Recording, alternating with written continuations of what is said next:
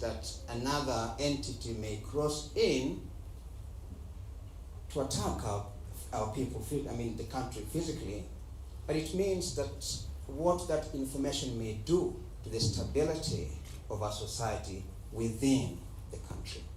And therefore it is important really for our people, and that is the journalists, even as we operationalize access or the right to access to information, to understand the consequences and the significance of any nature of data or information. We sometimes must be able to assess and evaluate and analyze information that comes to us as journalists, as members of the public, to be able to determine what impact would it have.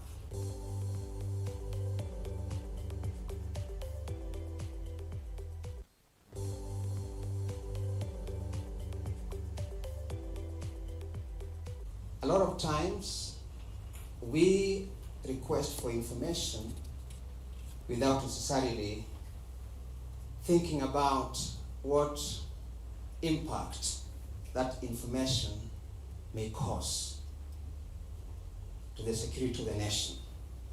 And here does not mean security in the sense that another entity may cross in to attack our people, the country physically, but it means that what that information may do to the stability of our society within the country.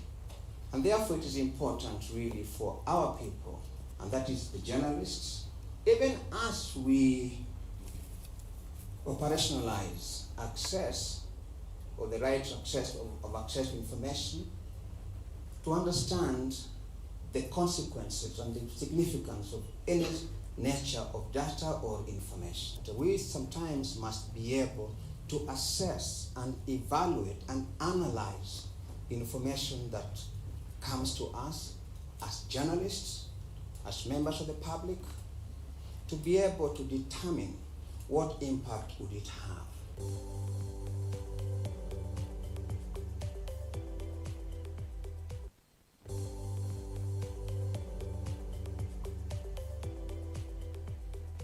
A lot of times we request for information without necessarily thinking about what impact that information may cause to the security of the nation.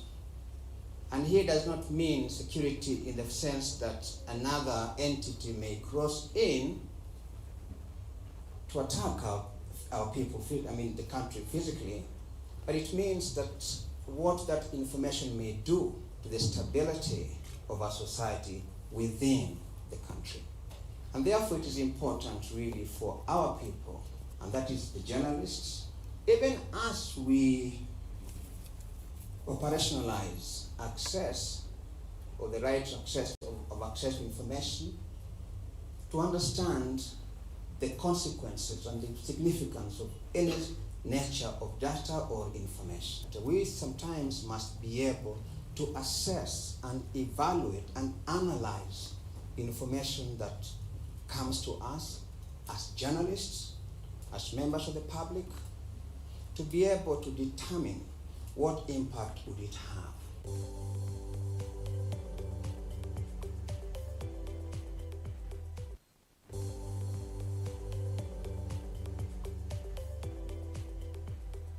A lot of times we request for information without necessarily thinking about what impact that information may cause to the security of the nation.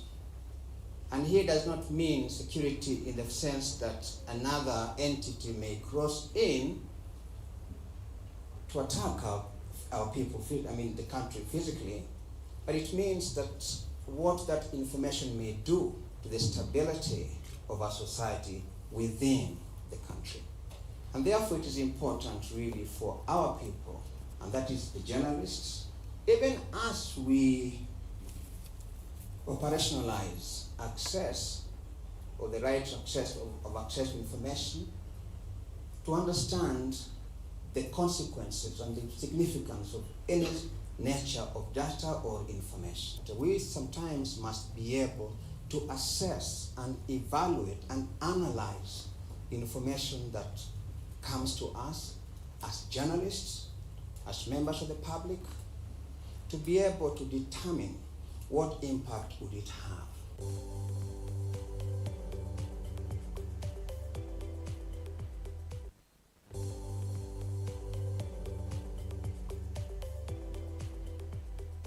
A lot of times we request for information without necessarily thinking about what impact that information may cause to the security of the nation.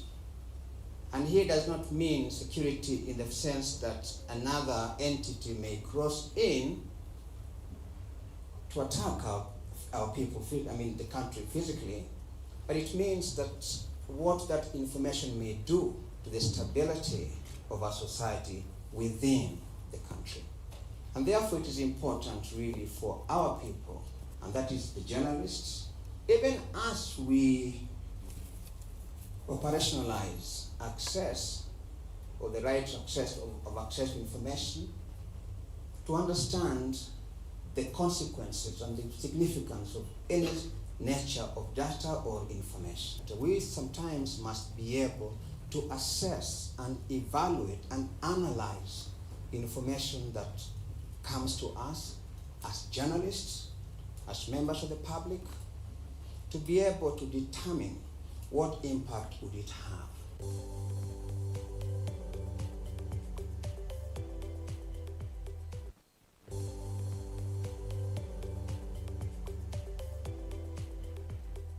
A lot of times we request for information without necessarily thinking about what impact that information may cause to the security of the nation. And here does not mean security in the sense that another entity may cross in to attack our people, the country physically, but it means that what that information may do to the stability of our society within the country. And therefore it is important really for our people, and that is the journalists, even as we operationalize access or the right to access to information, to understand the consequences and the significance of any nature of data or information. We sometimes must be able to assess and evaluate and analyze information that comes to us as journalists, as members of the public, to be able to determine what impact would it have.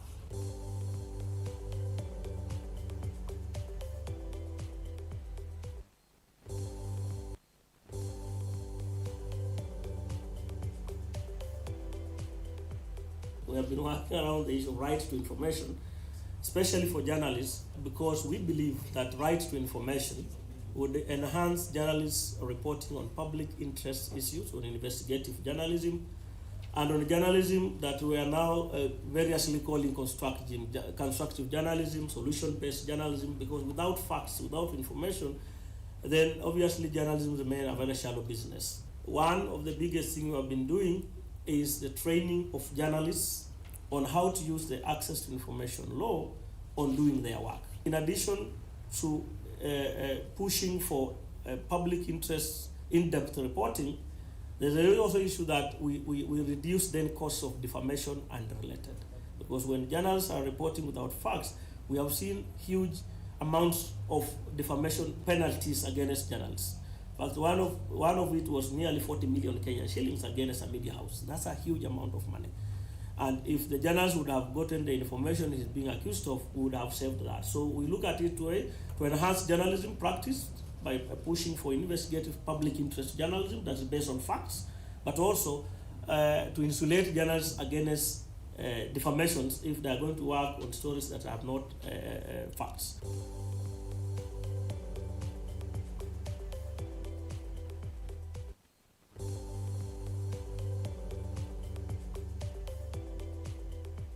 We have been working around the issue of right to information, especially for journalists, because we believe that right to information would enhance journalists' reporting on public interest issues, on investigative journalism, and on journalism that we are now variously calling constructive journalism, solution-based journalism, because without facts, without information, then obviously journalism remains a very shallow business. One of the biggest things we have been doing is the training of journalists on how to use the access to information law on doing their work. In addition to pushing for public interest in-depth reporting, there's also issue that we reduce then costs of defamation and related.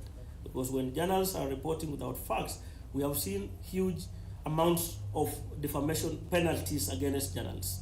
In fact, one of it was nearly 40 million Kenyan shillings against a media house. That's a huge amount of money. And if the journalists would have gotten the information he's being accused of, we would have saved that. So we look at it to enhance journalism practice by pushing for investigative public interest journalism that is based on facts, but also to insulate journalists against defamations if they are going to work on stories that are not facts.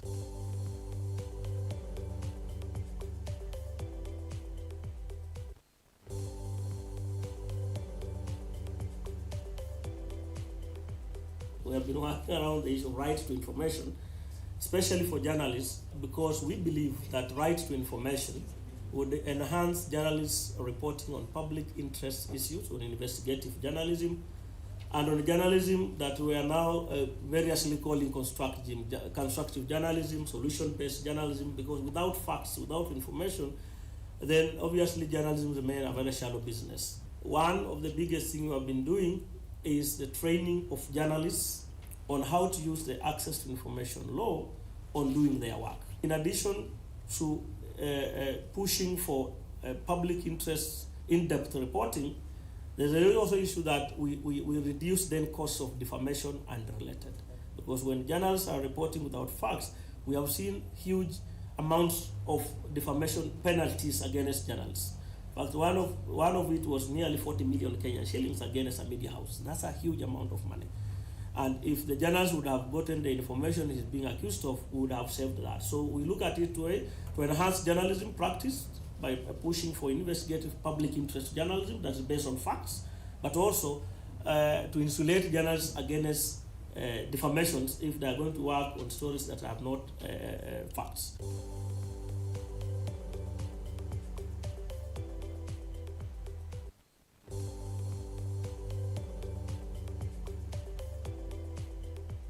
We have been working around the issue of right to information, especially for journalists, because we believe that right to information would enhance journalists' reporting on public.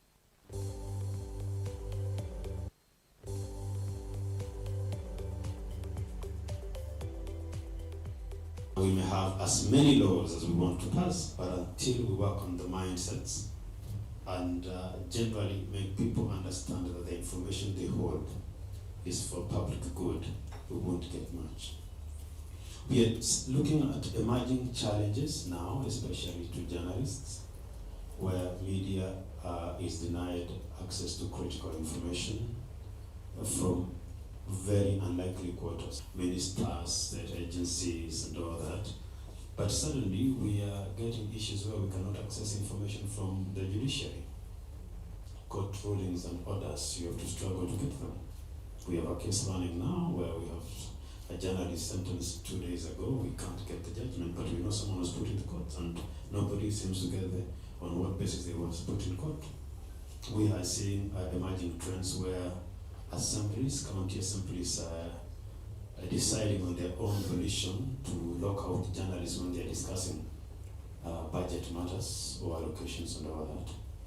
Or when we have the public accounts or the public investment committees calling people to ask questions, and the request is made to exclude journalists. Well, we have made certain progress. We are looking at emerging challenges, and unless we work on the hearts and minds of people, we will not get much done apart from getting colorful documents and a colorful constitution.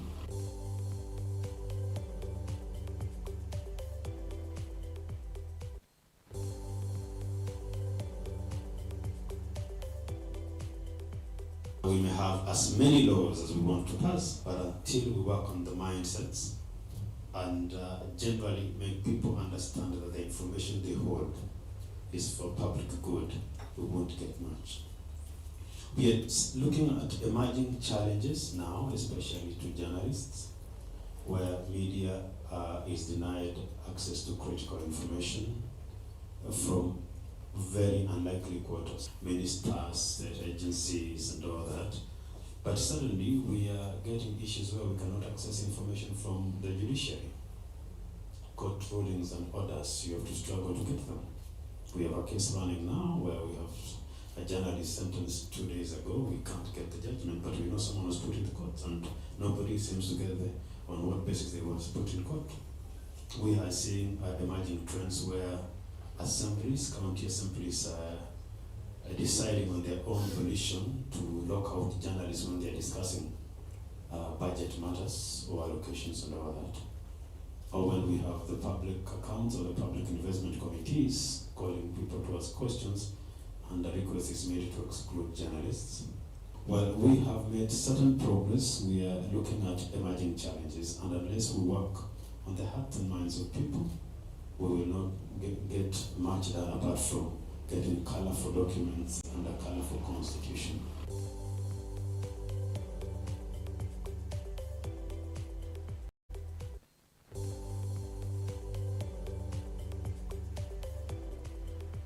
We may have as many laws.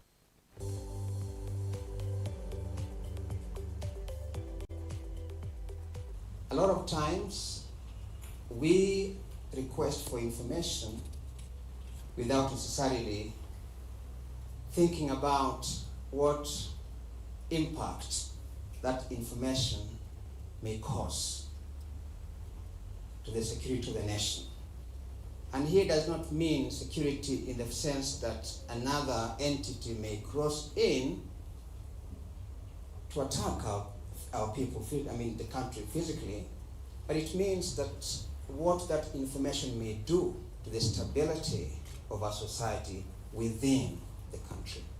And therefore it is important really for our people, and that is the journalists, even as we operationalize access or the right to access of access to information, to understand the consequences and the significance of any nature of data or information. We sometimes must be able to assess and evaluate and analyze the information that comes to us as journalists, as members of the public, to be able to determine what impact would it have.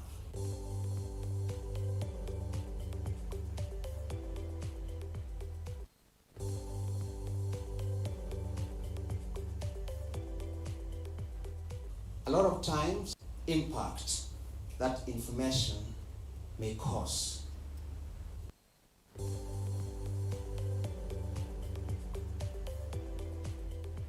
We may have as many laws as we want to pass, but until we work on the mindsets and generally make people understand that the information they hold is for public good, we won't get much.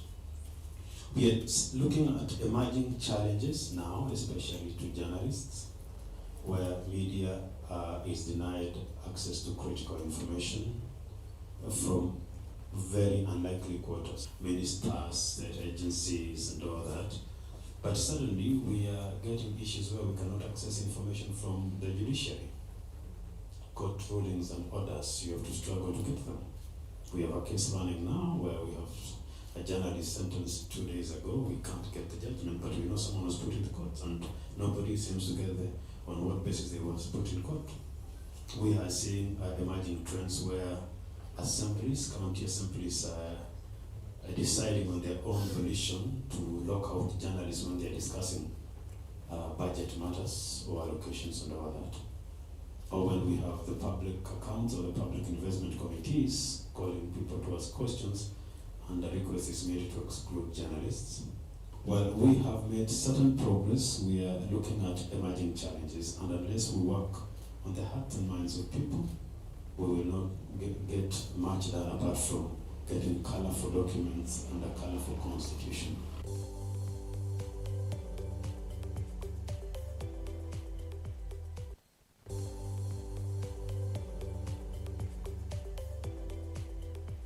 We may have as many laws as we want to pass, but until we work on the mindsets.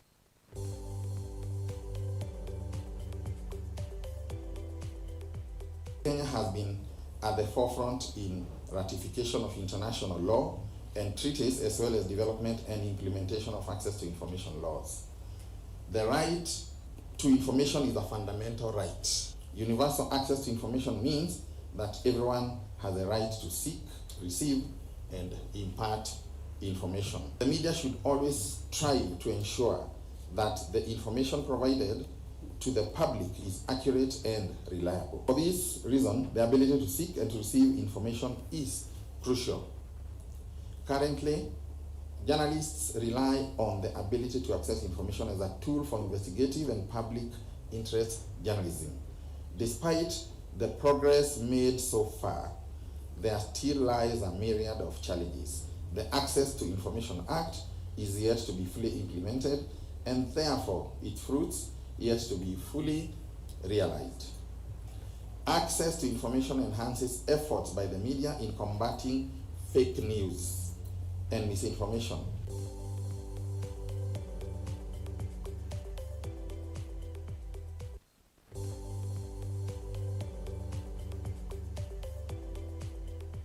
Kenya has been at the forefront in ratification of international law and treaties, as well as development and implementation of access to information laws. The right to information is a fundamental right. Universal access to information means that everyone has a right to seek, receive, and impart information. The media should always try to ensure that the information provided to the public is accurate and reliable. For this reason, the ability to seek and to receive information is crucial. Currently, journalists rely on the ability to access information as a tool for investigative and public interest journalism. Despite the progress made so far, there still lies a myriad of challenges. The Access to Information Act is yet to be fully implemented, and therefore its fruits yet to be fully realized. Access to information enhances efforts by the media in combating fake news and misinformation.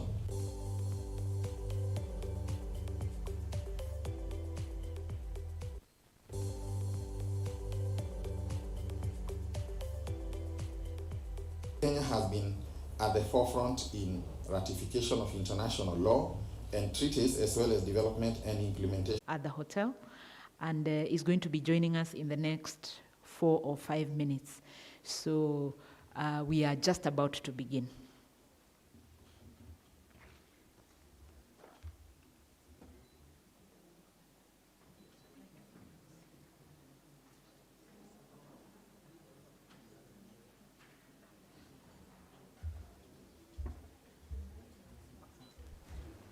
Provided to the public is accurate and reliable. For this reason, the ability to seek and to receive information is crucial. Currently, journalists rely on the ability to access information as a tool for investigative and public interest journalism. Despite the progress made so far, there still lies a myriad of challenges. The Access to Information Act is yet to be fully implemented, and therefore its fruits yet to be fully realized. Access to information enhances efforts by the media in combating fake news and misinformation.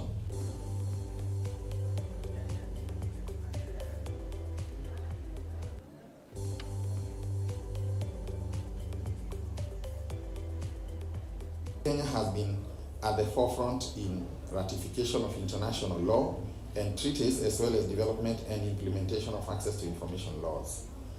The right to information is a fundamental right. Universal access to information means that everyone has a right to seek, receive, and impart information. The media should always try to ensure that the information provided to the public is accurate and reliable. For this reason, the ability to seek and to receive information is crucial.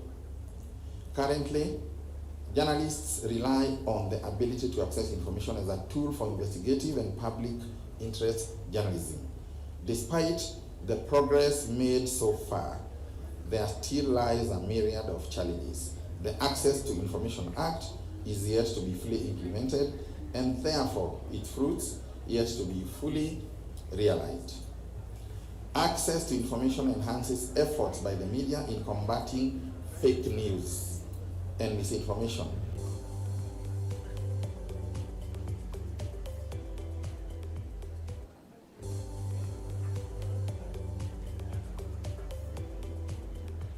Kenya has been at the forefront in ratification of international law and treaties, as well as development and implementation of access to information laws.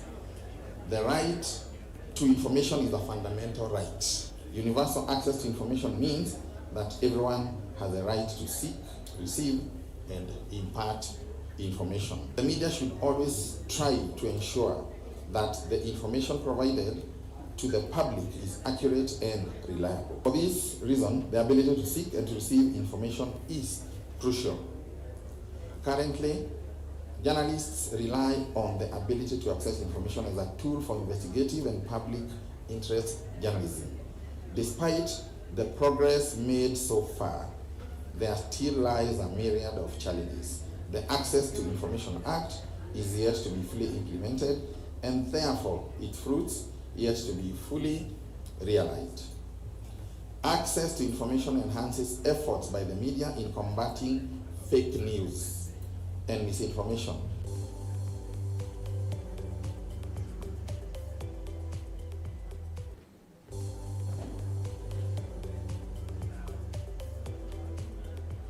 Kenya has been at the forefront in ratification of international law and treaties, as well as development and implementation of access to information laws.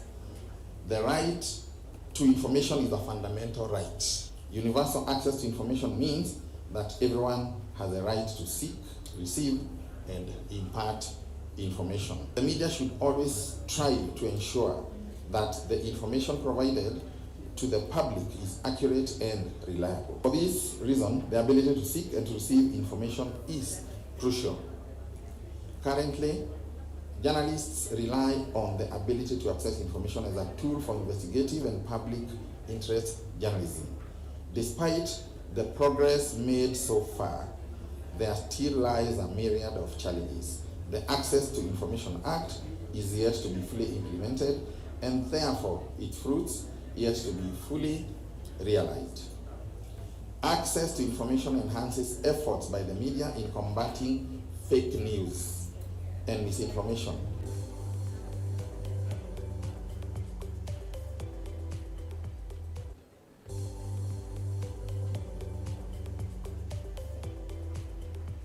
Kenya has been at the forefront in ratification of international law and treaties, as well as development and implementation of access to information laws.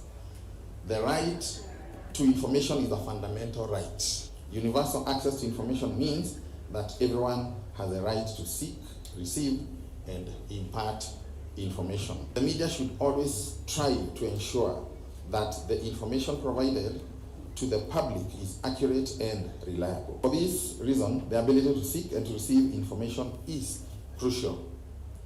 Currently, journalists rely on the ability to access information as a tool for investigative and public interest journalism. Despite the progress made so far, there still lies a myriad of challenges. The Access to Information Act is yet to be fully implemented, and therefore its fruits yet to be fully realized. Access to information enhances efforts by the media in combating fake news and misinformation.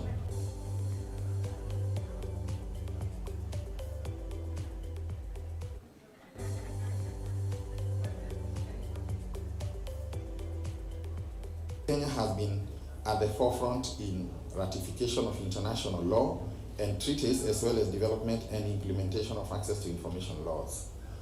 The right to information is a fundamental right. Universal access to information means that everyone has a right to seek, receive, and impart information. The media should always try to ensure that the information provided to the public is accurate and reliable. For this reason, the ability to seek and to receive information is crucial. Currently, journalists rely on the ability to access information as a tool for investigative and public interest journalism. Despite the progress made so far, there still lies a myriad of challenges. The Access to Information Act is yet to be fully implemented, and therefore its fruits yet to be fully realized. Access to information enhances efforts by the media in combating fake news and misinformation.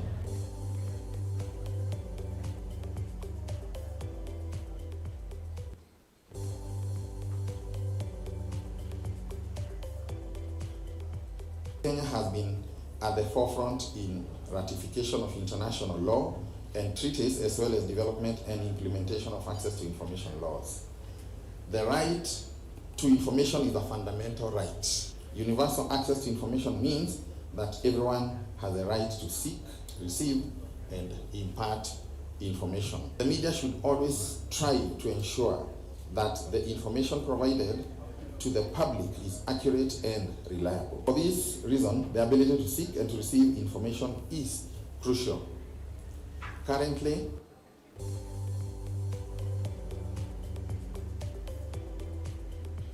access to information is recognized globally as both a human right as well as a critical tool for promoting the rule of law and development. Access to information and constitutional education are one of KI's overarching strategic approaches to promoting constitutionalism, in addition to public interest litigation, research, technical support, partnership, and community outreach. The accelerated use of technologies in virtually all aspects of our lives is a reality that we must embrace.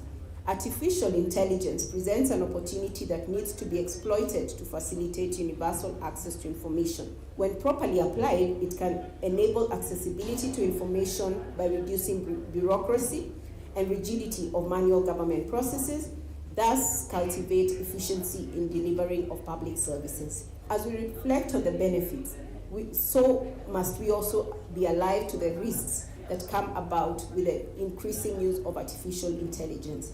Technology is as good as the humans behind it. One of the main barriers of accessing information in Kenya is failure by public officers to proactively release information to the public as required by the law. Technology is not a cure for disregard for the rule of law.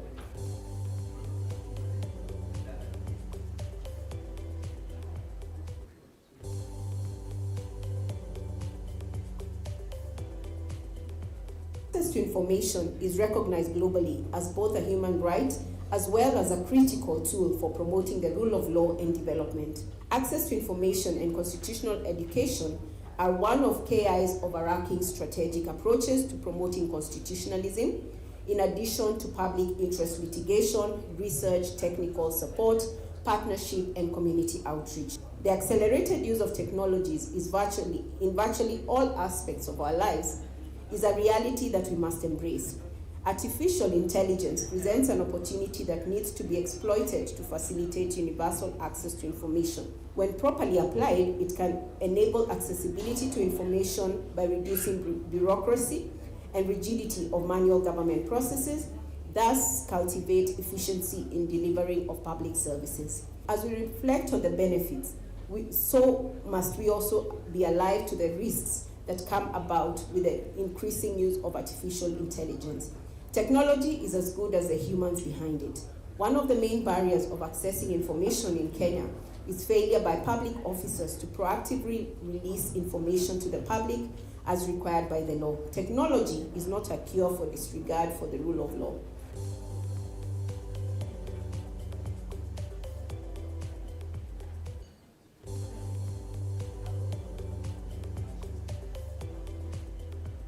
Access to information is recognized globally as both a human right as well as a critical tool for promoting the rule of law and development. Access to information and constitutional education are one of KI's overarching strategic approaches to promoting constitutionalism, in addition to public interest litigation, research, technical support, partnership, and community outreach. The accelerated use Our of technologies guests is are virtually arriving in the room. all aspects of our.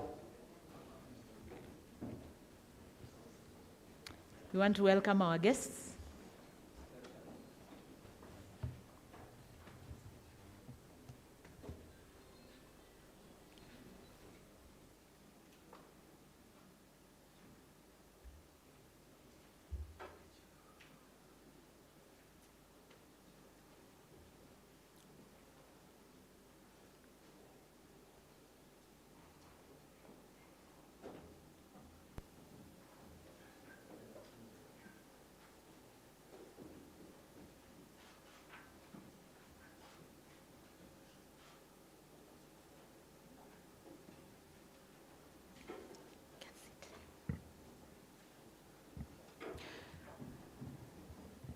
CS Owalo,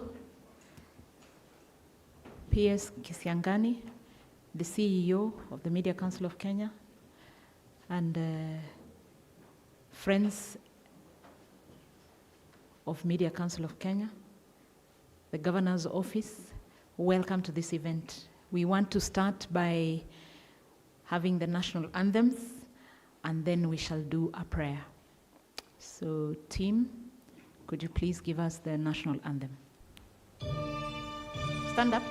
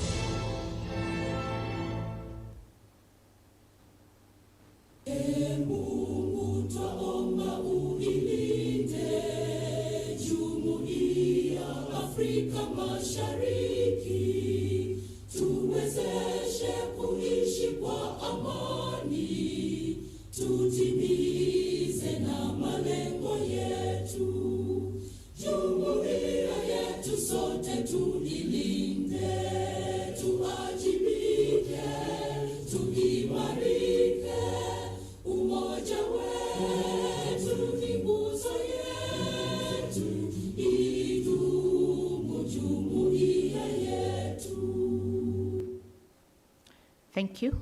Just remain standing as we get prayers from Ismail Wanjohi. I think there's a microphone coming to you.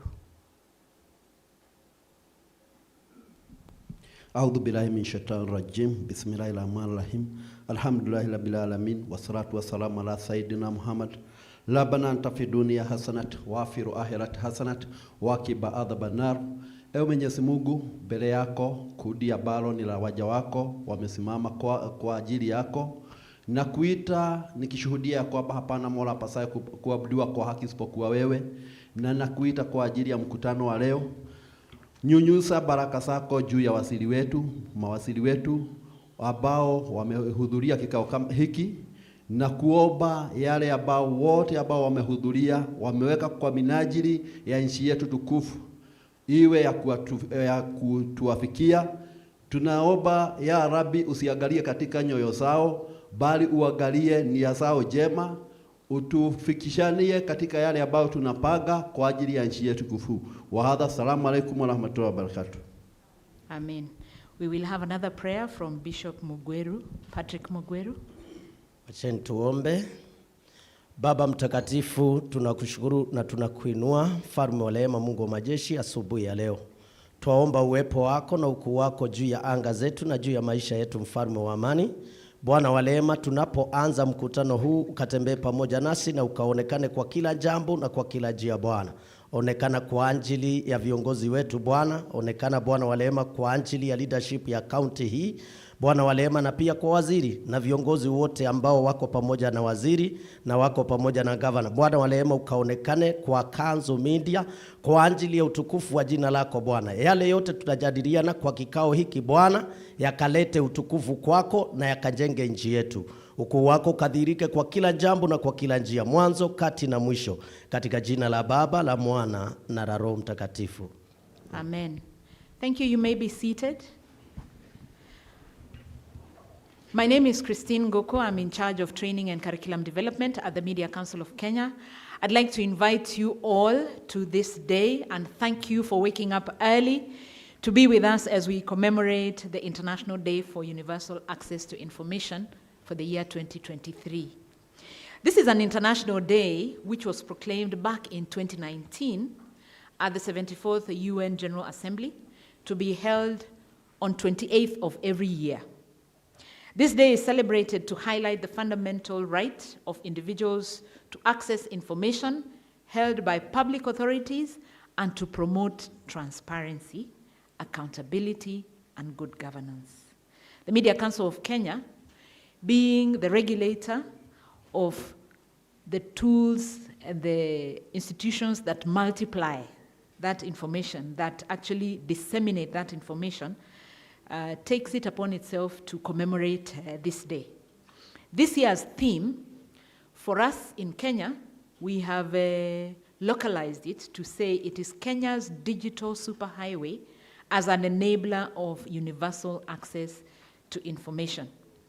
In this era of constitutional requirements of our Article 33, 34, and 35, information sharing, and for this matter, credible and information released in a timely manner is central to managers, including those in government. The government of Kenya is a signatory to the Open Government Partnership and has many times indicated its commitment to open governance and adhering to the Constitution. Several players have come up and with ways to enhance information availability to journalists and to be extension citizens, which journalists can tap into and enrich their stories with facts and depth. With the onset of technology, the online space is increasingly where people seek and share information. I believe each one of you this morning have already been onto your social media platforms. It could have been WhatsApp, Facebook, X, which was Twitter, or any of the others. You probably even Googled some information that you required for today. So the internet has made an important factor in delivering universal access to information. So for today, we want to be able to recognize the evolving role of the digital technologies that can spur efficiency in government service delivery. We want to also enhance transparency and accountability in information management. We want to identify some practical interventions to overcome challenges in provision of information by government, and also share some tools of responsible use of information. So now you know why you are sitting in the room. And so, as we engage in this conversation for today, I want to ask you to have an open mind and see yourself as part of the people who will be seeking information and disseminating it further, albeit based on facts. So I want to take us to the opening remarks. I'd like to invite the Chief Legal Officer, Commission on Administrative Justice, Madam Isolina Kinyu, to come and give us remarks. Karibu.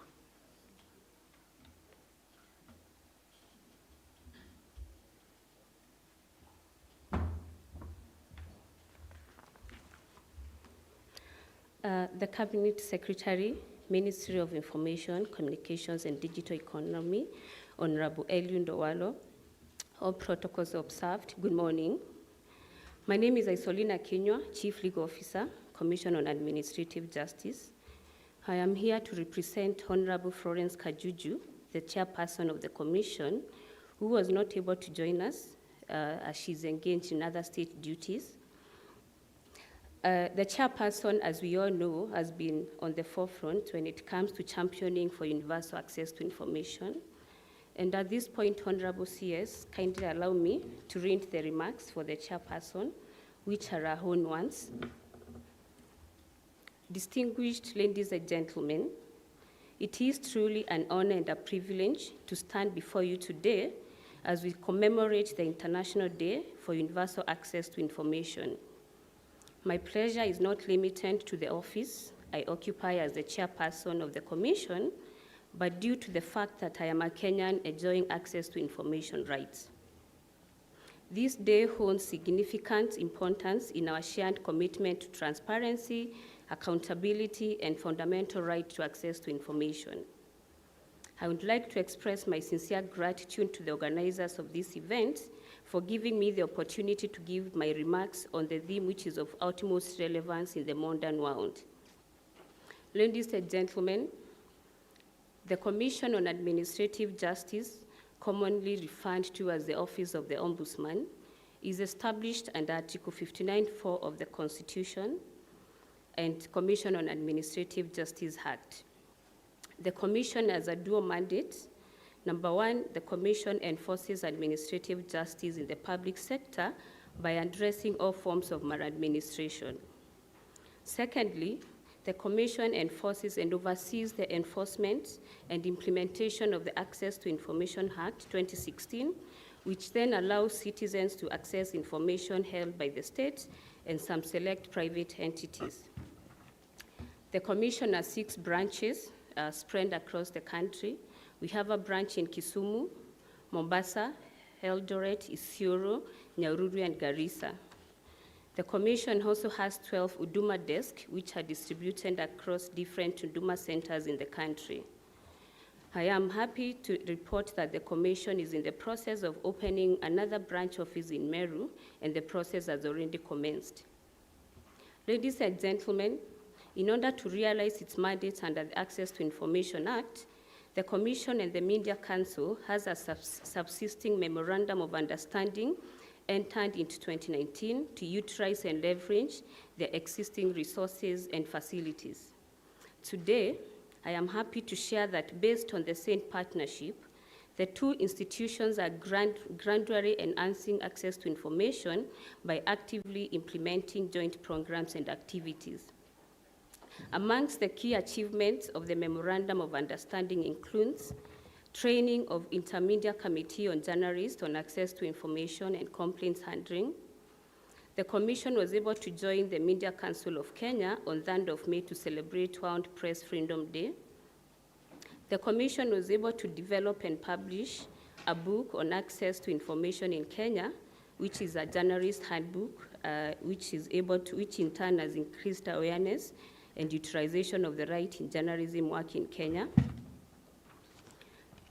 The Commission was able to train over 200 journalists drawn from different media houses and regions with the support of GIZ under the Good Governance Program.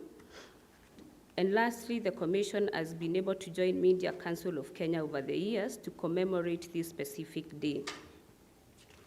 The 2 institutions will continue to work together under the MOU to increase awareness on access to information as guaranteed by Article 35 of the Constitution and Access to Information Act. This also includes reaching into the online space, emphasizing the importance of digital channels in facilitating access to information. This ongoing collaboration underscores their shared dedication to advancing transparency and ensuring information accessibility across both traditional and digital platforms. Ladies and gentlemen, the theme chosen for this year's celebration underscores the pivotal role that online spaces play in our quest for information. The digital age has revolutionized the way we access, share, and disseminate information. The internet, with its vast resources and boundless potential, has become an indispensable tool in our daily lives. It has transformed the world into a global village, making information available at our fingertips like never before. In this era of rapid digital transformation, The Commission's role in enforcing the Access to Information Act has taken on new dimensions. The online space has become both a platform for citizens to exercise their right to access information and a challenge as we strive to navigate the digital landscape effectively. The shift has created a need to ensure that government agencies are proactive in making information available online and that the digital platforms are user-friendly and accessible to everyone, regardless of their digital literacy levels or socioeconomic status. Ladies and gentlemen, in this regard, and in order to realize this right and in recognition of the nexus between the availability with accessibility and enjoyment of the right to information, Section 5 of the Access to Information Act then mandates all public entities, including county governments, to proactively disclose some categories of information to the public. This includes procedures followed in decision-making and accountability, guidelines, rules, regulations, and records held by public institutions. All procurement works for goods and services undertaken by public institutions, all funds received and utilized by public institutions, amongst other information. The requirement is then met by public institutions displaying information digitally through their websites. This disclosure is essential for several reasons. First, it empowers citizens to effectively participate in governance and decision-making processes. Number two, it aids in the fight against corruption as it ensures openness, transparency, and accountability in delivery of public services. Third, it enables citizens to access to other social and economic rights, since then the right to information is a facilitative right. Lastly, it ensures that citizens access the correct information, which prevents speculation and propaganda, which may lead to conflicts. In conclusion, ladies and gentlemen, we must remain vigilant in addressing emerging issues such as digital literacy, data privacy, misinformation, and the potential for online censorship to ensure that no one is left behind in this digital revolution. Our commitment to ensuring universal access to information must then extend to safeguarding the integrity and authenticity of the information we find in the digital realm. Ladies and gentlemen, as we celebrate the importance of the online space for access to information, let us recommit ourselves to upholding the principles of transparency and openness as enshrined in the Constitution and Access to Information Act. Let us work collaboratively to harness the full potential of the internet to create a more informed, engaged, and empowered society. Together, we can ensure that the online space remains a beacon of hope and a powerful tool for realizing the right to access information for all in alignment with the Commission's mandate. Thank you for your attention, and I look forward to fruitful discussions during this commemoration. Thank you for listening. Round of applause. Thank you very much, Madam Kenyo. We would like to recognize the presence of the Principal Secretary, State Department for Devolution, Madam Teresia Mbaika, who is with us as well. At this point, I want to invite the Deputy County Commissioner for Kirinyaga County, John Mbugwa. We have visited the county, so please come and utupatie ile welcome ya Kirinyaga tusikie.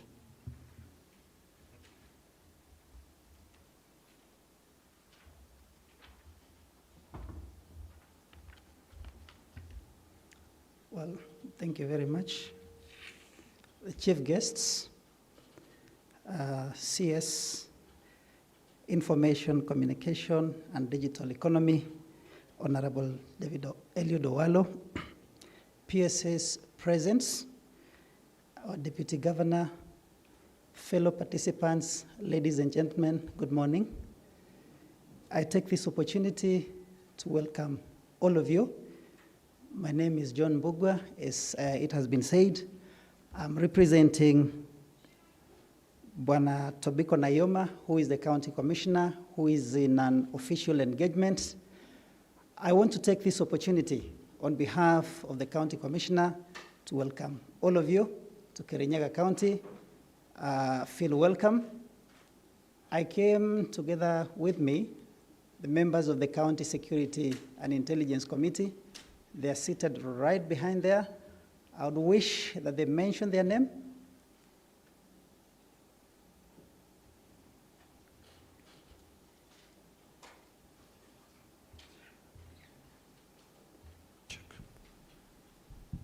Good morning, sir. My name is Francis Kumayo Chirchir,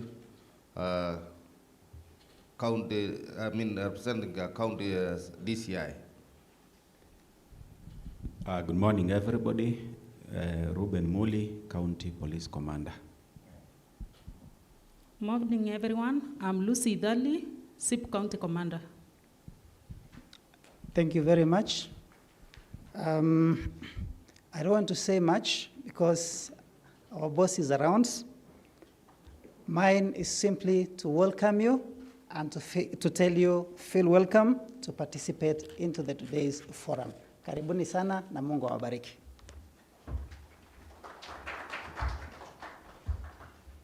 Thank you, Deputy County Commissioner. At this point, I would like to give you the hashtag for today so that you can tweet and say where you are and say something about the International Day for Universal Access to Information. The hashtag is #IDUI2023KE. IDUI 2023 KE. KE is for Kenya. IDUI are the initials of the International Day for Universal Access to Information. The year is 2023. Hashtag IDUI 2023. At this point, I'd like to invite the CEO of the Media Council of Kenya to give us some remarks, and then I shall invite a few others to share some remarks. Bwana CEO.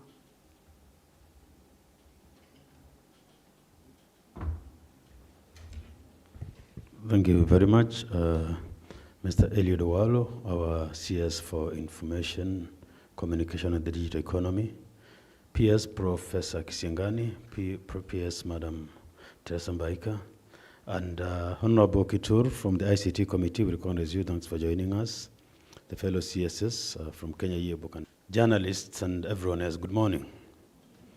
I have a duty to only welcome you to this occasion as we celebrate the International Day of Universal Access to Information. But I would like to mention only two matters that make the day very special.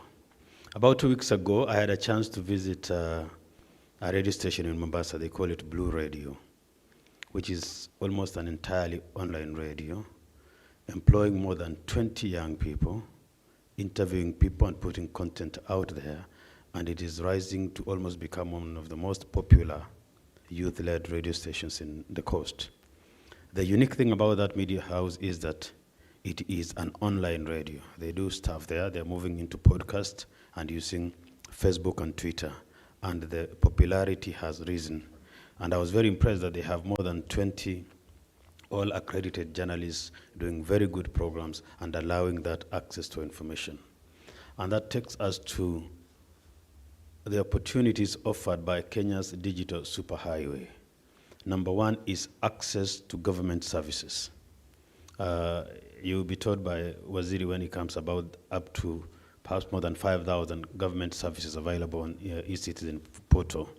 With the access to information, it means that then any mwananchi, wherever they are, can access almost all government services without having to go to a place and without having to pay much, because of access to information has provided access to services.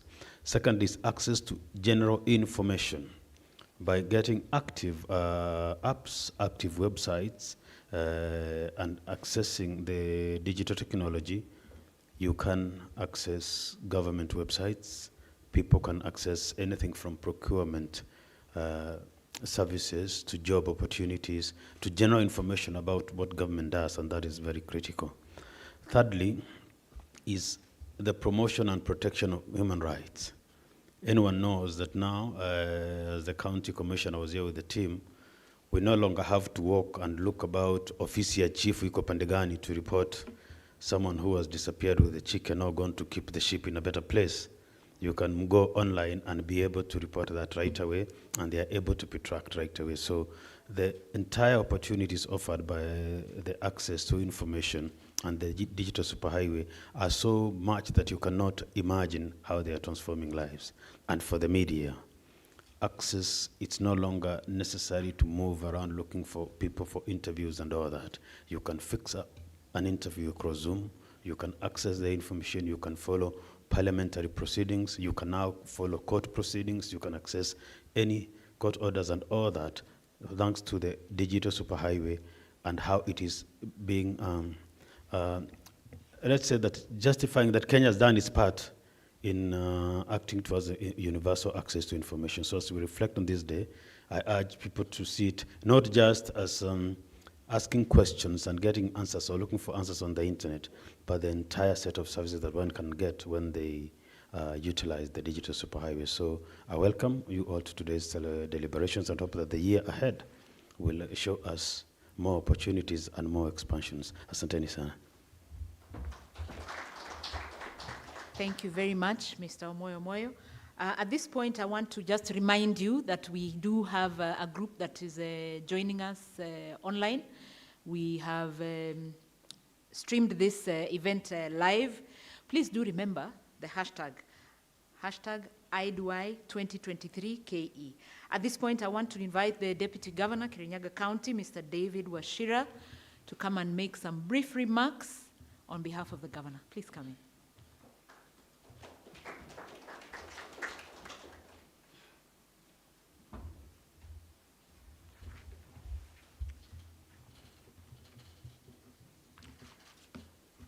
Good morning all.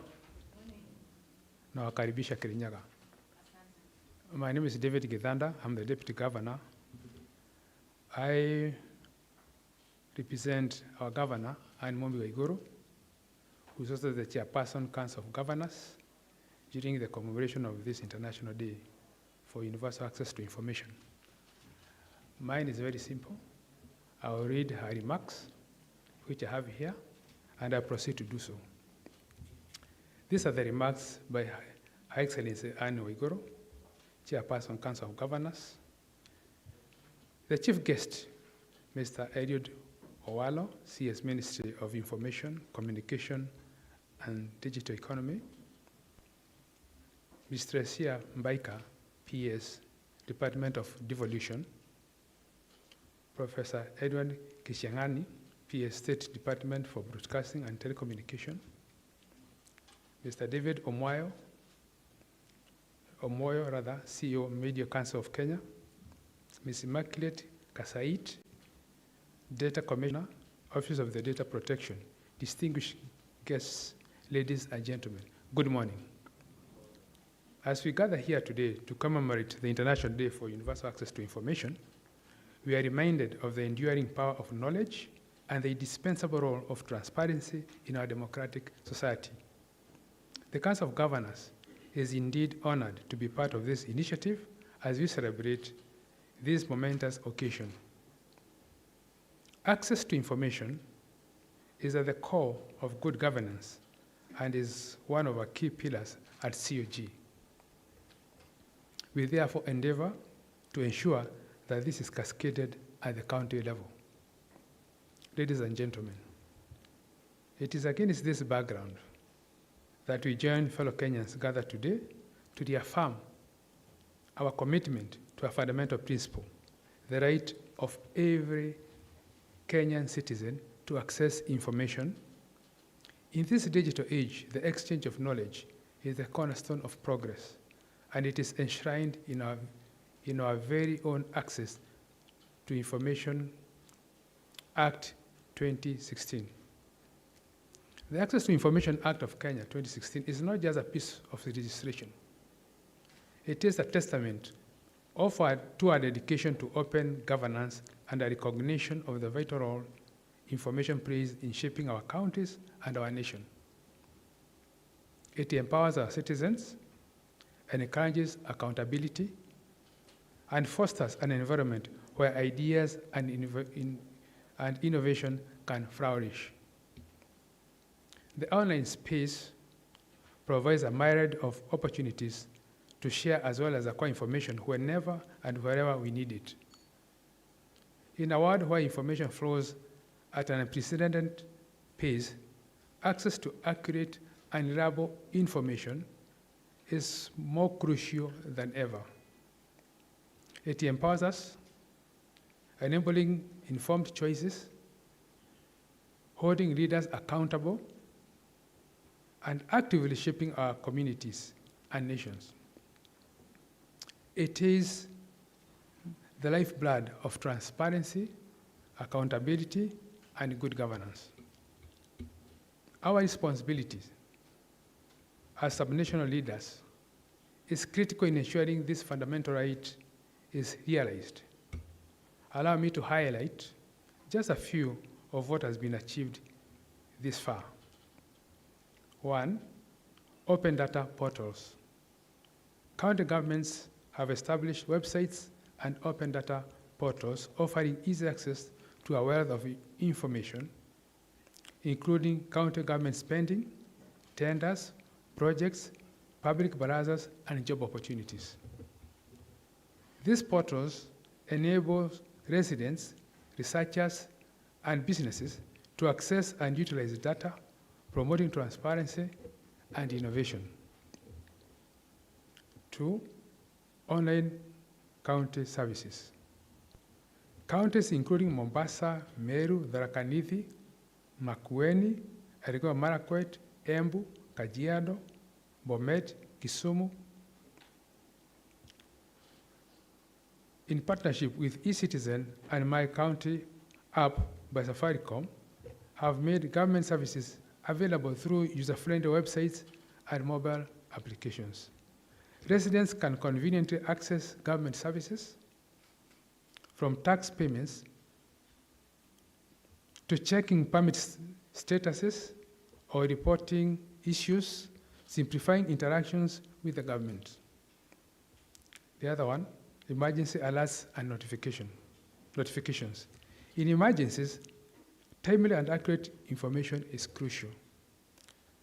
Some county governments have implemented robust systems for emergency alerts and notifications, ensuring residents receive vital information quickly and efficiently through methods such as bulk SMSs and social media messages.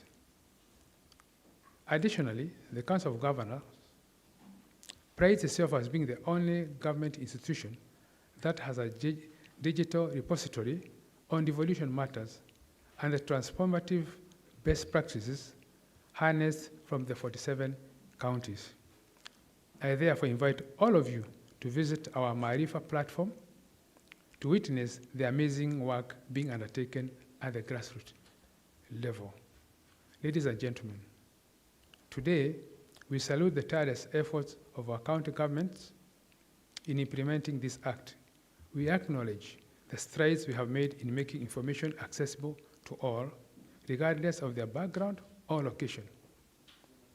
We have embarked on a journey to bridge the information divide, ensuring that even the remotest corners of our counties have the tools to engage, learn, and thrive. But let us not forget that our work is far from being finished. The path to universal access to information is an ongoing one, a journey where every step we take propels us toward a brighter and more informed future. We must continue to invest in technology, infrastructure, and education, creating an environment where information flows freely, empowering every citizen to participate in the democratic process. As we commemorate this International Day for Universal Access to Information, let us double up our efforts. Let us commit ourselves to the ideals of transparency and openness, and let us celebrate the diversity of thought and knowledge that makes our countries strong. Together, we shall rise to meet the challenges of our time, armed with transformative power of information, and build a brighter, more inclusive future for all. Thank you, and may our collective dedication to universal access to information be a beacon of hope for generations to come. God bless you, and God bless Kenya. Thank you.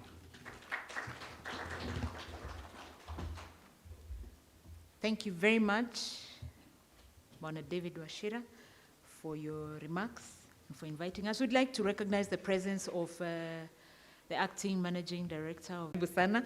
At this point, I'd like to invite Honorable Bernard Kitur. He's a Member of Parliament for Nandi Hills. But apart from that, he is representing the Parliamentary Committee on Commission, Information and Innovation. Karibu, give us your remarks.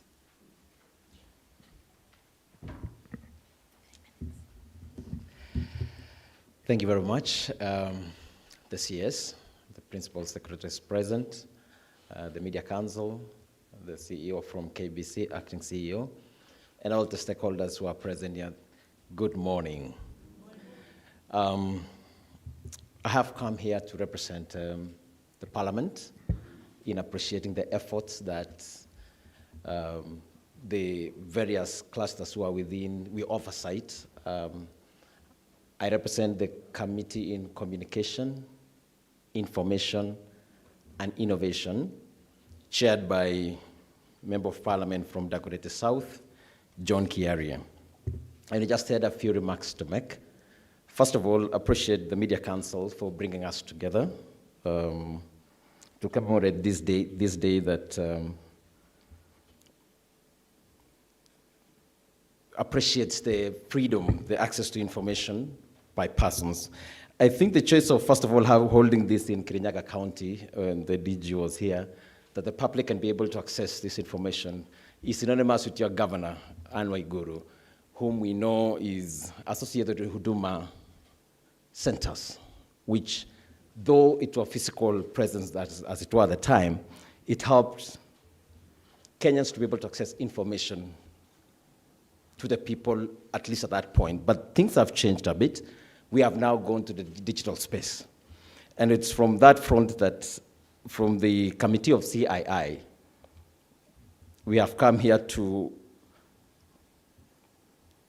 propose some ideas that we thought would also work well with us. For instance, what the ministry is doing in having government services being provided for within the reach of our mobile phones. We have always supported you, the CS and the PSS. Every time you bring in your proposals on the best way for what you want us to support, whether in terms of the regulation or in terms of supporting in terms of the budget, or even having initiatives like this that you come together and have a conversation, we always come to support you on this front. But then, we had one or two things that we thought is quite interesting. Now that we have Huduma centers that have come closer to us, they are free. You go there, you are able to access services. We are now moving to the digital front, where we have proposals also here that is it possible that going forward, sometimes you see players in the digital space, telecommunication companies, sometimes providing free services, sometimes like in social media, like Facebook, you can be able to even access sometimes free services or free access to internet without necessarily having to have data in your phones. Is it possible that then having e-citizen services, where we have 5,000 services of Kenyans, be accessed for free as part of what could be best done for Kenyans to be, every Kenyan to be able to access these services that are being provided for in this country? That is a question we wanted to maybe pose today to us, even as we still continue to support ways and initiatives of having every Kenyan be able to access services. Secondly, you have a lot of initiatives that the government is doing. 25,000 Wi-Fis, you're talking of 100,000 kilometers of fiber optic, mobile connectivity, and fantastic data centers that you've been able to put across. Now, the other question that comes in is the cost of accessing these services sometimes. That's the data cost. You are very well, as government, have a great interest in TIMS. That is the East African Marine Cables, and access to this. Is there a way that we can be able to bring down significantly the cost of access to internet in this country? Which I believe it's possible. With that, then, it means all of us and most Kenyans that we are here talking today on behalf of the millions out there, we will be able to have then they enjoy these rights of accessing government information by virtue of the cost that can be brought much, much lower than as it is today. Lastly is the appreciating also what USF is doing in trying to get connectivity in areas that we don't have network. With that then, we still need to be a bit proactive on the same Bwana CS, so that all Kenyans across the country, I know you're doing a great job in that space. We have come in today as members of parliament and representing the same body that you know we stand together with you, bring in proposals, sir, where we can be able to support you so that USF can be able to give every Kenyan in this place where they do not have the mobile connectivity, that then they can be able to put in infrastructure in those places so that we can be able to access services to all of us. So today we are here just to listen also to what the stakeholders are saying. And at the end of the day, I will take also our own notes. And when you come to us there in Parliament, we'll always support on any law that you want us to pass, any regulations you want us to support, or anything you think we need to speak out there on government on behalf of the people. Thank you very much. I look forward to learning today. God bless you. Thank you very much. We appreciate your remarks. At this point, I want to move the program really fast and invite the Principal Secretary, State Department of Devolution, Madam Teresa Mbaika, to make some brief remarks as we move on, because we will need to release the CS.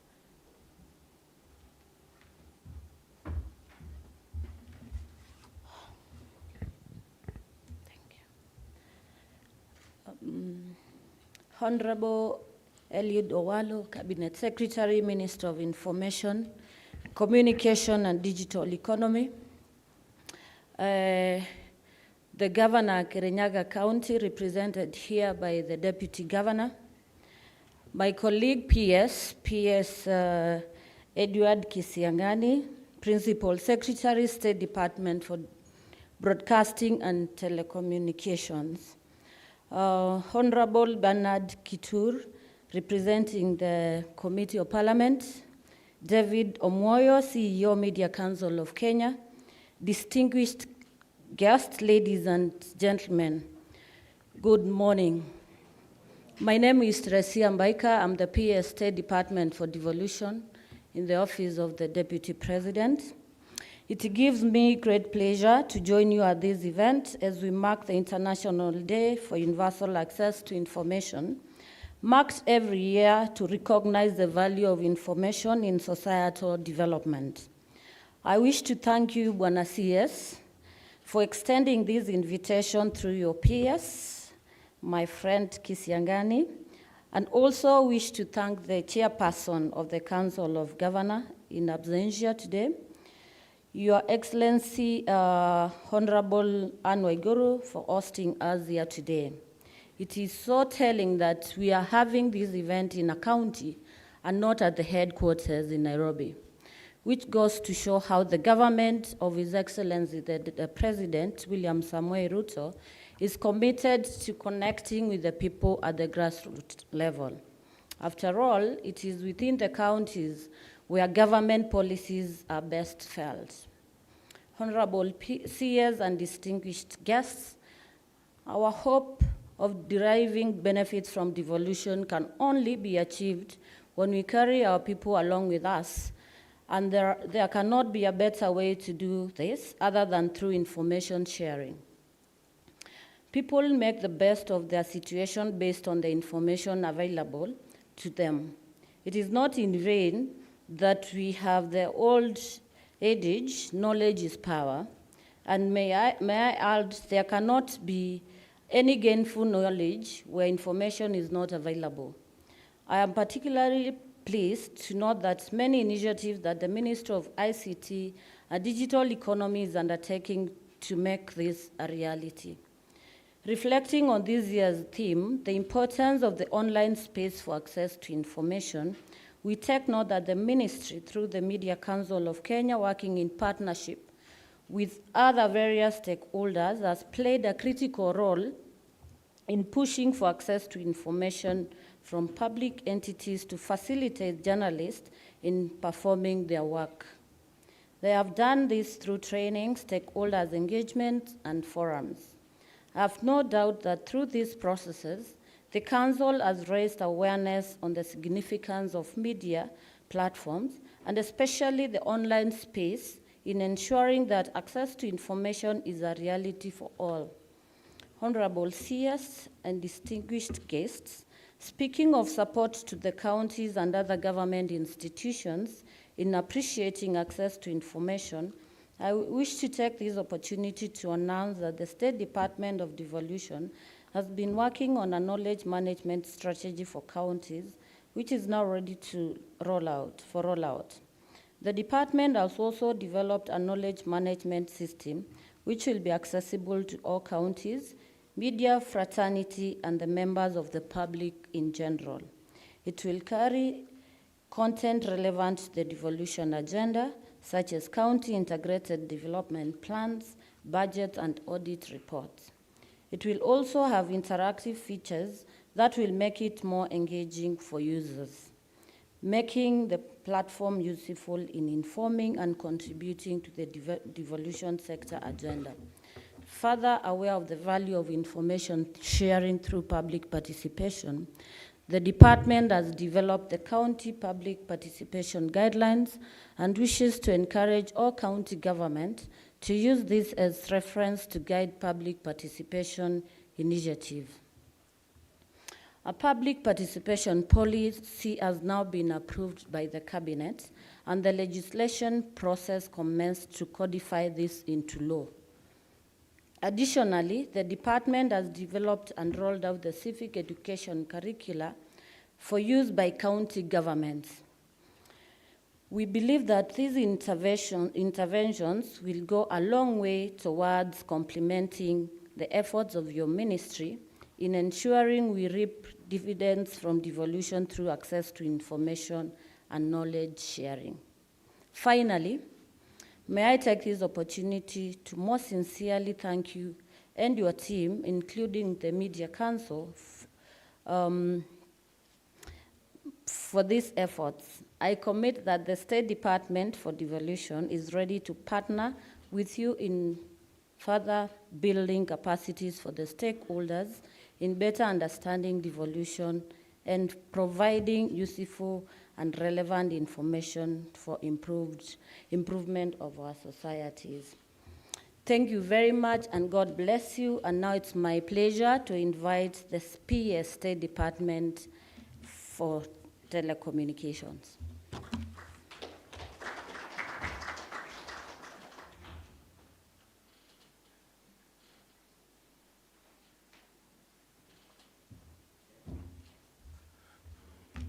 Thank you very much, PS.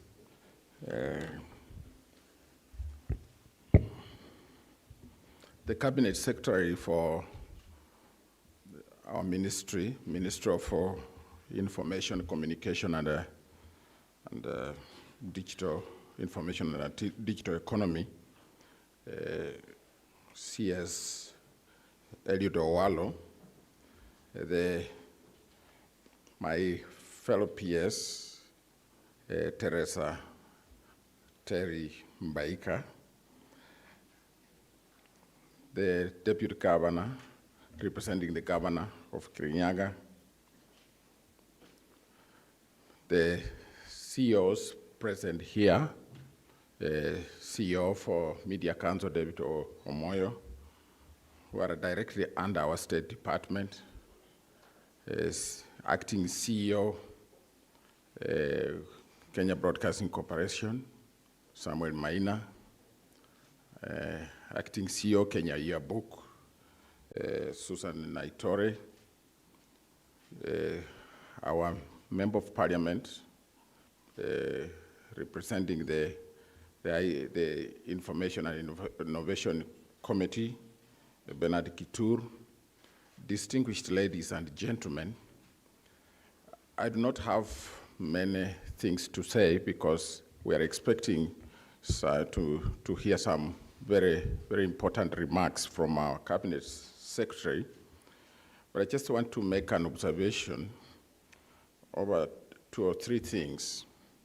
The first thing is that Kenya is a member of the free world that celebrates democracy.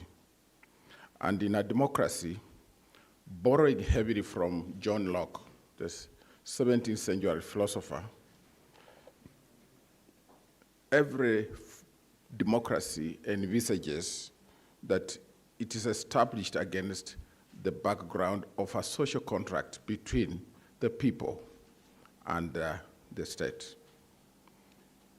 As members of this free world, we celebrate this relationship where there is a social contract between the people and the government. In this social contract, the boss is the people, and the people have certain inalienable rights, rights which cannot be given by the state.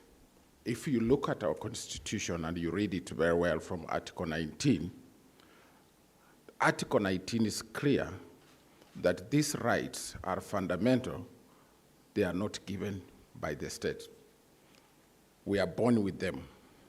We have expanded the rights that John Locke talked about to include many other rights which were not envisaged by this distinguished philosopher. And these rights include the right to information, to freedom. And this is what leads us to create an attractive free world. So the right to information is envisaged, to access to information is envisaged in our Constitution within the Lockean perspective, that no country can survive the turbulence of this world if it keeps setting up barriers to information, to accessing information. So the universal access to information, ladies and gentlemen, has an advantage of enhancing individual, national, and global development. Countries which have embraced this have had many benefits. They have grown, they have developed. Their citizens are well informed and they make better choices about their lives. The media is part and parcel of government, and the media has a role to play. It is the fourth arm of government. I'm delighted to acknowledge that a lot of media personalities who are here understand that. The Media Council of Kenya has been playing a facilitative role to ensure that this industry is regulated in a way that everybody can celebrate the freedom to access information and use that information well. But we must also recognize that access to information is not just enough. How we process this information is critical, because you can access information, but the challenge that quickly faces you is how you want to use the information. As we approach this new forum that is now expanding very fast, the expansion, the forum of the new media, internet. Now we have artificial intelligence. Many of these new forums, where there is a lot of information, are posing a challenge because there are also sites of distortion. So as responsible citizens, we must think about how we are going to use this information, not to destroy the world, not to destroy individuals, not to destroy our country, but to promote good relations among nations, good relations among people, and also to use the information to improve the quality of life of our people. So the future of humanity depends on how we are going to process information to improve our lives.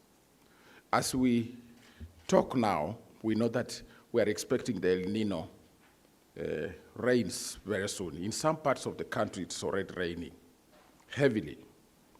What we really need to know is when you get information, the effects which are caused by human actions, what do we do with that? Don't say that people are suffering drought or El Nino because of witchcraft. Say that because we have deliberately chosen to destroy our environment, That's why we are facing these challenges. And use that information to tell people what mitigations we can take, how many trees we can grow. So it's going to be a very big challenge. The balance between processing information in the way you want, and again, processing information in a way that can help society and can help ourselves. So as I conclude, ladies and gentlemen, I must say how happy I am that I'm in this distinguished county, Kirinyaga, which also houses the leadership of the county governments. We celebrate the governor. We celebrate her for her leadership, and we look forward to working with her at ministerial level to help her provide the necessary information for the people of this county to change the lives of our people. But as we do that, we celebrate all other leaders of this our great country to also share with us information so that we can also help and transform lives. The President of Kenya believes the world. He believes in giving information, and that's why you have seen most of us as permanent secretaries, principal secretaries, including our CSS, have been appearing before Parliament to give information to Parliament so that Parliament can be in a position to take decisions on how our resources can be used. So, my brother Gitur, we know that we still are walking a journey together. There is a possibility of us having a free internet. There is a possibility, or an affordable internet. It depends on how we deal with certain factors, including what is the source of that data, what is conveying the data. Are we going to use the traditional frequencies, or are we migrating to satellite? If we go to satellite, it's the same question we are asking. Electricity, hydroelectricity is very expensive. So if we go solar, does it become cheap? If we go nuclear, is it cheap? So we have a lot of options in lowering the cost of internet. And what people need is information and the freedom to make choices, which is the best way to move in that direction. So ladies and gentlemen, as I celebrate all of you, I just want you to seek your indulgence to just, because sometimes this is the only time that you get to know who is there. And sometimes you get into the villages and people don't know what you're talking about. Our ministry, under which the Media Council operates, is a ministry which has 2 state departments, but it's led by the Cabinet Secretary, Owalo. He's the boss of the ministry. But under that ministry, we have the State Department of Broadcasting and Telecommunication, which I head, and I have my CEOs here just to stand so that people know you, because sometimes people don't know you, they talk about you. This is, if you are a man walking around the streets here, chase him back to Nairobi to check what is happening. He's called Samuel Maina. He's the head of the Kenya Broadcasting Corporation. And I think you know that there are a lot of improvements now taking place at the Kenya Broadcasting Corporation. So that is the boss. And that is the Kenya Yearbook, which publishes many of our things, including MyGov. She's the one who does the editorial work for MyGov, where you get job opportunities. She's called Susan Naitori. And then, of course, the Media Council person who, unfortunately, he works under my State Department, but in the name of freedom, he sometimes says very bad things about our State Department. He's called David Omoyo, who is the regulator in the media industry. So that there are many other officers under our State Department. Do we have anybody from ICTA? No. Yeah, but I think you now know them, and if you want to pick their numbers, they will tell you so that they can solve your problems anytime they encounter them. So members of the media who are here, I think I can see the cameras, but I see a few of you. please feel free to share information with us. And when we give you the information, process it well. The media has no problem with the government has no problem with you people of the media. We just want to work together because we recognize you as part of government, but both sides must exercise a lot of responsibility because we have a duty to look after our country. We have a duty to be role models across the world. And as we continue sharing, I am sure all the breaches that might have existed in the past will be completely narrowed, and there will be no hitch between us. So feel free to talk to us, and always share any little information you have. We shall also endeavor to do the same so that we make this republic better than we found it before we became leaders. So with those few remarks, ladies and gentlemen, I have now this high privilege and distinguished honor to welcome our CS for Information, Broadcasting, and Digital Economy, CS Eliud Owalo, to address us and allow us to move to the next stage. Thank you very much, and God bless you.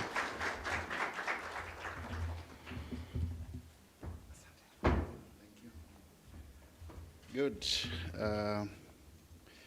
PS Broadcasting and Telecommunication, Professor Edward Kisiangani. PS Devolution, Madam Terry Mbaika. Honorable Kito, representing the relevant Committee of Parliament, the CEOs of various state corporations present, leaders of various stakeholder segments, both in the public sector and in the private sector. Ladies and gentlemen, good morning. It is indeed my pleasure this morning to join you for this very, very important day when we are marking or celebrating the International Day for Universal Access to Information. The International Day for Universal Access to Information is celebrated across the world on every 28th day of September to remind ourselves of the inherent right of individuals to access information. This includes official information in the custody of the public authorities. So it is an inalienable right enshrined in our 2010 constitutional dispensation here in Kenya as well, to ensure that each and every individual, or each and every Kenyan for that matter, accesses any sort of information from any government entity, depending on unfolding events from time to time. And as a ministry charged with the responsibility of executing that mandate, I want to reassure you once more that we remain alive to that, and we will ensure that members of the public have got the access to information as is stipulated in our 2010 constitutional dispensation. It is a day, ladies and gentlemen, when we in government rededicate ourselves to the core values of in good governance. We have kept on saying from the highest echelons of government that we expect all stakeholders, the public included, the media included, to oversight what is happening in government, because we govern for the people of Kenya. So we will ensure that any information that is sought from any entity in government is provided as is required. We recognize the primary objective of observing this day as advocacy for a cocktail of freedoms and raising awareness on the right of the public to access information as the wellspring of these freedoms. In this country, this right is enshrined in Article 35 of the Constitution. It is a right that is intrinsically intertwined with other rights and freedoms as envisaged and protected by Articles 32 to 34 of our Constitution, and this includes the freedom of conscience, religion, belief, and opinion, freedom of expression, and freedom of the media. We have kept on saying, ladies and gentlemen, that we want the media to enjoy the fundamental freedoms that is bestowed upon it by our 2010 constitutional dispensation. But of course, at the same time, we expect the media to exercise reasonable or the expected threshold of responsibility in the execution of that mandate. So as government, I want again, on behalf of His Excellency the President, to re-emphasize that we recognize and we will observe the freedom of the media. We view government and the media as partners in execution of fundamental mandates on behalf of the Kenyan public. We will continue to govern. We expect the media to provide oversight on behalf of the Kenyan public and other integral stakeholders in this regard. This year's theme places the spotlight on the pivotal role of the online space in universal access to information. It is a most timely theme. In our ever-evolving digital world, information flows across borders and transcends barriers like never before. It has the power to connect communities, bridge gaps, and empower individuals, as well as whole populations.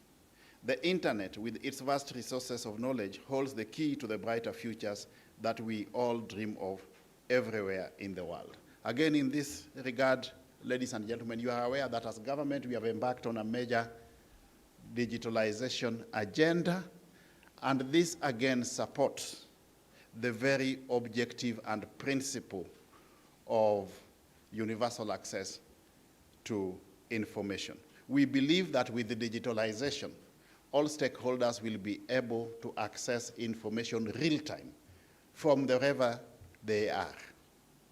The world is today one global economy. Digitization is the way to go. It is a critical enabler to access to information, and as government, we will continue pursuing our noble agenda of digitizing records and digitalizing all government services so that members of the public can access any information that is domiciled within any sector of government as a means of promoting access to information. We cannot gainsay the fact that Kenya is a prominent player on the global stage in the domain of access to information. This is without question a testament to our nation's unwavering commitment to transparency, accountability, and engagement of public entities with the citizen. Our constitution and laws place heavy premium, depending on unfolding events from time to time, or informed by circumstances or changes in our operational environment. There would be this review our laws, look at our regulatory framework, and we have said many a time that we will work with all stakeholders in this regard. We want to adopt a participatory approach.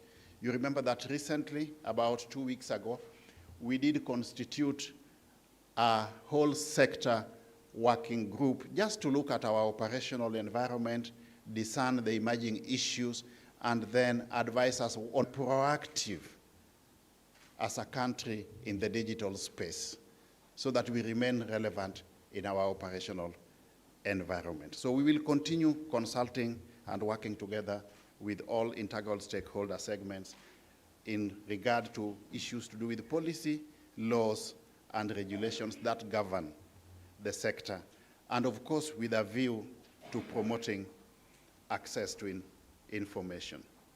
In our times, digital platforms have become indispensable tools for access to information. Kenya is blazing the regional and continental trails in this digital revolution. We recognize the massive potential embedded in the digital technology, not just for democratization of dissemination of information, but more significantly for paving the way to access the fruits of democratic governance. When the people are aware, they hold all authorities to account for the good of our country and, of course, for better societies. Our nation's use of digital platforms to provide access to public records, government is setting new standards for transparency and inclusivity. We are enhancing the citizens' ability to hold the government to account through harness technological power as a bridge to the nexus of information, social justice, and good governance. You do remember that in our overall bottom-up economic transformation agenda, the digital superhighway is a standalone thematic area, and it was deemed so because ICT is not just an enabler to everything else that we are trying to do, but it is also a critical success factor for our country moving forward. You are aware we have got very ambitious projects in this space. We are rolling out 100,000 kilometers of fiber optic cable. We are establishing and operationalizing digital hubs to facilitate access to digital literacy amongst our youth.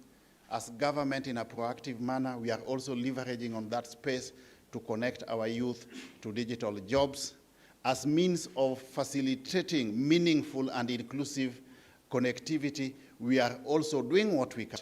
We facilitate access to reliable, stable, and affordable internet. And where we can, we are also trying to provide that internet for free. For a start, we have started rolling out a threshold of 25,000 free Wi-Fi hotspots, yeah? Targeting the markets and the bus termini where those domiciled at the bottom of the economic pyramid are domiciled. This, again, would facilitate access to information. We don't want Kenya as government. We don't want any Kenyan to fail to get access to information because they cannot afford the cost of data. As we celebrate this day, ladies and gentlemen, let us remember that our efforts to champion transparency and the role of digital platform in disseminating information has not only placed Kenya on the world stage, but has also enriched the global discourse on the right to know.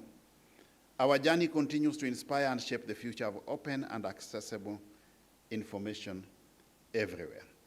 However, this immense potential comes with responsibilities. Freedom without responsibility is indeed the very definition of anarchy.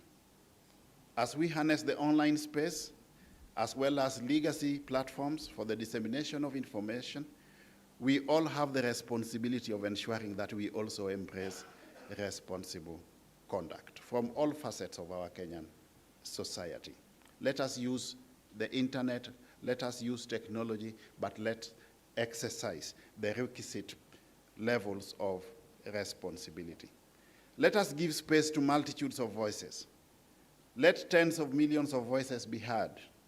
Let vibrant marketplaces of ideas flourish.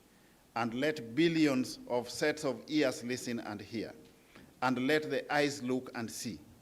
But let us lift the levels of discourse to the stratospheric heights of responsibility on one hand and accountability on the other. Let us all practice that which we preach and demand of others. Responsibility and accountability reside primarily in the traditional values of good dissemination of information, where we have asked the questions, is it the truth? Is it fair? Does it make for a better sense for a better and just society? What is the end game or the game end? But responsibility and accountability also mean carrying everyone along. That is why in our digital agenda, we are not just talking of digitalization, but we are talking about inclusivity or meaningful digitalization so that everybody is carried aboard. It is therefore important, ladies and gentlemen, for example, that no one is left behind in the pursuit of knowledge and opportunities that the digital world promises or envisages. Bridging the digital divide, therefore, is not just a matter of fairness. It is an investment in the future of our society. When we empower all members of our community to participate fully in the digital era, we unlock untapped potential and foster social and economic inclusion. Towards this end, the government, through our ministry, is keen on, our target is 25,000 free Wi-Fi hotspots over the next 5 years. We are also rolling out the digital laboratories or digital hubs, and in each and every ward in this country, we are going to have a digital hub where our youth can get digital skills and also acquire digital jobs. We want to move our youth from job seekers to job earners and eventually entrepreneurs in that digital space. In fact, this is the only way, ladies and gentlemen, that we are going to stem the astronomical rural-urban migration. We don't want the youth to be coming to town to look for jobs. We want to create the jobs right there in the village. We are, again, in this regard, working in partnerships with the county government. We have agreed on what role we need to play as national government, what role the county governments need to play. We are working in partnership with members of parliament. We have agreed on what we need to do, what the National Assembly needs to do. Next week, we are having a meeting with the entire parliament just to fine-tune or to operationalize this agenda of ensuring that we have the digital hubs in each and every ward. And the benefits will be astronomical. We, in our hypothesis, believe that we should be able to create about 1 million jobs in the digital space for our youth. This year, as we mark the Access to Information Day, let us do so behind the profound understanding of the role the online space plays in ensuring that access to information is not just a notion, but a living reality for all of us. In our modern, interconnected world, the internet is the gateway to knowledge, the enabler of citizen empowerment, and the catalyst for informed decision making. Again, you are aware that as government, based on that digital infrastructure we are rolling out, we have embarked on the process of digitalizing government services. When the Kenya Kwanza government came into government last year, we only had a meager 350 services about the e-citizen platform. As we speak today, we have got a whopping 9,750 services fully digitalized. Another extra about 6,000 services partially digitalized. Our proposition is that by the end of the year, all government services will be available on the e-citizen platform, and Kenyans will therefore be able to consume government services from the comfort of wherever they are without having to physically visit government offices. In our modern interconnected world, the internet is the gateway to knowledge, the enabler of citizen empowerment, and the catalyst for informed decision making. It has the power to break down barriers, to transcend geographical boundaries, and democratize access to information. But it cannot just break down barriers. It can also break down societies, justice, and people's dreams and aspirations, and bring down civilizations. That is why we call for responsibility in everything that we are doing. Just the same way we are saying that we must exercise responsibility as we have access to information, equally as government, we are alive to the fact that there are certain inherent dangers in the digital space, and it calls for responsible conduct from all of us. In fact, we'll continue to strengthening our policy, legal, and regulatory framework to ensure that the data that comes into the hands of government on behalf of the Kenyan public, it does not just remain private where it is deemed appropriate, but is also secure in conformity to the mandate of our Office of the Data Protection Commission. And we are doing everything possible to ensure that we meet this objective. So moving forward, ladies and gentlemen, let us ponder some of these issues and continue with the discourse on empowering our people with information, especially in the emerged digital space. While also remaining responsible, universal access to information is an immutable right. But how shall we balance it with other rights? Because you cannot exercise any right in a vacuum. There must be a balance. You must strike a balance between those rights and the other rights that others need to enjoy in that space. Once more, on behalf of government, I want to assure all of you that where we can, depending on our mandate, we will ensure that the freedom of expression, the freedom of the right to access information as is enshrined in our 2010 constitutional dispensation is upheld. I wish you good deliberations. Thank you very much, and may God bless you.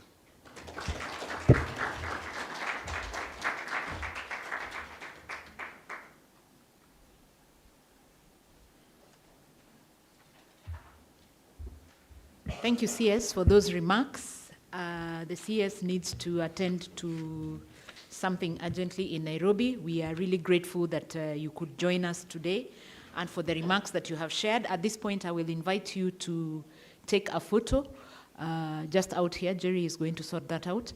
I would also request the CEOs in the ministry to also, no, it's out there somewhere.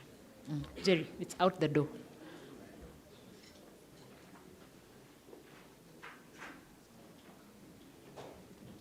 The governor's office, the county commissioner's office, kindly join them for the group photo.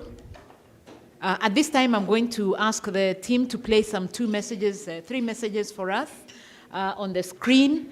Kindly, communication team, you could play a message for us. This is just to continue to emphasize the importance of the International Day for Universal Access to Information, so that we actually now understand. And from what the CS has said, with the various options and the facilities that they are intending to put in place, we want to ensure that every Kenyan can access information from where they are. It will improve. It will also improve service delivery, and it will improve also on feedback that we are able to give to those who serve us. So I will invite the team to just play some 2 to 3 messages as we also arrange for the panel, which is the next session that we shall be going to. So team.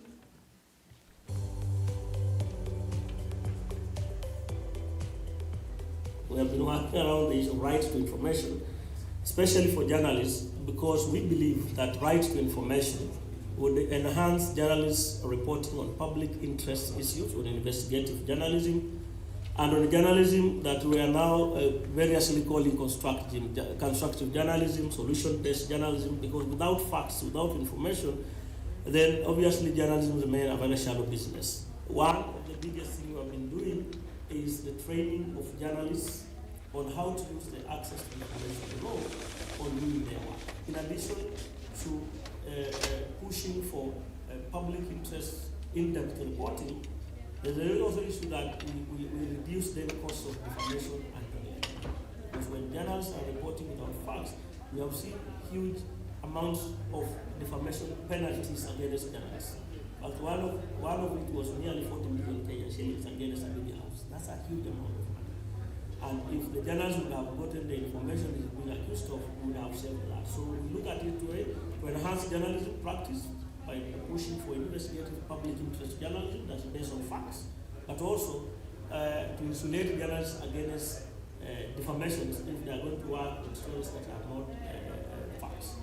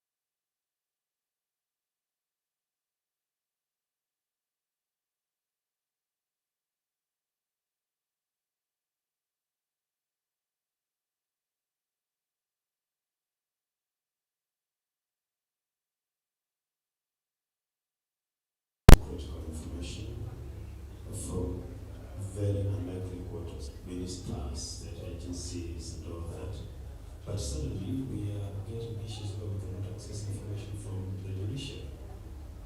Court rulings and orders you have to struggle to get from.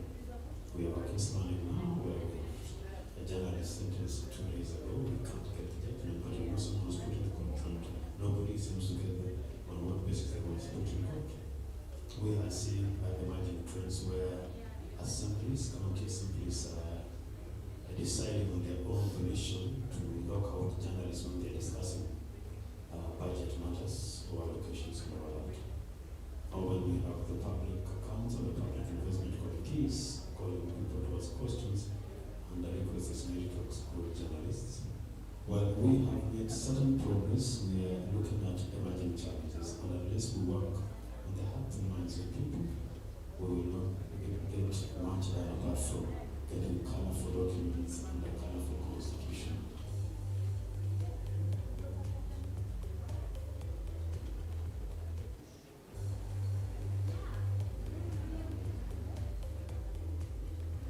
We may have as many laws as we want to pass, but until we work on the mindsets and generally make people understand that the information they hold is for public good, we won't get much.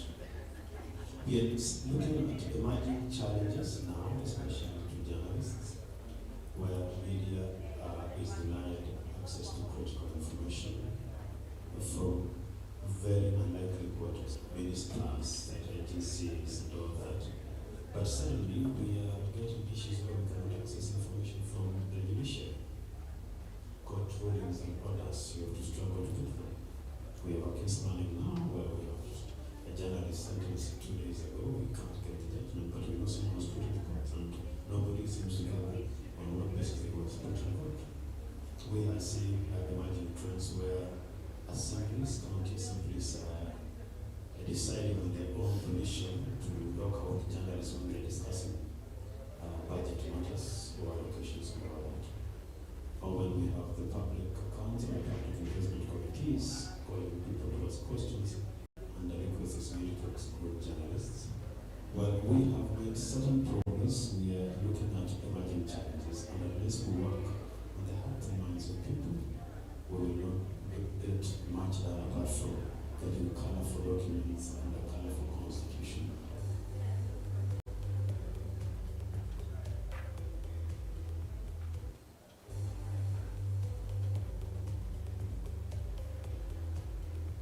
We may have as many laws as we want to pass, but until we work on the mindsets and generally make people understand that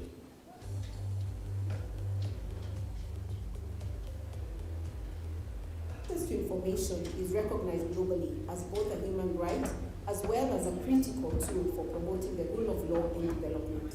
Access to information and constitutional education are one of KI's overarching strategic approaches to promoting constitutionalism, in addition to public interest litigation, research, technical support, partnership, and community outreach. The accelerated use of technologies is in virtually all aspects of our lives is a reality that we must embrace.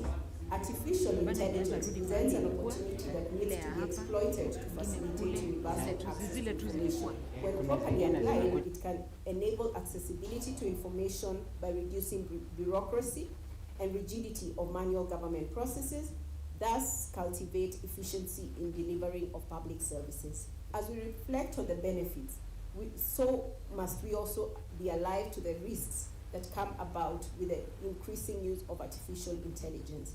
Technology is as good as the humans behind it. One of the main barriers of accessing information in Kenya is failure by public officers to proactively release information to the public. Technology is not a cure for disregard for the rule of law.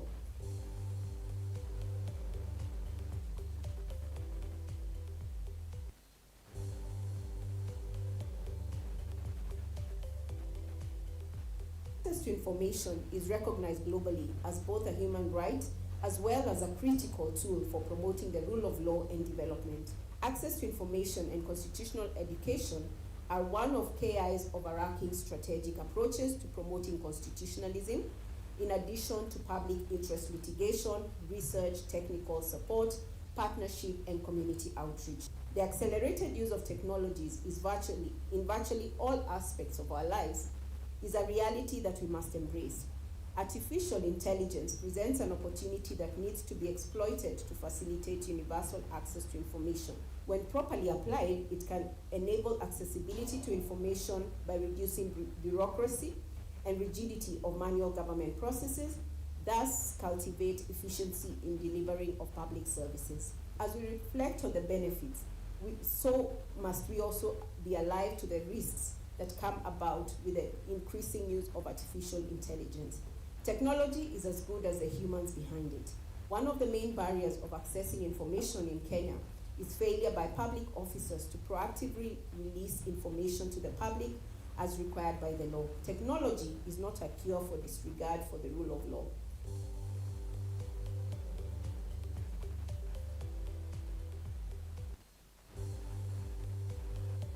Of law and development. Access to information and constitutional education are information to the public as required by the law. Technology is not a cure for disregard for the rule of law.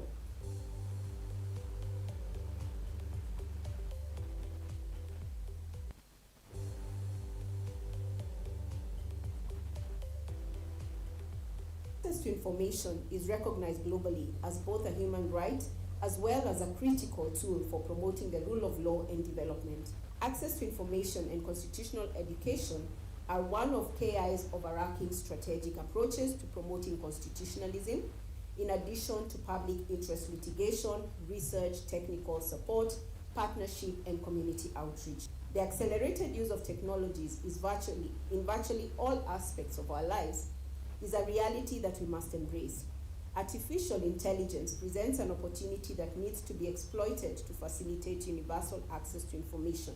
When properly applied, it can enable accessibility to information by reducing bureaucracy and rigidity of manual government processes, thus cultivate efficiency in delivering of public services. As we reflect on the benefits, must we also be alive to the risks that come about with the increasing use of artificial intelligence. Technology is as good as the humans behind it. One of the main barriers of accessing information in Kenya is failure by public officers to proactively... Hello, let's settle in. We are starting in the next very few minutes. Let's start coming in. We would like to start in the next very few minutes so that we can finish early.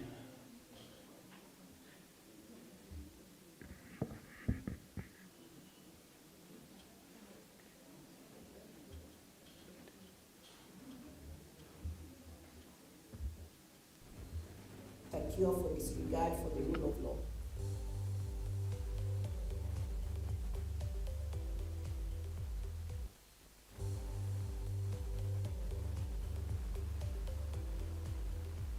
We have been working around the issue of rights to information, especially for journalists, because we believe that rights to information would enhance journalists' reporting on public interest issues, on investigative journalism, and on journalism that we are now variously calling constructive journalism, solution-based journalism, because without facts, without information, then obviously journalism remains a very shallow business. One of the biggest things we have been doing is the training of journalists on how to use the access to information law on doing their work. In addition to pushing for public interest in-depth reporting, there's also issue that we reduce then costs of defamation and related. Because when journalists are reporting without facts, we have seen huge amounts of defamation penalties against journalists. But one of it was nearly 40 million Kenyan shillings against a media house. That's a huge amount of money. And if the journalists would have gotten the information he's being accused of, we would have saved that. So we look at it to enhance journalism practice by pushing for investigative public interest journalism that is based on facts, but also to insulate journalists against defamations if they are going to work on stories that have not facts.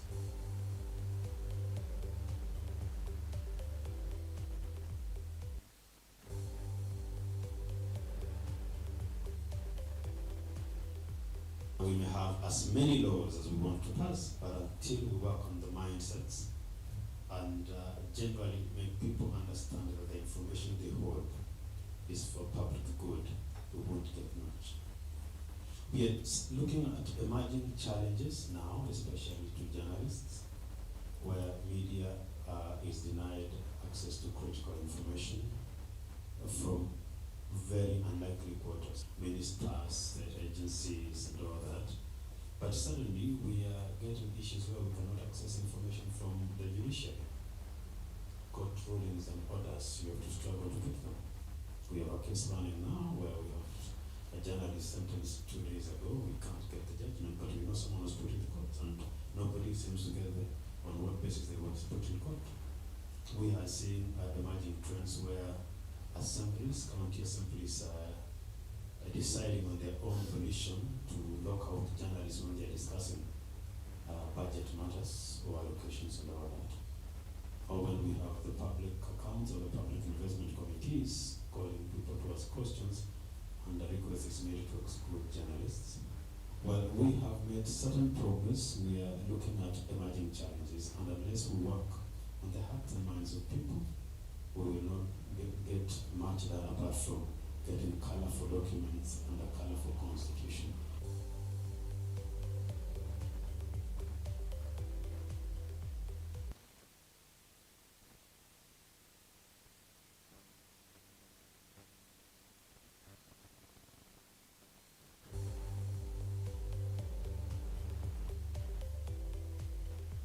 We may have as many laws as we want to pass, but until we work on the mindsets and generally make people understand. Let's settle down, please.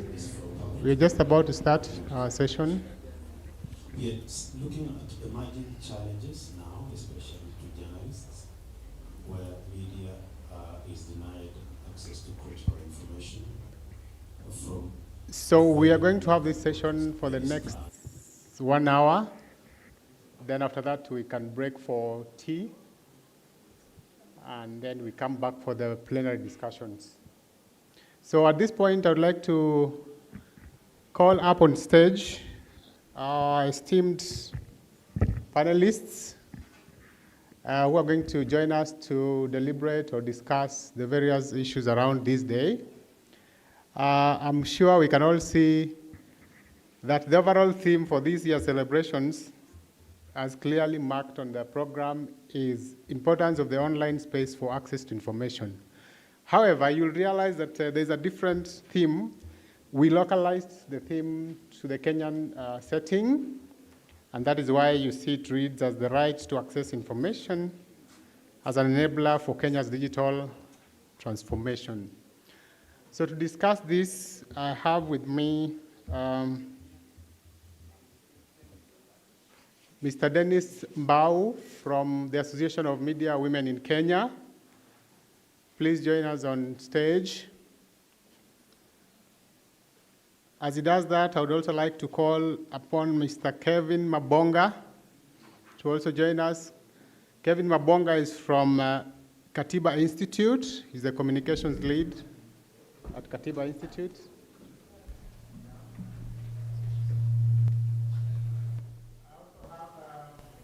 So that we don't risk being called a manel, there's a lady by the name Sylvia Chelogoi from the Commission on Administrative Justice. She's a legal officer on access to information. Karibu sana, Sylvia.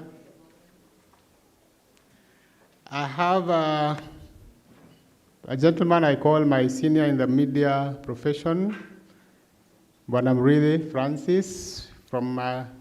He works at Radio Africa, but is a member of the Kenya Editors Guild, the committee that deals with online matters. Karibu sana.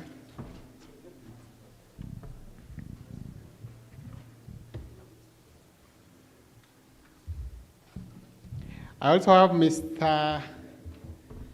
David Indenje. Indenje is a gentleman who works at Kenya Union of Journalists, and we've worked a lot together on matters relating to access to information, the welfare of journalists in Kenya.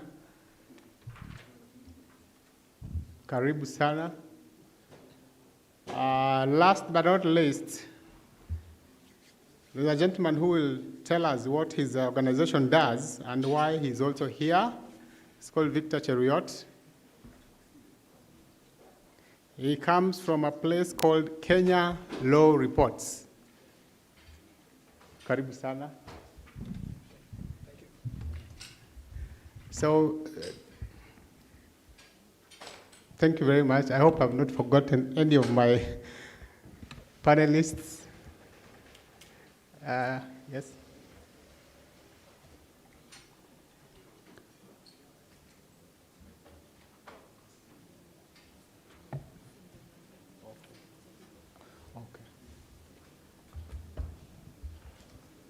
Allow me to add one more seat.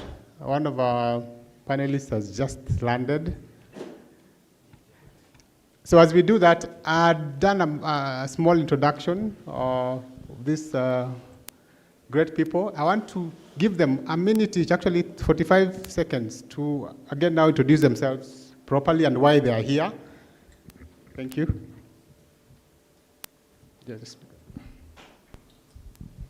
Good morning.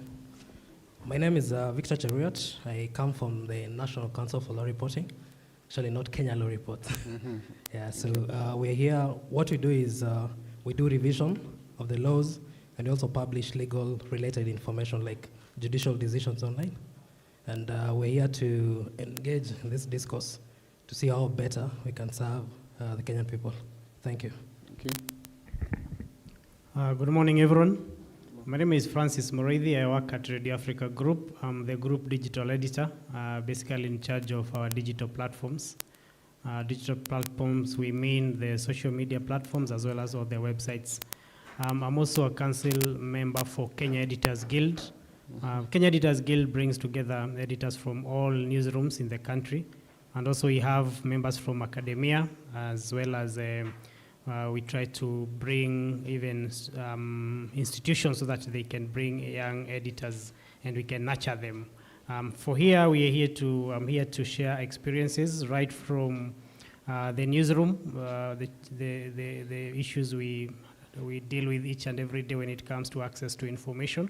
And also as a guild member, the experiences that other editors also go through when it comes to access to information, especially during this era of internet access. Thank you. Good morning, everyone. Good morning. My name is Dennis Mbao from the Association of Media Women in Kenya. And I'm here on behalf of ED, Madam Patience Nyange, who has extended her greetings to you all and to commemorate this day.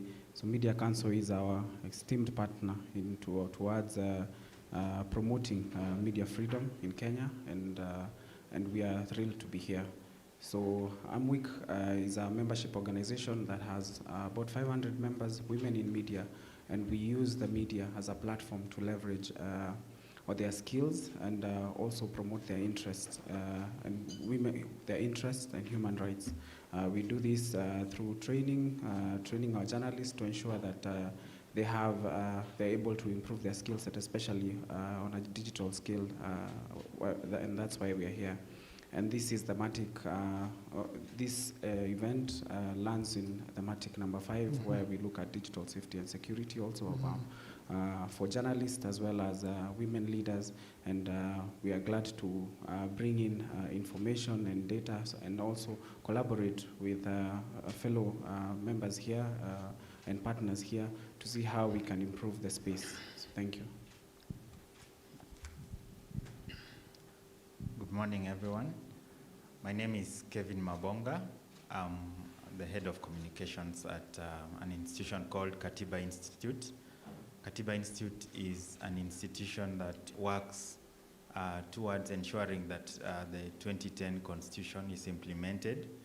We do that through a number of strategies. One of them is through education about the Constitution.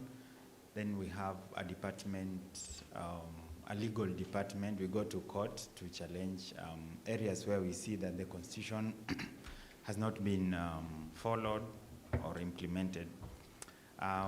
We are here because access to information is a major theme in terms of our implementation. we do a lot of work on access to information.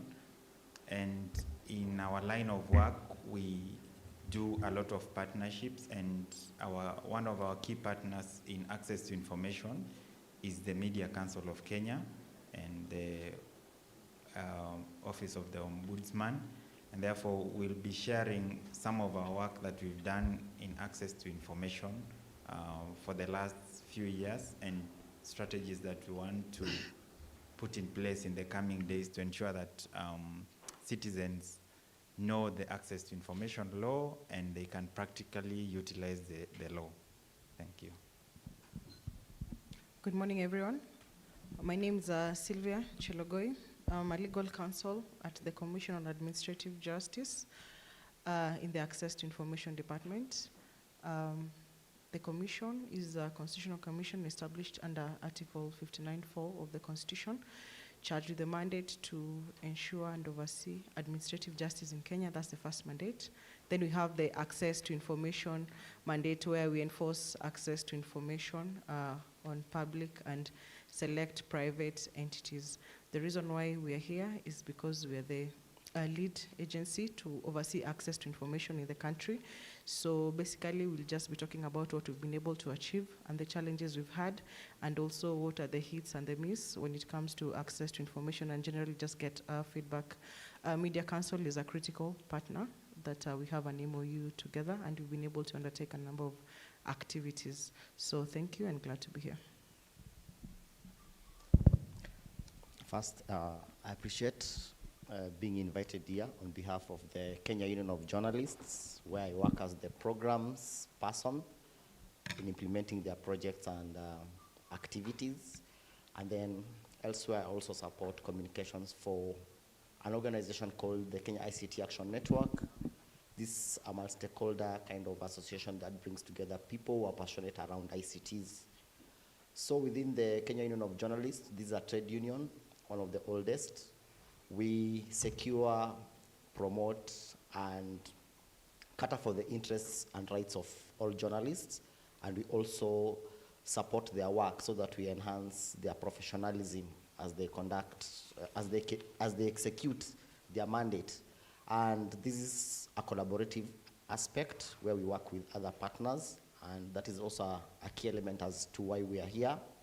And based on the theme for the day, we are here also to see how, through communication, how we can be transparent, accountable, so that we have a better and secure society in terms of how we operate, and how technology is also a double-edged sword for the people who practice media, both in terms of providing opportunities and at the same time as a danger to how they operate within their environments. Thank you.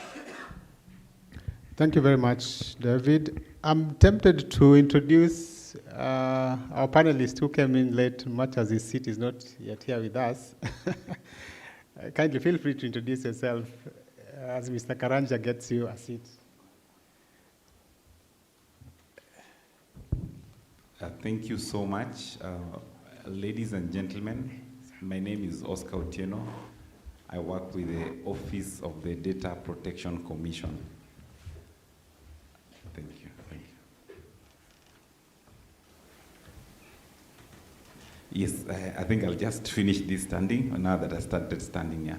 My name is Oscar Otieno from Office of the Data Protection Commission. I'm the Deputy Data Commissioner in charge of complaints, investigations, and enforcement.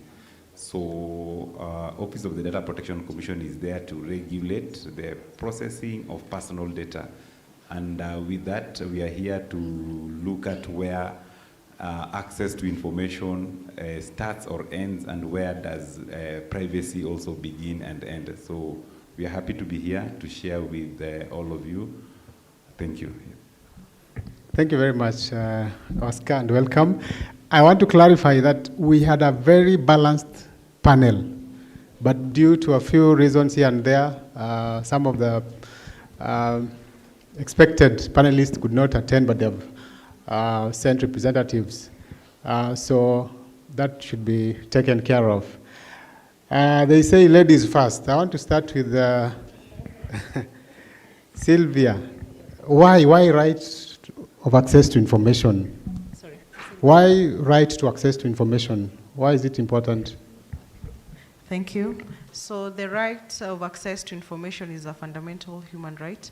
It is a right that is inherent in all of us as human beings, regardless of our status in society, regardless of our age, our sex. That is something that nobody can be able to take it away from you. So it is something that we are born with, regardless of who you are. Access to information is very fundamental, is at the core, both in the public sphere and also in our personal space.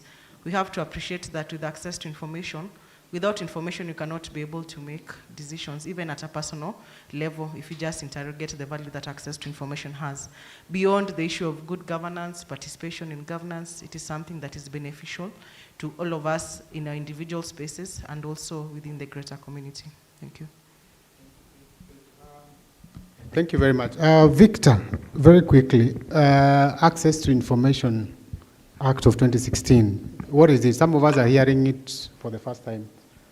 I think I'll give a disclaimer. I'm actually an IT expert, not a legal practitioner, but I think I've been hanging around most of them, so I think, and I'll stand corrected by the lawyers in the room in case I misrepresent anything. So access to information, I think the key tenet about it is it's a fundamental factor or pillar when it comes to governance. You cannot interrogate anything, as my fellow panelists have said. You cannot come into any decision without access to that information. So as an organization which I represent, what we do is we try and avail up-to-date revised laws. There is a risk of lawyers relying on outdated legislation. So what we normally try is, as soon as we get these documents from the Kenya, from the printer, government printer, once it's from Parliament, from the legislative arm, we normally do the revisions and we avail that information online for free. Another thing is what we do is once we get judicial decisions from the courts, we normally just publish them. And I think there's one thing that we normally do, and I think this is of interest to the Office of the Data Protection team. There is protection of privacy, like for minors and for decisions that involve like gender-based violence. So a key thing that we normally do is it's called anonymize. So part of the data that we get, we also try and curate it so that it does not in any way impact on the lives of other people. So we try to give this information, but also in a controlled manner. Yeah. Thank you, thank you. Kevin, I heard you when you're introducing yourself, you talked about the courts from where you sit. Do you think this law has been applied to the latter, or we are still miles away from realizing it? Thank you, Jerry. And maybe I would say that access to information, when we go to the courts or decisions that have come out about access to information, actually the judgments, the various judgments, and maybe at some point I have some slides which I'll share about the jurisprudence about access to information. The judgments have actually reinforced the law, which means that we are in a good place, that actually most of the judgments have reinforced Article 35 of the Constitution on the right to information and provisions of the Access to Information Act of 2016. So I think on the side of the law, we are doing fine. More needs to be done on, especially and citizens. Two areas: citizens and the government. When the PS was speaking, he spoke about the issue of proactive disclosure. He committed to proactively disclose information, and that is a critical thing. Lack of proactive disclosure of information is what has led to some of these issues in court, and I believe that if that one is sorted out, then we would have made greater progress in terms of implementation of the Access to Information Act. Thank you, thank you. Oscar, the place of data protection vis-a-vis the right of access to information. What is the Office of the Data Protection Commissioner doing to ensure that what it is doing does not impede on people accessing information? What is the nexus between data protection and the right to access information? Yes, thank you. Very good question. You realize access to information came in 2016, then fast forward in 2019, around November, the Data Protection Act came.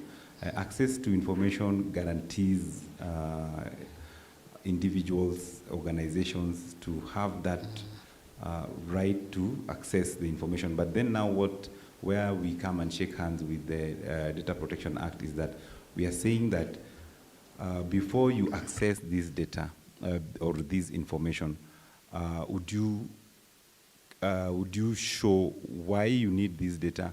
What is the level of data? What amount of data do you want?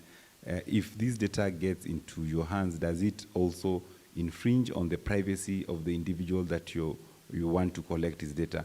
For example, if it, of course there are exemptions, like maybe law enforcement, when it comes to national security, they will be granted access to information as per the Act for purposes of carrying out their duties. But then now, when you look at it again on the flip side, for example, two industries, maybe the health industry and the financial services sector industry, can your spouse walk into your bank and say that she has the right to access your full financial information? Again, maybe if you, the question that we'll be asking is, why do you want to access this? If she's not able to demonstrate that, then now the Data Protection Act comes in to protect this individual. And again, on the other side, health information. It's really private to somebody. In as much as you want access to that information, for what purpose do you want it? If it is not for legitimate purposes that is enshrined in law, then now that access to that information, again now, is looked at if it will infringe on the rights of the data subject. So it's a law that complements data protection, if I look at it. A very good piece of law here. Thank you. Thank you very much. We will talk about the advisory that your organization issued the day before yesterday on taking photos of people enjoying their uji at Kosewe.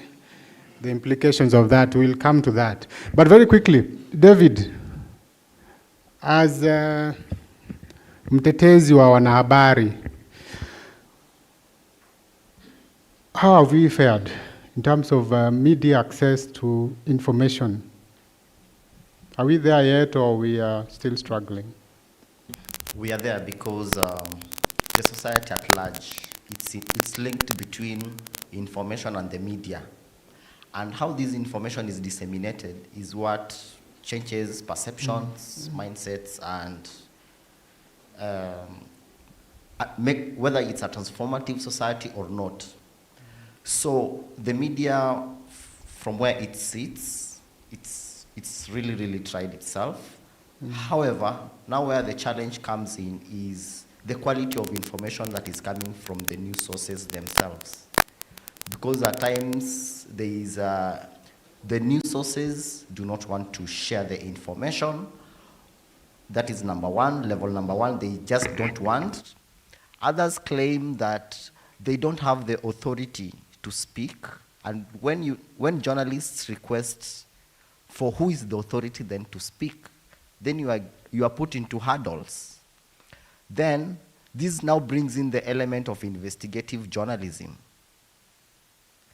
whereby now it has to take a lengthy time for the journalists themselves to unearth whatever they were seeking, to have time. And when the truth now finally comes out, it's when now you get the same news sources who are denying you access come out and deny and try to correct it. Another level whereby currently information is becoming distorted is everybody, due to the emergence of technology, which is a good thing, now everybody seems to be the source of news. And it is becoming a double-edged. The same sources whom we believe are saying the truth, actually the great sources of misinformation and disinformation, because they don't give the actual facts. And when the media reports on what they have gathered, then they end up again saying, we did not say, we apologize, etc. So again, you start asking yourself, then where does chapter 6 of the Constitution come if you are the public official who was issuing this kind of information? So those are the tricky sides where journalists find themselves. And how are we trying to resolve all these things? Ourselves, and I believe other stakeholders within the industry, they have been doing capacity building for journalists, issues to do with digital literacy, fact-checking sessions, like the information that they're getting within the digital spaces, is it factual enough? And then there's that aspect of even verifying documents from county governments, from state, parastatal institutions that issue timely reports. However, again, some reports are usually, the timeliness of issuing the reports or data sometimes is late. Like yesterday we were just having a conversation, like when the controller of budget, most of the reports that are coming out right now are from the previous financial year. And we understand that this year, we have new people, maybe new governors, new senators, new members of parliament serving within the constituencies. So when these reports come, they blame the current sitting leader who is in office. So for us, we believe if at all the government can, or these places where this information comes from, if it can be even be coming out as frequent as often, not within a huge time lag, because it forces us to go back when again we are moving forward. Thank you, David. Just to add to that, Senior Muridhi, journalists require data for them to write accurate stories, well-told stories. But sometimes you find that, especially from county governments, and even national government, some information is hard to obtain. Journalists are unable to obtain information. Do you think this is, could it be a strategy by the government to deny media information so that they can spread their own information? Or what do you think? Thank you for your question. First of all, I think it's important to mention that from where I sit as a journalist, as an editor, access to information is my bread and butter. You can imagine if there was no access to information at all, probably I will not have a job. So that shows how important access to information is to us in media. And as my colleague has said, access to information has gone to a new level because of this digital space. We can't say that county governments and even national government absolutely is not giving media or journalists information. Actually, the penetration of internet and the coming up of digital platforms like X, which is formerly Twitter, and even Facebook and Instagram, and also very active websites, it is making the work of journalists easier. Like if you go to each and every county, you will find that they do have very active, majority of them have very active Facebook, digital platforms, as well as very active sites where you can download a lot of information. But having said that, we still have a lot of challenges when it comes to accessing certain information, especially from county governments. And mostly if that information, the county government does not consider that information very palatable or very suitable for it or for the people. So you'll find that there are some reports probably they will not share on internet. And sometimes when you try to reach out a county, maybe a governor or a deputy governor, they are not accessible. And sometimes there's a lot of bureaucracy in terms of accessing them. You'll communicate probably to the communication manager. Despite them having all these internet options, they will tell you, I need clearance from the governor, or I need clearance from this official. Then that takes time. And sometimes you find that even some governors, I don't know whether it is by default or it is just deliberate, some of them don't allow the CEZs to freely speak about their dockets, and they don't allow them to freely release documents to media. So despite us having this open space called internet, I think when it comes to government institutions, including counties, there is still a lot of bureaucracy, and also there's a lot of fear, because most of the government officials, or majority of government officials, they see media as enemy, or as if you are there to cause trouble, that if you go for an interview, then I'll be in trouble tomorrow. And probably that calls for more of education to most of these officials, that when journalists come to you, they're not looking for trouble, they are just looking for information so that they can pass that information accurately. But if journalists don't get that information correctly, then the chances of them not publishing correct information are very high. And my colleague there mentions the issue of disinformation. We are having very big challenges, because we are even seeing press statements officially stamped as officially coming from probably a certain county, but it is fake. So the challenge we face is that when we want to clarify that from county officials, then they say, probably I need approval from this and this, and that thing is already circulating. So they also need to be aware that we are in a digital space. They need to put a mechanism whereby they can quickly respond. Yes, they have done well, but there's still a big room for improvement. Thank you. Thank you very much. While at it, please, we had said earlier that our hashtag is #IDUI2023KE. Please visit that. You can like, you can repost, you can retweet, you can share your comments, your questions, and your views. Asanteni sana. There's a gentleman here who works with women in media.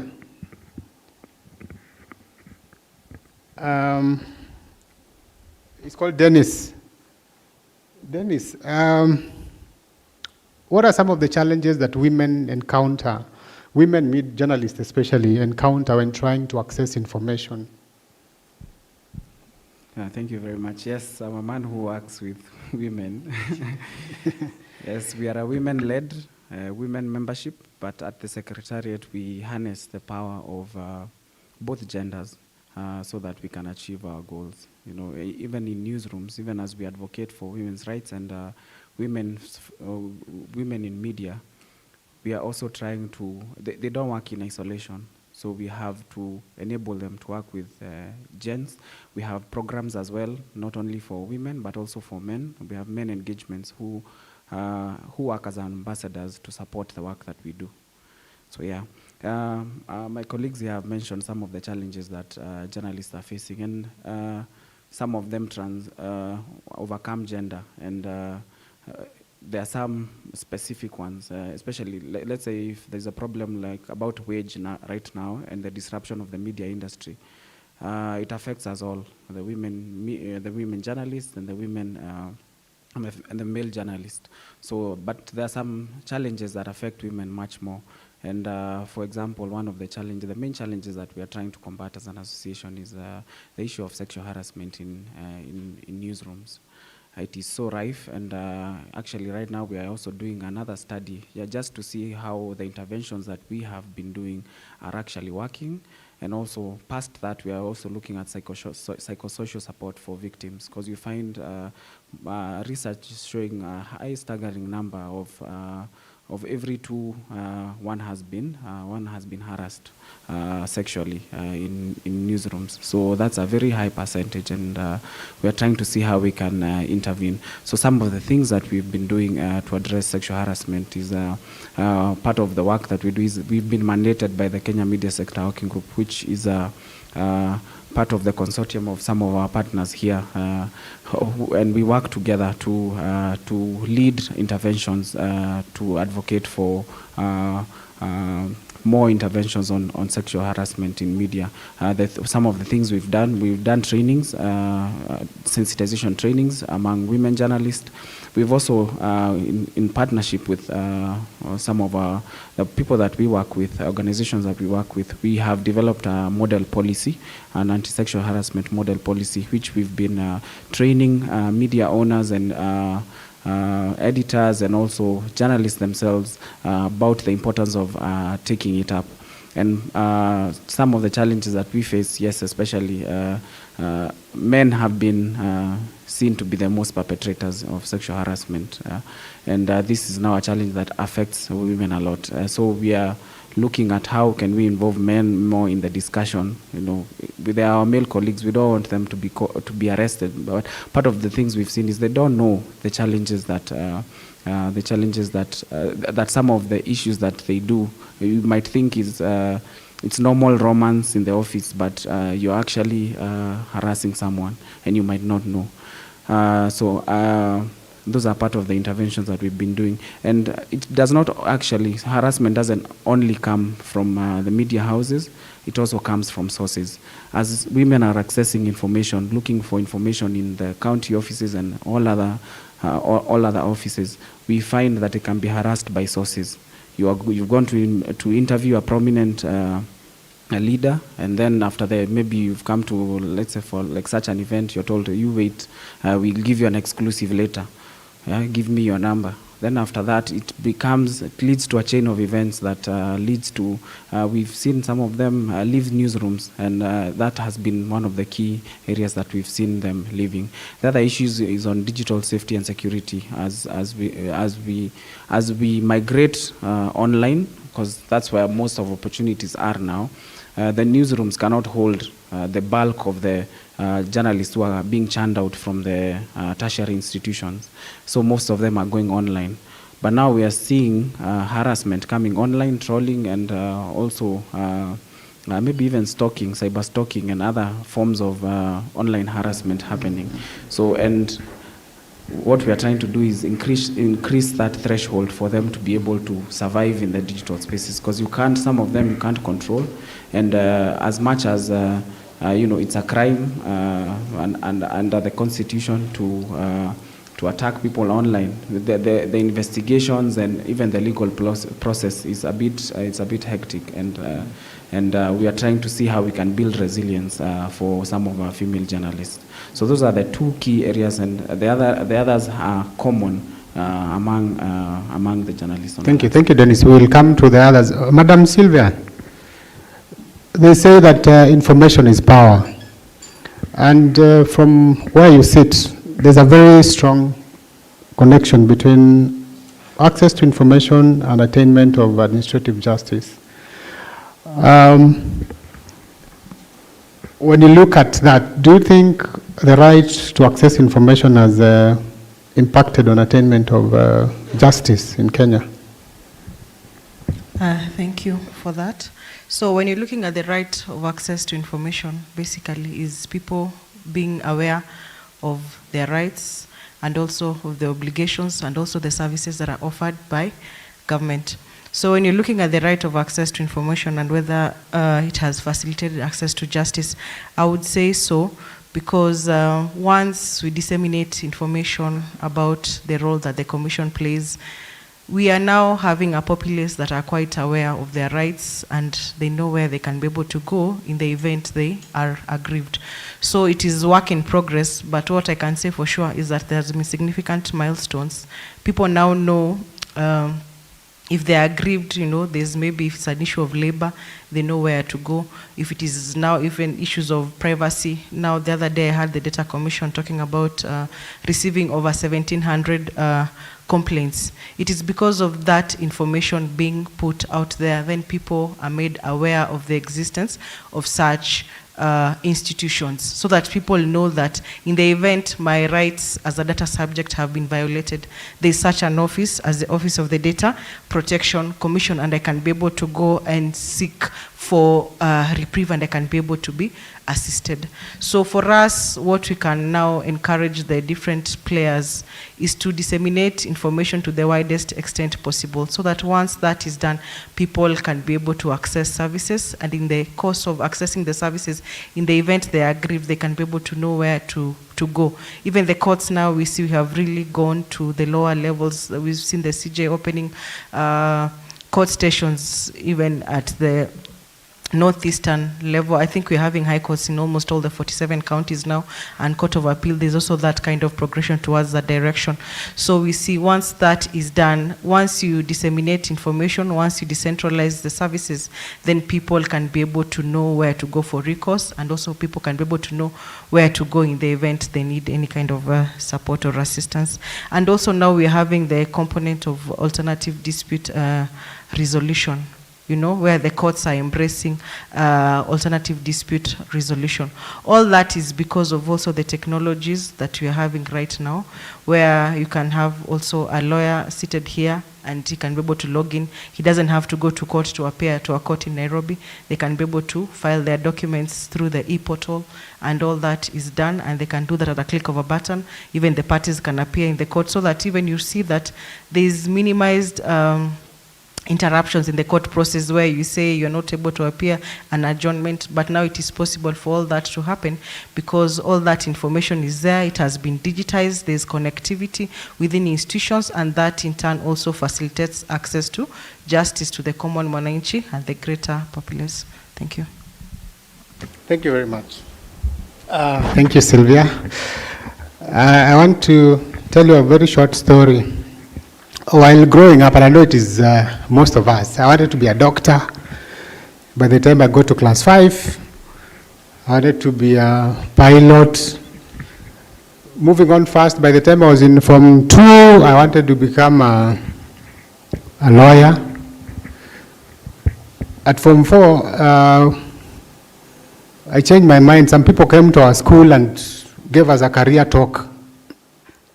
So I decided I'll become a web administrator, or a systems administrator, or an IT person.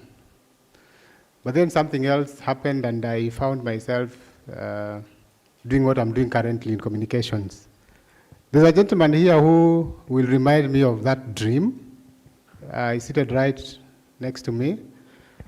Victor is a web and systems developer.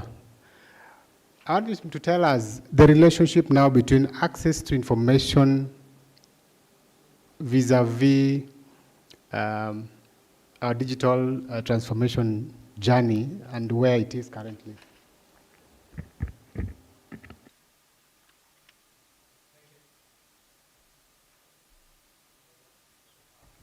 Thank you. I think where we sit, technology is actually the media where we use to disseminate all this information. Without technology, nothing could go out. So as an organization and as, okay, for me, as you said your story, even I didn't want to be an ICT practitioner initially, but ended up there, but we still love what we do. So what we do as an organization, we actually are a semi-autonomous government agency under the AG's office. We are a lean team. So what we try to do is we've been trying to be innovative. We depend on Exchequer, and as you know, Exchequer resources are limited. So we've been trying to be innovative in what we do. We use open source solutions that require no licensing. And we've been, over the last 5-6 years, we've been trying to transform our systems. I know most of the people here, and apologies for that, at times you try to access our website and it's a bit slow.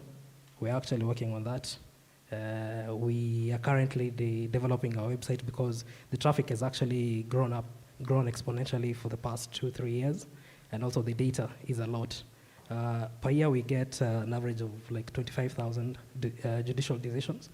So as my colleague from NCAJ said, as the Chief Justice is actually opening up more courts and JSC is employing more judicial officers, that data is actually going to grow up. So And the challenge that we normally have is someone said we have a lot of data, but less information. So how can we make this data that we're getting a bit, how can we serve this data in a way that the common mwananchi can actually get it easily? Yeah, because there are many times that we actually get calls, someone saying, I don't see this decision, but all they have to do is they probably don't understand how to search our website. So we are still on that digital transformation journey. So that journey, I think technology changes, so that journey will never stop. At no point will we be saying that we have optimum solutions. So every day we try to, but as we mentioned, there's human resource capacity issues and also financial issues since we entirely depend on the exchequer. But lately we've been trying to partner with other institutions who are able to support us to implement some of the solutions. Okay. Thank you very much. Before the mic goes very far from you, I want you to hand it over to your neighbor, Senior Murithi. The media is unable to, not unable, sometimes the coverage around certain thematic areas is not as expected. For example, climate change. Is it because of lack of data or information that is making it look like there's no sufficient capacity to cover such, we would call them strong themes? What is your take on that? Thank you for that very good question.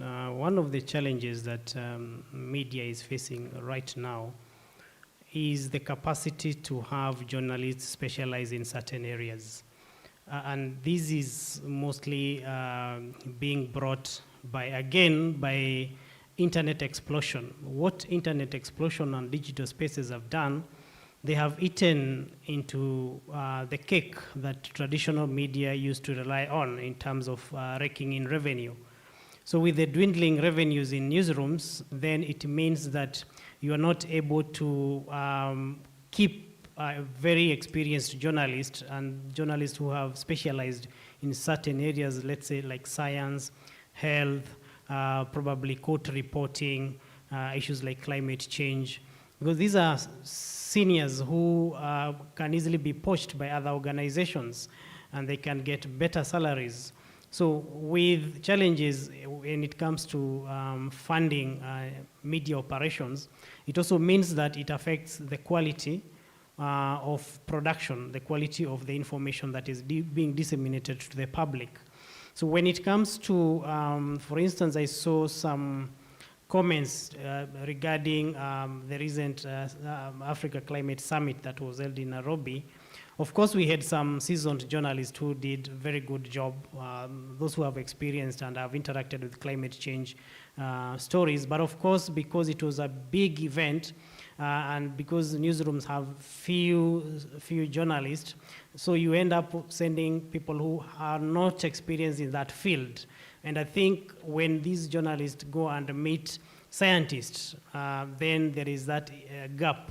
You are interviewing or interrogating a very experienced scientist who probably does not know how to simplify that information for the journalist, and then the journalist probably is not well experienced when it comes to that field. But we still have some specialization, but as we continue moving forward, it is an area that will continue having hiccups. And as long as a country we look at funding models and media sustainability, then we'll still, if we don't look at that aspect, we'll still have challenges when it comes to what you are referring to, specialization and churning quality content on very specialized fields. Thank you very much for that. Kevin, with this transparency in government, definitely it ensures that incidences of illegalities, corruption are reduced.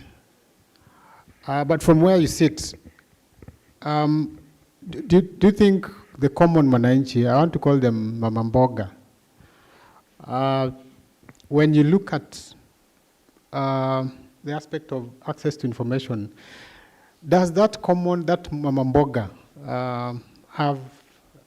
do they have the right tools to be able to enjoy the benefits of access to information? Thank you, Jerry, and That's a very important question, because all the efforts that all these stakeholders do, all these activities that do, are geared towards ensuring that we have an informed population, we have citizens who are informed, and as you said earlier on, that information is power. So the kind of decisions and discussions from citizens should be from an informed point of view. So I would say that if I would rate in terms of percentage, I would say we are at citizen level maybe between 30 to 40%, which means there's a lot of work that needs to be done. Because even Article 10, public participation, which is an important aspect in governance, and which is most county governments are trying to a certain level.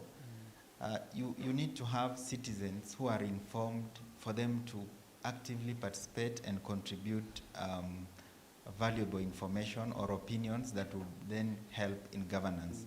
So with the situation that we have currently, as I said, between 30 to 40%, it means that there's a good percentage of citizens who don't access information.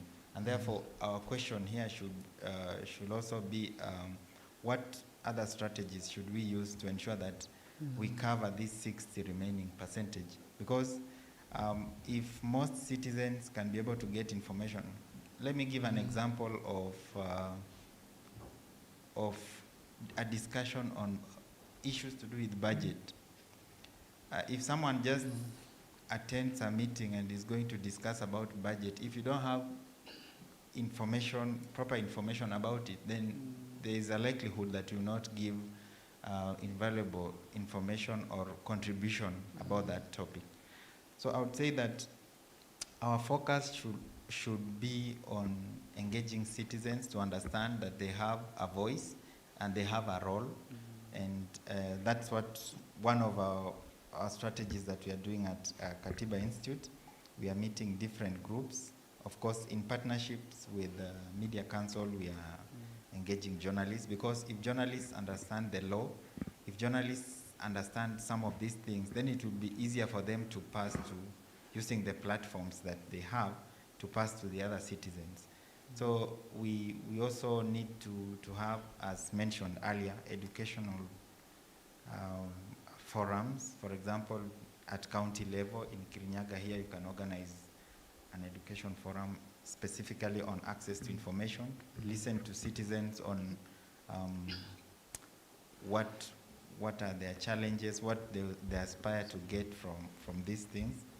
Then I think if we increase such kinds of engagements with the public and special and particular groups, then it will contribute immensely to increasing the percentage of people in the know-how.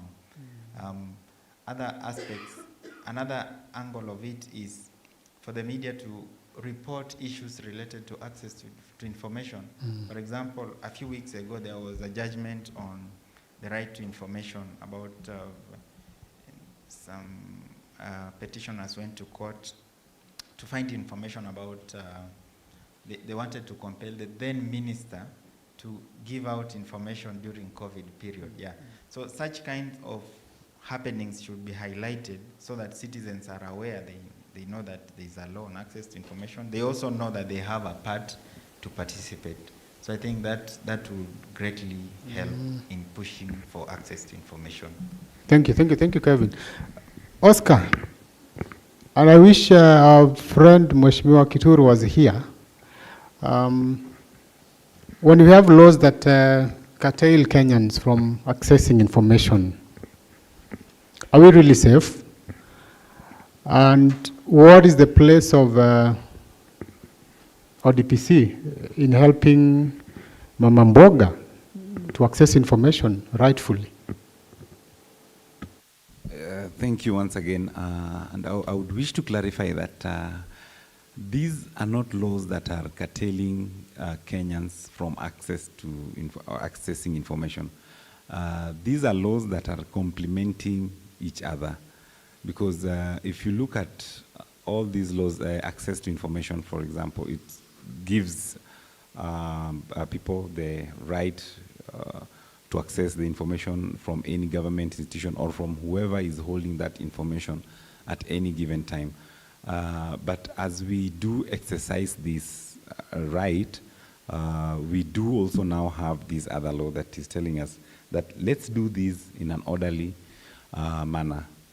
Let's not get probably helter-skelter and try to use this law and access even data or information that we don't need. So basically it's looking at a minimization and purpose, the purpose for which we want to access this data. For example, if it was for journalistic purposes, and our brothers and sisters here would tell you, if you are doing an article for a particular item, let's speak, for example, what Kevin has talked about. If it's about budget, you can go to that in the county information, pick the information, you can access information about budget and all that.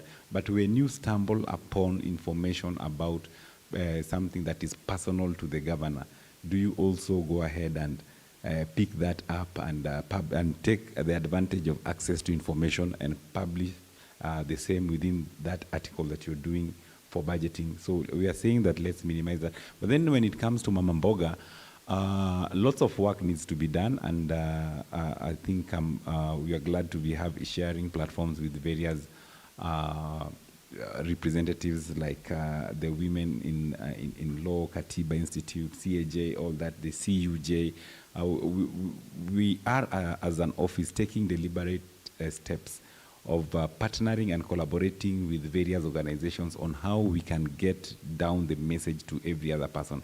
For instance, like the last financial year, we did an awareness to 46 out of 47 counties, Kirinyaga being included. We will be looking forward to partner with other institutions, including the Media Council, to reach out to that Mama Mboga just to let him know that she can access information from whatever organization. But as she exercises that right to access information, she probably is also limited to what she's seeking for. Thank you. Thank you, Oscar. David and Senior Muridhi can chip in when he feels like, because it's a question that will affect both of you. There have been these instances of journalists, for example, trying to access information from the county government. They go there, if they don't find any information, they go ahead and write their own stories, which most times is not accurate. Where do we draw the line? Because if a journalist goes to a county office and knocks the door and they are turned down, then they go and they threaten, they just write their own things. Where do we draw the line of responsibility? To respond to that, I'll just say, first, journalists are governed by a code of ethics, and is to be accurate, transparent, and accountable.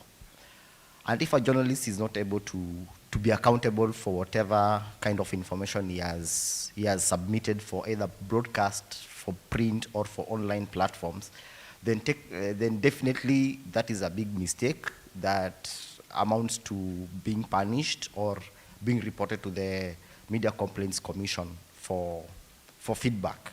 That is an avenue for the citizenry to report, even for the county governments or anybody who is aggrieved by any negative reportage, to seek redress from. Besides that,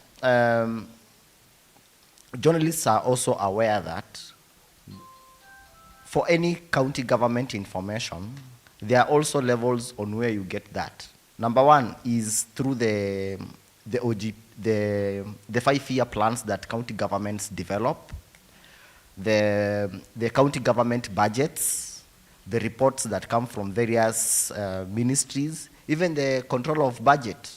They have specific reports that touch on specific county governments. Those are some of the small avenues, I can say not small avenues, but I can say those can be the first entry points for any person who is seeking information about a particular county to go into. However, the challenge only comes in whereby the nature of not only county governments, even the government itself, then most of the data that is available is in silos. They don't speak to each other. Even when the CS and the PS were speaking about what they are going to do around the digital transformation, digitizing government records, then the question comes in, have you simplified? Have you simplified that information to the micro? Because it also speaks to the heart of what Mureithi was saying about specialization. Not everybody knows how to look at the numbers from the budgets. Nobody knows let's say there is little awareness of how a government annual fiscal year runs like, and how the same citizenry can engage in. And this is also the gaps that we, the journalists, face. We don't play a proactive role in following the process. Many times we find errors come in when we are at the end of the process, or we are speculating, or when a process is still ongoing, we only go there for a soundbite. A soundbite is not meaningful reporting. It's actually, for me, I usually say it's a disservice to the citizen. Uko na maoni gani? You know, when I ask you, I give you a microphone and say, uko na maoni gani kuhusu yenye huyu amesema? That's a soundbite. It's not meaningful. It's not helpful even to the citizenry, because it only meets my need of, was there somebody who I interviewed? Was there a voice? We are always encouraged to have a voice in our reporting, but is it meaningful? That is always the danger that we find ourselves in. And then county governments, journalists who report in county governments, we've come also to know that the way they source the news, it's not that they don't find the news. The way they source for news, you can find that the clergy that is seated here, they also have their own vested interests in matters that are concerning the county, the operations. So they would want to report based on how they feel it. The teachers are very powerful people within the county governments. Or you'll find somebody maybe who used to be a councillor in the back, but he still has that aura when he's visiting the village elder there. They have some power, but the way they give out the information has their own invested interests. And that is now where we, the journalists, find ourselves at fault. Not that we did not do our due diligence, but we find our fault by going for the wrong sources based on how we want it to be reported. Yes. Thanks, David. I can see Senior is dying to say something. Thank you very much. And I subscribe to what my colleague has said. But from where we are as editors, and we are well aware that though some counties and county officials are really easy to get and share information, there are some areas you find that they'll deliberately refuse to give you a comment because they know that if they give you a comment, you will run the story. But if they don't give you the comment, then they hope that they can threaten you that you not get their side of the story. As my colleague said, we are governed by the Code of Conduct for the Practice of Journalism in Kenya.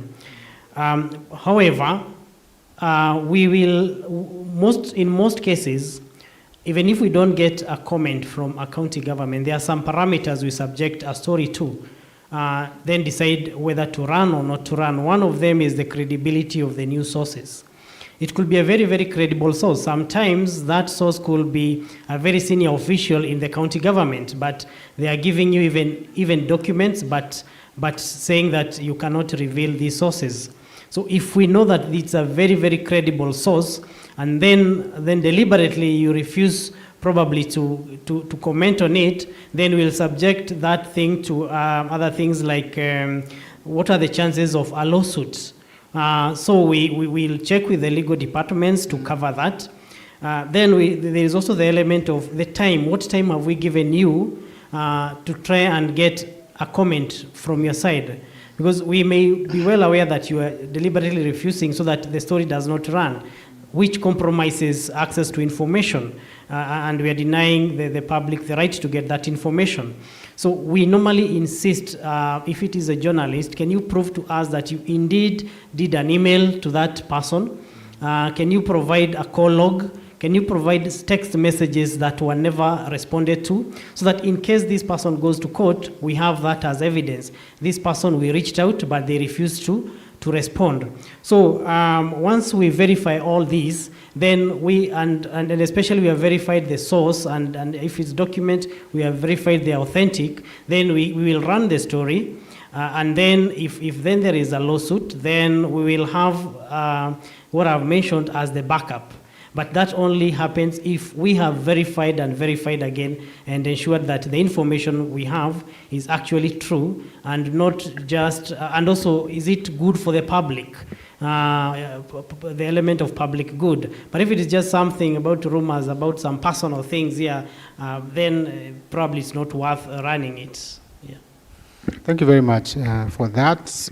Dennis, I know we have touched on this a bit, but from where you sit, if we look at women journalists, what are some of the cultural and social norms that you think make it difficult for them to access information so that they can eventually report accurately? Very briefly. All right, thank you. I'll closely tie that to the previous question. We were doing a story grant for some specific 10 counties recently for some of our member journalists. And some of the, at the very end of the grant, we had 2 journalists dropping out, 2 female journalists, because they were frustrated by the news sources and also access to information. Part of the challenge you find is that as county governments clear out, it's like a crime scene. They clear out all the data, things you cannot find information. So the grant was purely to find out how the COVID funds were used and implemented and the documentation that was provided.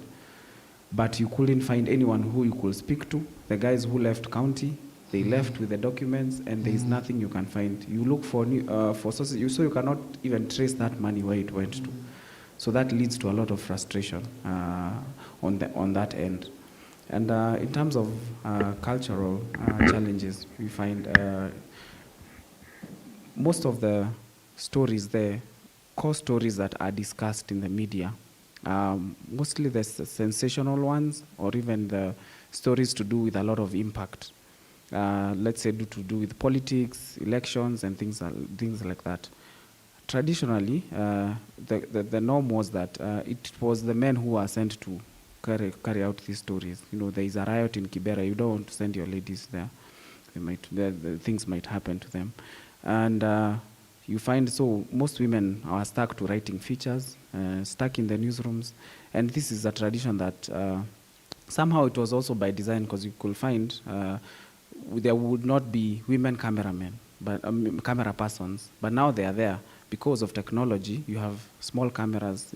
Maybe Christine would tell you the time she was at KBC, they had very big equipment. You cannot carry it by yourself. It's very hard to carry such a camera to even go and do your work. But slowly, the ground has been changing, and you can see more women coming in to be taking up traditional roles in media itself that were predominantly dominated. Part of the things that we do also is safety training for women journalists. Let's say you are covering protests like what we've seen Maandamano in this year. We've seen, sort of a crash on press freedom. And we have encouraged our women journalists to go out there, but through editors supporting them. Let's say you're with a man, and also your mode of dressing when you're going to a place where there might be issues. So to ensure that we are promoting more women covering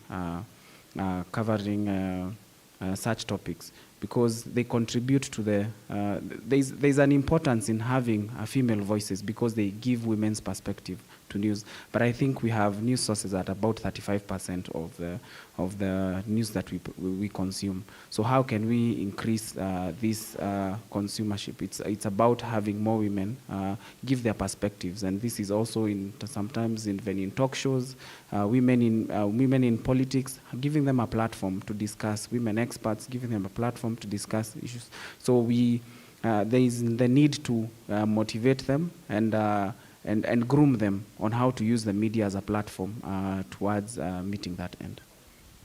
Thank you very much for that, Dennis. Kevin, as we move towards the end of our session, in our various engagements, we always talk about duty bearers, in their role in enabling access to information. From the civil society viewpoint, apart from what we've been talking about, what else do you think is the best approach to ensure that duty bearers give information, especially to members of the public and even journalists whenever they need it? Thank you, Jerry. So duty bearers, in the cycle of information, duty bearers are critical, and we are trying, access to information basically tries to remove that culture of secrecy.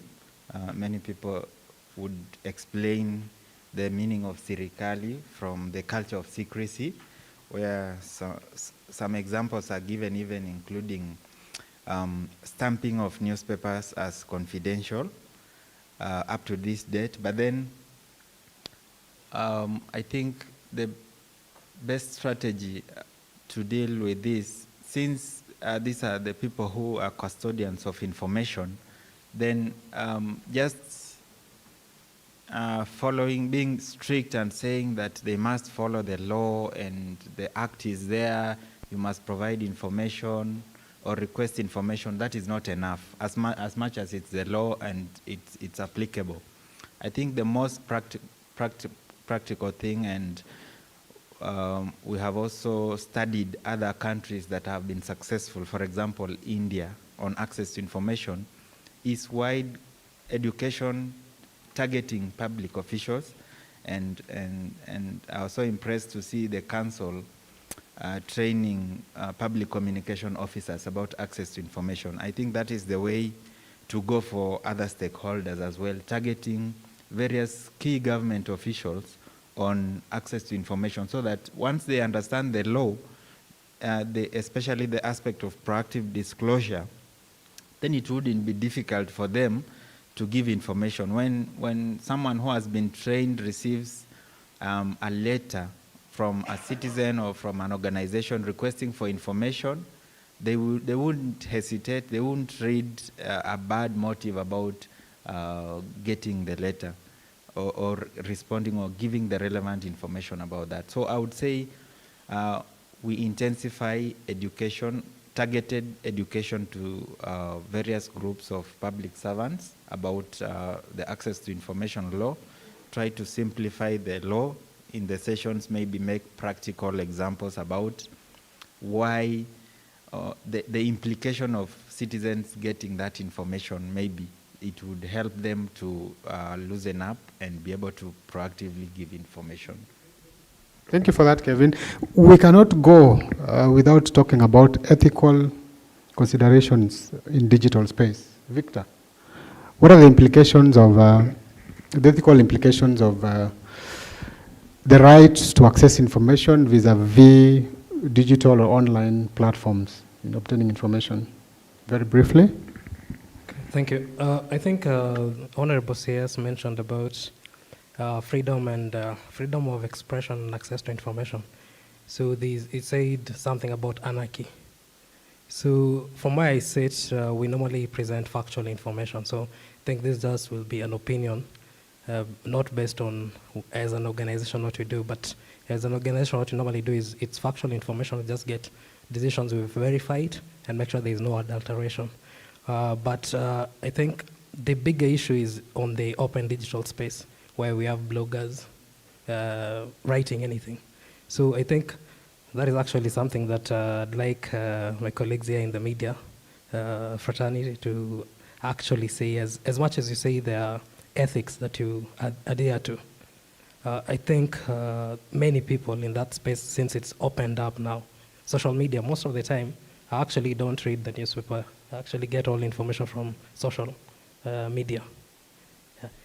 But that information, at times I have to read the newspaper to verify it, because newspapers are actually better sources. Yeah? It's easier to verify from newspaper sources because they have in-house editorial rules, as opposed to anyone who can just come up with a blog and just write any information. So from a legal perspective, I also see why, like even all regimes that come into power, they try to stamp the authority on that freedom of expression in the digital space. That's why we keep getting this story of computers, cybercrime bill coming up and up again. But also I think that is out of fear because there's information they don't want out there. Yeah? Like we were saying, access to information, I think there's proper legislation, but there's no political goodwill to properly implement it. Yeah. Thank you very much. Oscar, as we finish from where you sit and in line with our theme, do you think the right to access information, which includes data, is enabling this digital transformation journey that Kenya is in?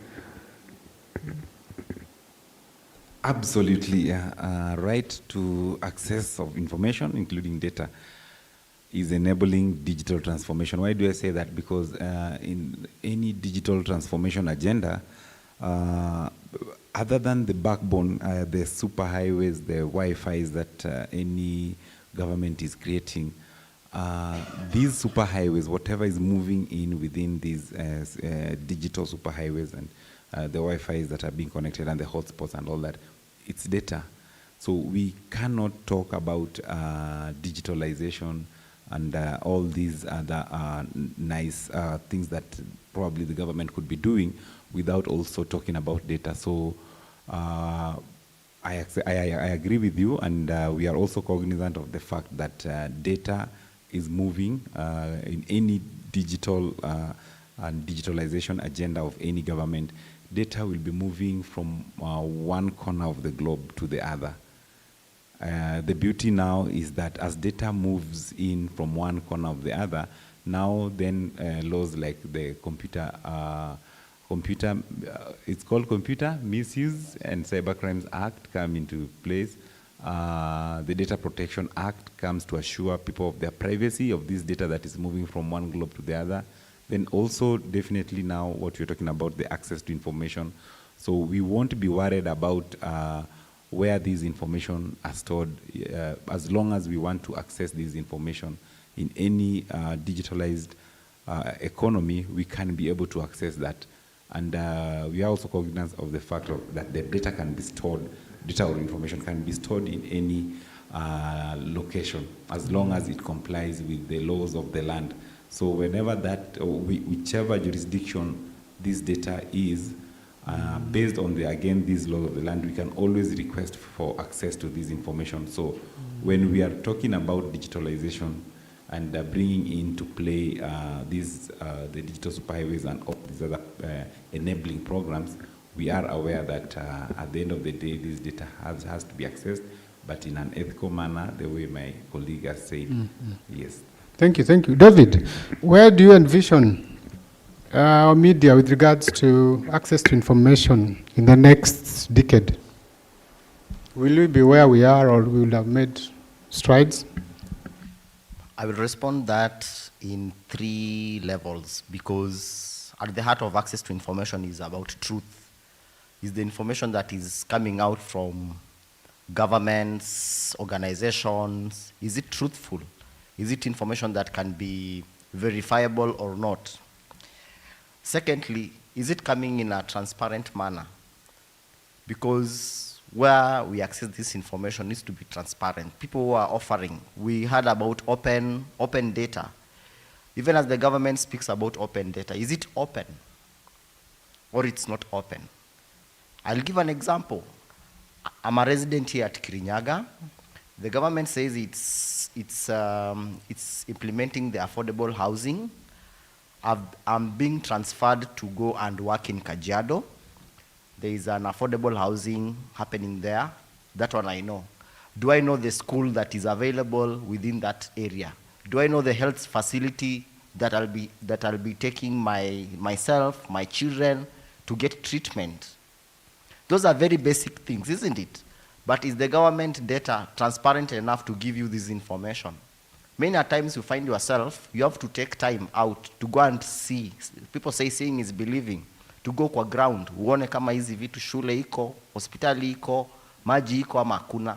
But if this data is available in a transparent portal, then we are moving well. And then the last level is accountability. The information that you are receiving, can you account for it? If all these three levels are able to be met, the future of journalism will remain as robust as ever. But if there'll be a gap between the three, then technically we will keep on recycling the same discussions over and over. And right now that we have the emergence of technology where information is everywhere. I know internet is a human right. It gives every person an equal opportunity to raise their voice. But are you doing it in a sustainable way so that certain things like the computer misuse and cyber crimes and so many other laws do not come to us? Because even the United Nations says an open, safe space for everyone is good for the society. But if we create barriers, even to, let's say, to women, to the marginalized, to the disabled, persons with disabilities, we are locking out as many people. So we need to make all these levels as inclusive, transparent as possible. Then we will be going on a good note. Thank you very much, David. Sylvia, my auntie was watching in the morning, and then I think she has run out of bundles. Now she's not watching. She has asked me to ask the Commission on Administrative Justice about the place of information, especially in accessing, I think I'd mentioned that earlier on, accessing justice. For example, when they have cases, how can information help in solving such cases, and where can this information be obtained from? So information about what? About how to handle different cases that they have, for example, complaints that they have. If they want to reach CAJ, how can they go about it? Where can they obtain information from? Thank you for that. So basically for us to be accessed, we can be accessed in different platforms. We have offices like my colleague Ali alluded to. We have 6 regional offices. I don't know where your auntie is based, but we have regional offices, a representation of the previous provinces. Also, we're in Huduma centers. Yeah. You can send a letter to us. We can be accessible through postal address, through the Twitter handle, the Instagram, and the YouTube. All that you can be able to be accessed through a phone call as well. We also have a e-platform for lodging complaints. You don't have to come to our office. We can be able to access our services. Then also we have referral partners that we work together with. Also on top of that, the Commission has mandate to build capacity of public institutions, and under that we have the performance contracting framework, where the Commission is a lead agent in implementation of one of the indicators. So we train our public institutions and tell them, in the event a member of the public is coming to seek a service in your institution, and you do not offer that service to the level that they so desire, and they seek to maybe complain, and they seek to maybe find assistance from another institution. We have mandated all public institutions to have a service charter where they put now the services they offer, the timelines, and also indicate at the end of the service charter, in the event you're dissatisfied by the services offered, you can lodge a complaint to the Commission. That falls now within our other mandate of administrative justice, where we ensure that there's proper administration, and anything contrary, any kind of maladministration, they should be able to report to us. So even the MDAs, the different public institutions, they should notify their customers that in the event they are aggrieved by their services, they can go to the office of the Ombudsman. Thank you. Thank you. Kevin, is the civil society doing enough with regards to right to access to information? I would say that it's enough. It's a journey. So far, so good. What is working is the collaboration between civil society and government, and I think that approach has really improved the way civil society and government work, because both teams work towards the same goal, to ensure that people get information in a timely manner.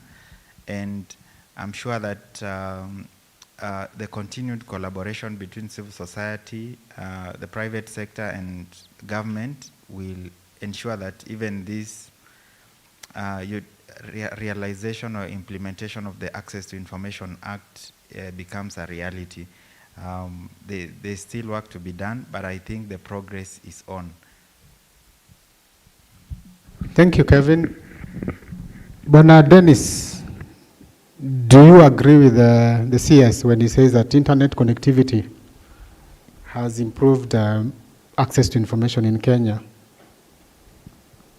I think according to statistics, we are at 42% internet penetration rate. And they have grand goals of, I think he said 45,000 free Wi-Fi spots. I think if well done, it has a huge impact. First, in promoting democracy, because people are able to receive more information and make informed decisions. We are also seeing a situation, the downside of that is an information overload, where you have too much information reaching the common mwananchi and is unable to make any decision that may be required of them and easy to manipulate. Also receiving this data, we are seeing media being able to, on a media perspective, media is able to diversify some of the content that they produce, and this increases trust among the citizens. For example, if it's, let's say, Mashujaa Day celebration, we have different journalists who focus, you have one speech that you have, but you have 3 different reporters who report on that same speech, but on different angles, because they have available information that is there. So once we have increased information flowing to the public, we're also seeing more businesses coming up in terms of making informed decisions for the public, but also for the business sector. Because investors, to attract more investors, you need data, like where is the country headed. But if there is no data being provided by the government or other stakeholders, we are not able to make informed decisions.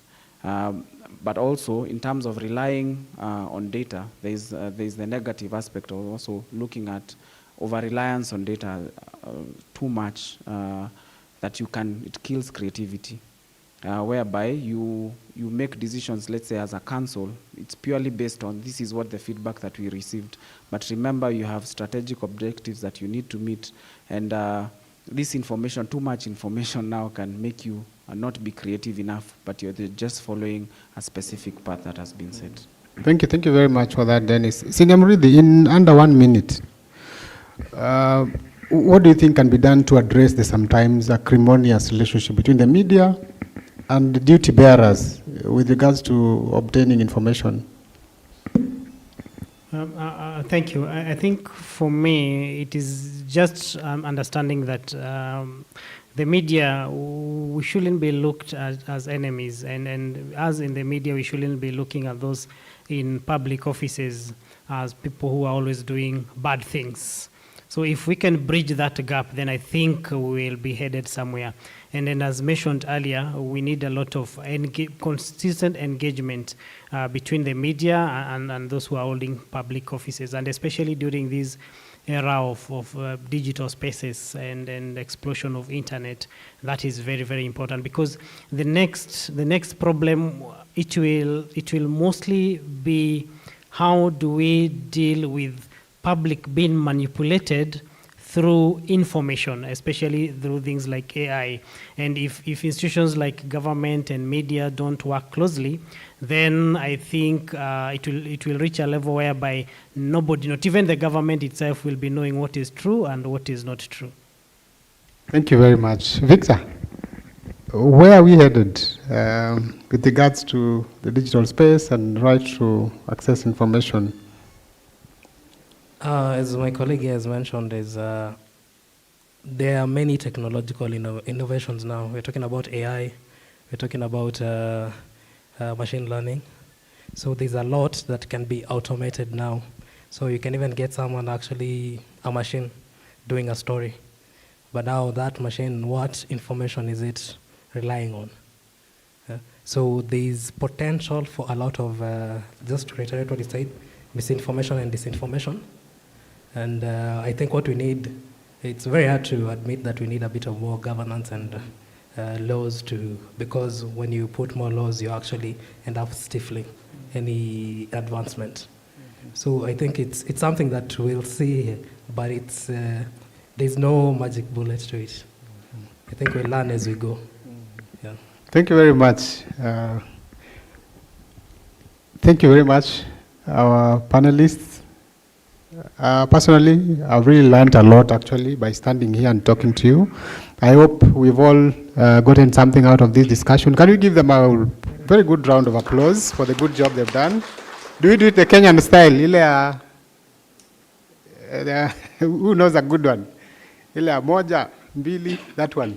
So we can start. 1, 2, 3, 4. I'm that old school. Thank you very much. Asanteni sana, and I wish you the best.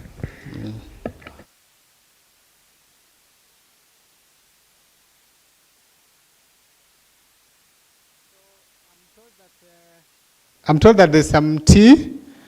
So from here, I think we can step outside. We'll be guided on where exactly the tea is found. Then we'll reconvene in the next maybe 20 minutes after the break for a plenary session. Thank you. Laureen, where do we move to next? Yeah. Okay. I think it's tea time.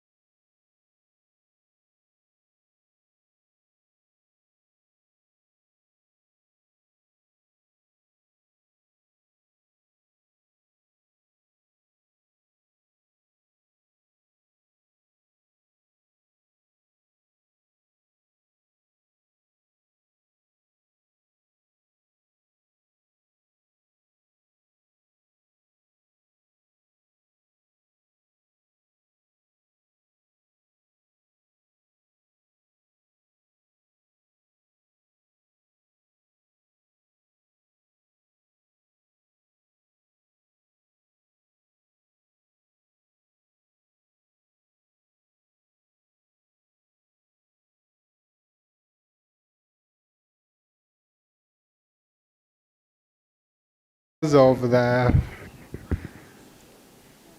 panel that I had here initially. So I want to kindly call them again to stage. This time they'll be hearing now from the other side, not from me. So karibuni sana Victor, Oscar, Kevin, Senior Murithi, to sorry, yeah, we will. Oh, I'll check. So my colleague Karanja will take over this session. Mr. Karanja is our regional coordinator for Meru and covers the whole of this region. Karibu sana. Thank you, Jerry. Ladies and gentlemen, good afternoon. We are minutes away from afternoon. It's still morning. So let's settle down so that we can have this second and last session of the day.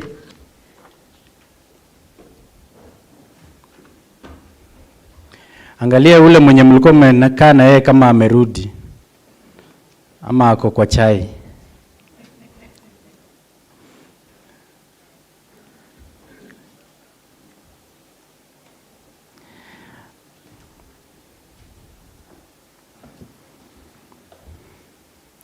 As Jerry has mentioned, my name is Karanja Jackson. I am the regional coordinator of the Media Council of Kenya and your host for the day. Allow me to express my utmost gratitudes for your attendance and for those who kept time. Kuna wale hawaku keep time. So for those who kept time, thank you very much. Anyway, thank you very much, our panelists. The session right now will be more of a reaction from the discussion we had. Remember, our topic is, the theme for the day is Kenya's digital superhighway as an enabler of universal access to information. And our panelists who are taking us through a discussion on how the right to access information as an enabler for Kenya's digital economic transformation. And our panelists guided us, engaged with us on a few matters, and we shall now be taking questions and reactions on what you feel they may have mentioned that maybe you needed clarification, you wanted to give an addition to it, and such a view. My colleagues from the council will help us with the microphones going round. Oh, thank you very much. So let's take reactions and any questions that you may have in regards to the discussion. And maybe I will start with a question. My question will be to Dennis Mbao, the communications leader, Association of Media Women in Kenya. You mentioned something about the need for us to revise and have a serious discussion on matters of sexual harassment in newsrooms, and how this has been a big impediment to accessing information. What do you think could be some of the stop-back measures we could put, like immediate things that we in newsrooms should put to try and address matters of sexual harassment in newsrooms? Yeah, thank you very much, Karanja. I think the very first measure is creating awareness. That the vice exists, so that even so that the women in media as well as the men in media understand that the challenges that come with sexual harassment. First, when you create that awareness, then now they can see the seriousness of it, because then you're able to think of your female co-workers as your sisters. You know, they can be your mothers, your aunties, and imagine them going through such an ordeal. The second one is getting buy-in from the media owners and management on adopting an anti-sexual harassment policy. So basically, what a policy does is that it guides intervention on how to address sexual harassment in that media house. And this is also it's also attractive in terms of even getting a good workforce, because they know they are catered for. You know, once you go to you work in a place that you feel you're protected, and there is a legal redress, because some of the challenges that you find is that you get sexually harassed and you don't know even how to report it. Let's say it's your boss. How do you go about it? Who do you talk to? Because there are no measures that have been put into place by the management to address that, so that becomes a big challenge. So getting that buy-in and having them address this policy goes a big way. We already have the model policy already, so it's upon now we have a committee that we work with, and some of the challenges that we face maybe in terms of financial constraints in servicing all the media houses that we have in the country, both national and at community level. It's quite a big challenge. So we work with partners here, and we would wish if you have a media station that is interested in such a training, we offer that. We can do it virtually, or we can plan how the committee can be availed to you, so that they can be able to give you that support that you need. Other interventions would be joining associations. We have KUJ, we have Kenya Editors Guild, we have Media Council of Kenya, which also has a complaints commission. So being part of a membership organization helps you in terms of seeking redress, because even some of the challenges that we're talking about, access to information, let's say you're a journalist who is going to Kirinyaga County to get some documents or some information that you may need. But in your own capacity, you may not be able to get that information. But maybe because you belong to Media Council of Kenya, you can be able to call Karanja here as the regional coordinator, can be able to help you. You can call our office at Amwick, then we are able to see how can we get you that information that you may need. And this mostly applies to investigative journalism. So we can be able to see how we can help you. In terms of sexual harassment, you can be able at least to report to someone. You can call us, and we'll ensure that there is secrecy in terms of how the information you present is presented, and we're able to at least help you. We also have psychosocial support services that we offer with some of our partners like IREX and Free Press. We can see how we can help you at that. The other interventions that have been proposed would be in terms of naming and shaming the perpetrators, especially for those who work in media. Can we have like a platform? And now the challenge now comes into we have some cases have to be investigated, and you cannot be found guilty unless you've gone through the process of a legal process that has shown that you're actually a perpetrator. We've seen some of these issues when there's a case in the Senate of a sexual harassment case against a senator it's an ongoing story. So this is something that really happens, and those are some of the immediate things that we're doing as an organization, and also as the Kenya Media Sector Working Group to address that. Thank you. Do we have any questions from the crowd? Yes, there's one at the back. There's a microphone. Thank you. Thank you very much. Karanja, mimi ni saizi ya Nairobi, kwa hivyo nitauliza maswali ambaye naweza kuwa nimepitwa na wakati.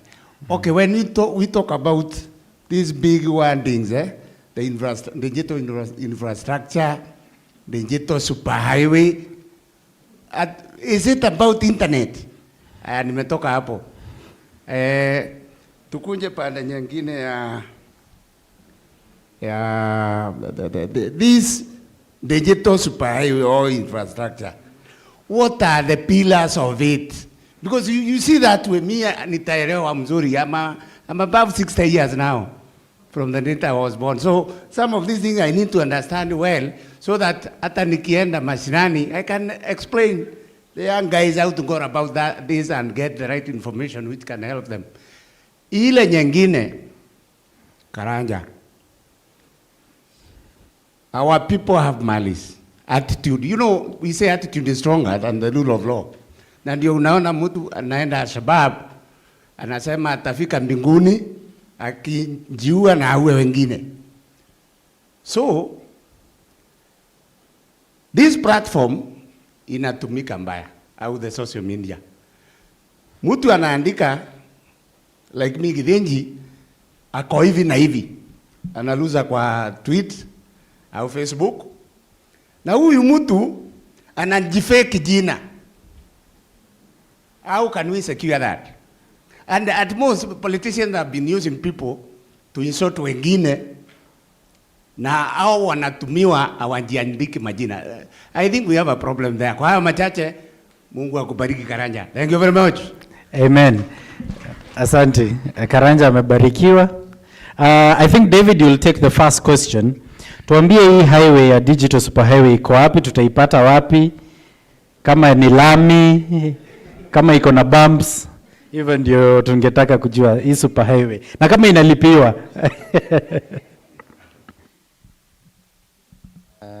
Asante sana kwa hayo maswali. Jambo la kwanza ni kwamba tunafaa tujue ya kwamba the ministry was here, so I'll not be technically speaking on behalf of them, but trying to respond to the question. So currently the government has something what is called the Digital Master Plan for the year 2023 to 2032.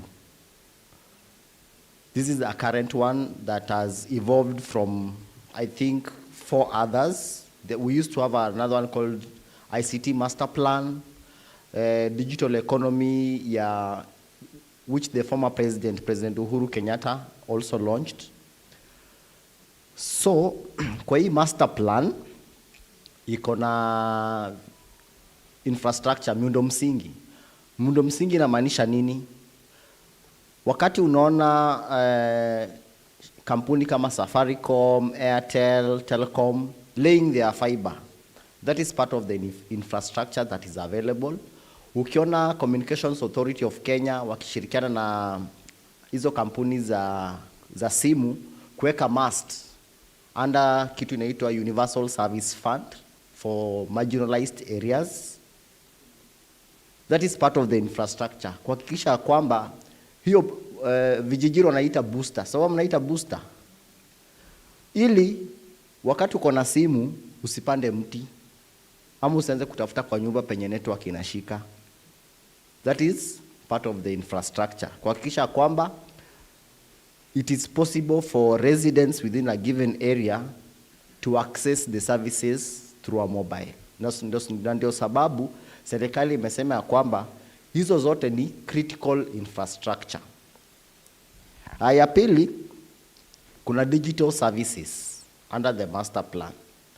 Digital services ni kama hizi zenye ulisikia waziri akizungumza katika masoko, mashule, wateka free wifi hotspots. Na amesema kutakuwa na 25,000 kuanzia mwaka huu hadi mwaka in the next 5 years. Sorry. And then kuna kiwango kingine kwa hiyo master plan inaitwa data management. Serikali inatumia aje taarifa kuhusu wananchi wao? Wakati unapoenda katika huduma center ama afisi zozote za kiserikali, kuna ile habari ambayo wewe unampea, pengine uko pengine ni afya ama umeenda kupata huduma yoyote. So how is the government managing that data? Alafu tena kuna kitu inaitwa digital skills. Ulisikia waziri akizungumzia sana, alilenga upande wa vijana, ati kila ward itakuwa na kitu kama shule ya kufunza watu kuhusu digital skills. But digital skills is not just for the youth only. It's also for people like you, myself, and anybody in terms of what we call digital literacy skills. Hakuna venye uko na smartphone and you still don't know how to use it effectively. Tunapozungumzia Facebook, sijui nini, Instagram, that is just a small element of the entire spectrum of how you can use your internet. And to use it effectively, you need digital literacy skills. Digital literacy skills means what? How do you use your device? Wangapi wamai kuporwa pesa kwa sababu ya simu? Unaona mmeinua mikono because of low digital literacy skills. Umeweka password ya mtoto, umeweka password ya mwaka yako wenye ulizaliwa, umeweka password ya gate yako ukiingia kwa boma, mtu anajua. So tunaanzia hiyo kiwango. Haya, ukitumanisha mtu kukutolea pesa kwa simu, unampea password. Wanasema password ni siri yako, si ndio? Lakini wewe umepeana. Haya, how do you protect yourself from people who lie to you that mimi ni mtu fulani? Those are part of digital literacy skills. Hiyo tu ni kiwango kimoja. Alafu serikali pia wanasema kulingana na hii master plan wako na kitu inaitwa driving innovation. Msikia waziri akisema kupitia kwa haya mafunzo yenye watakuwa wanafanya, wanatarajia kutengeneza nafasi za kazi 1,000,000. Unaona? Driving innovation, because it's not just a phone that you have. Na pia after wamemaliza hivyo kutakuwa na entrepreneurship, watu wanapata kazi. Lakini ukiangalia kwa lile swali lingine ambalo liliuliza what is internet, hao walizungumzia hapo awali wakisema kwamba internet penetration, internet connectivity iko around 42%. Tumesikia hivyo, si ndio? Hiyo inamaanisha nini? Unaweza kuwa na booster hapa, but because of affordability you don't have data, hauna bundles. But mko na booster hapa, hauna bundles. Hiyo ni number 1. Number 2, you don't have a device. That is why the government currently, I think it's next month, they'll be launching Kenya-made mobile phones at a cost of 6,000. Mashirika ya kampuni za simu pia wako na simu zao low cost devices zenye wao mnalipia lipa mdogo mdogo 25 bob per day, si ndio? Those devices, they are going to address the capacity needs of the infrastructure that they are building. Ukienda Nairobi watu wanazungumzia 5G. Sijui Kirinyaga mnatumia 3G ama ni 4G? 2G. 2G is very low. Unaona? 2G is at the most lowest level. So ili kuhakikisha kwamba you are able to tap into the immense opportunity of the internet, ambayo the best one is at 4G, you need a good device. And with a device, you also need things. Sasa kwa county yako kama hapa Kirinyaga, Governor Waiguru na wenzake wanahakikisha wanafanya nini kuhakikisha kwamba you have the best local content, ambayo ukitumia hizi simu zako kama devices, you are able to consume quality content. And then kuna mambo na digital skills tena, alafu pia kuna mambo na cultural barriers. Kwa mfano, nikisema cultural barriers, kwa mfano ni unapata bwana hataki mke wake kwa boma akuwe na simu. It is only the husband who handles the phone, not any other person. Unaona? Hizo ni vikwazo ambazo zinatendeka katika jamii zetu ambazo zenye tunaishi. Mzee tu ndio kusema. Alafu hata hiyo simu anaiwekea kwa loka, anaweka kifungu. Siku jioni ikifika ndio anatoa simu aone nani amempigia simu. Lakini wewe ukitaka kupigia hata kwa wenzako haupati nafasi, anarudisha because you are not allowed. Even a SIM card. There are some communities in Kenya, even owning a SIM card is punishable within the community because it gives you the power to access so many things. I think kwa ufupi nimejaribu kueleza tu what the digital superhighway is, the internet, na serikali inafanya nini kuhakikisha kwamba kila mtu anapokea hizi miundo misingi na hizo vitu na hizo mikakati ambazo wanafanya kupitia kwa ushirikiano wa watu wengine, kuona kwamba you tap into the opportunities of the internet that it brings about. Thank you, David. I think I will just move swiftly to Mr. Mureithi and the question on the regulation of the online space and pseudo accounts. Mzee amesema pale kuna wazee huwa wanamtukana kwa Facebook na hajui ni nani, atawajua aje moving forward na atafanya nini wakimtukana kwa Facebook? Thank you. I think it is a big problem that we have as a country right now, the problem of impersonation. And I think it is affecting very many people. And sometimes even us from media, we find ourselves victims because somebody may impersonate probably even a CS and say things and post things, let's say on X or Twitter. So it's a big challenge, and as he rightly says, tuko na shida wakati mwingine unakuta mwanasiasa pale ameajiri vijana kama 20 hivi wanaitwa keyboard warriors, kazi yao tu ni kutusi mwanasiasa mwingine na kumchafulia jina.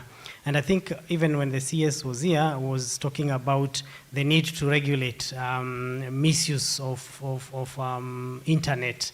And where we are right now, probably I know there are some legislations that we have, but we haven't really cracked it properly, and not just in Kenya. Actually, it is a global problem. It is something that is happening even in other countries, and even if we come up with a law right now, because of the way technology is changing, you will find that people will find new ways of misusing the same technology. So it is sort of an evolving thing. It is a big problem that is affecting, and sometimes even those government officials themselves are even victims of this bullying and trolling. And so it happens at the government level, it happens at industry level, it happens at ordinary people level. So probably it is a continuous debate on what kind of legislations do we need to have so that we don't stifle free flow of information, but also we don't give big room for people to abuse the provisions that they have. Good. Mr. Wanjohi, I can see his hand is up. Acha wakusaidia microphone. Haya, mimi nilikuwa naona kama sauti yangu inafika hapo, ndio umeona nimesimama tu nikatoa salamu. So nimewasikiza sana hiyo panelist, na katika moja siadikagi sana, nimeona kitu inaitwa Bwana Muleithi alisema kwamba wakati wa kuhoji wale watu ambao wakati wa what inaitwa nini, climate change, ni kwamba wale ambao wanaenda kuwahoji hawana elimu ya kutosha ya kuongea mambo ya climate change, hawa wana habari. Nikaona mwenzake pia ameongea kuhusu budget, unaongea kuhusu budget ya county ambao hauna maarifa ya ndani kabisa. Kwa hivyo tukaona kunafaa wale watu ambao wanaenda kutagasa wapewe masomo maalum ama watafutwe kama wale. Nakumbuka kuna wakati katika mambo ya COVID kuna madam mmoja alikuwa anatagasa, alikuwa mtagasaji lakini yeye ni daktari. Nakumbuka hiyo haikuenda baya wakati wa COVID. So she was Masekolilo. Yeah, I can remember that. Sababu mimi hufuatilia nini news sana. Kwa upande wangu, Bwana my friend Githinji hapa ameongea. Nilikuwa natoka nje nikasikia ndio unaona vijana wanaingia mpaka kwa terrorist, wanaenda wanajilipua ndio wapate mabibi sijui 72. Mimi Githinji siwezi kumuuliza kitu sababu amesema nikisikia, na tena najua hana forum kubwa, amesema tu mahali tuko. Lakini sasa mimi nauliza kwa niaba ya washa niseme mambo kama ya dini. Unakuta hapa tuko na bishop, kuna kijana anaongoza youth, wamekuja kuosha kanisa wakiwa wawili, msichana na kijana. Kunatokea mambo, unasikia bishop wa kanisa fulani ameshika msichana kanisani. Hakuna kitu imeangaliwa, mwenye kutagasa tu ni kama anataka ile gazeti ipate bei haraka, anaongea maneno ambao usito wake kwamba hajaangalia usito wake. Tunakuja katika maneno ya bwana kama Githinji, anasema kwamba mtu akijilipua anaenda kupata wanawake 72 huko biguni. Hii maneno kwa media yalitoka wapi? Kwa nini media isione kuna mtu amejilipua? These are terrorists. Aende kwanza area hiyo kuna msikiti, alipoti kwa aite kiongozi wa area hiyo amuulize, na huyo ni mwenzenu, mnaswali na yeye? Hapana. Mnamjua? Hapana. Na unasemaje kulingana na hiyo maneno? Huyo mtu atasema kwamba hayo maneno sio ya dini yetu wala hatuyajui. Lakini unaona mwenye anaenda kuripoti pale anasema, nimeona hapa mkisema kwamba mnaogopa kama umeripoti kwa governor fulani kupelekwa kotini. Kwa hivyo unaangalia hiyo maneno sana, lakini kama hii maneno ya tuseme dini, sisi hatuna koti ya kukupeleka, lakini umeshafua. Kwa hivyo mfano mtu amejilipua, unasema Muslim extremist, Muslim terrorist. Where does the word Muslim and that man came about? Inaligania wapi hiyo? Sababu mfano hiyo tunasema kuna room inakuwa created. Tumetoka pale na bishop. Mi kusimama hapa nimeitwa ni bishop. All the way nilikuwa nimesafiri kidogo, akinipigia simu nilikuwa mpakani Tanzania.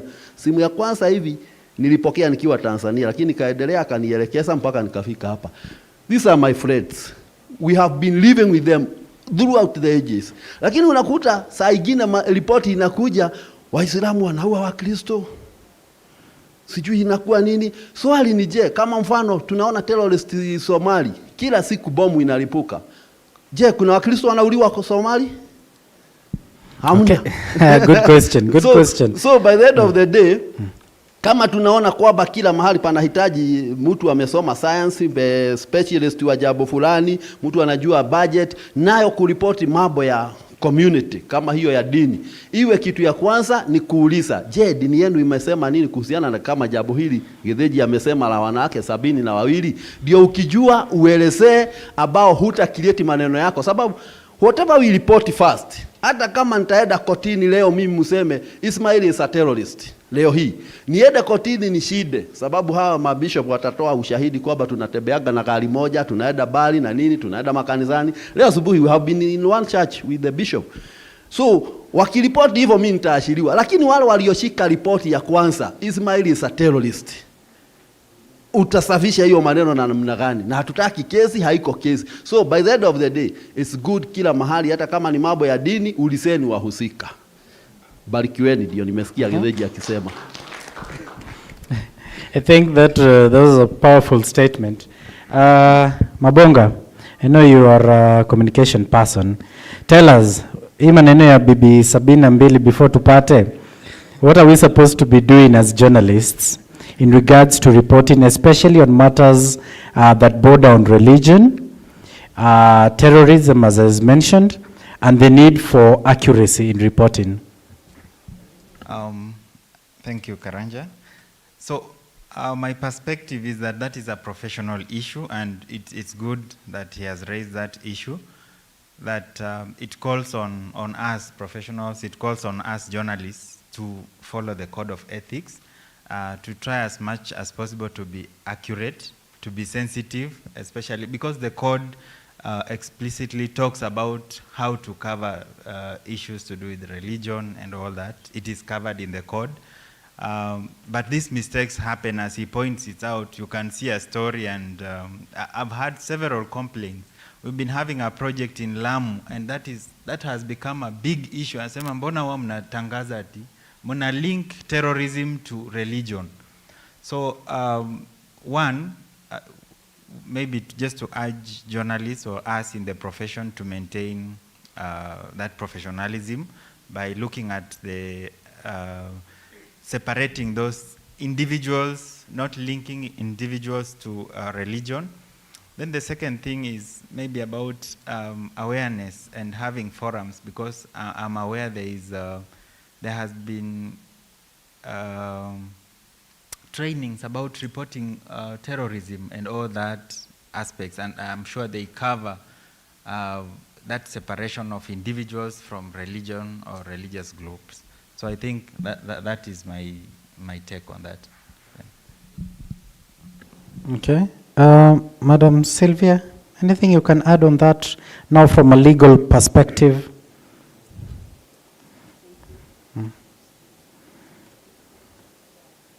Yes, thank you.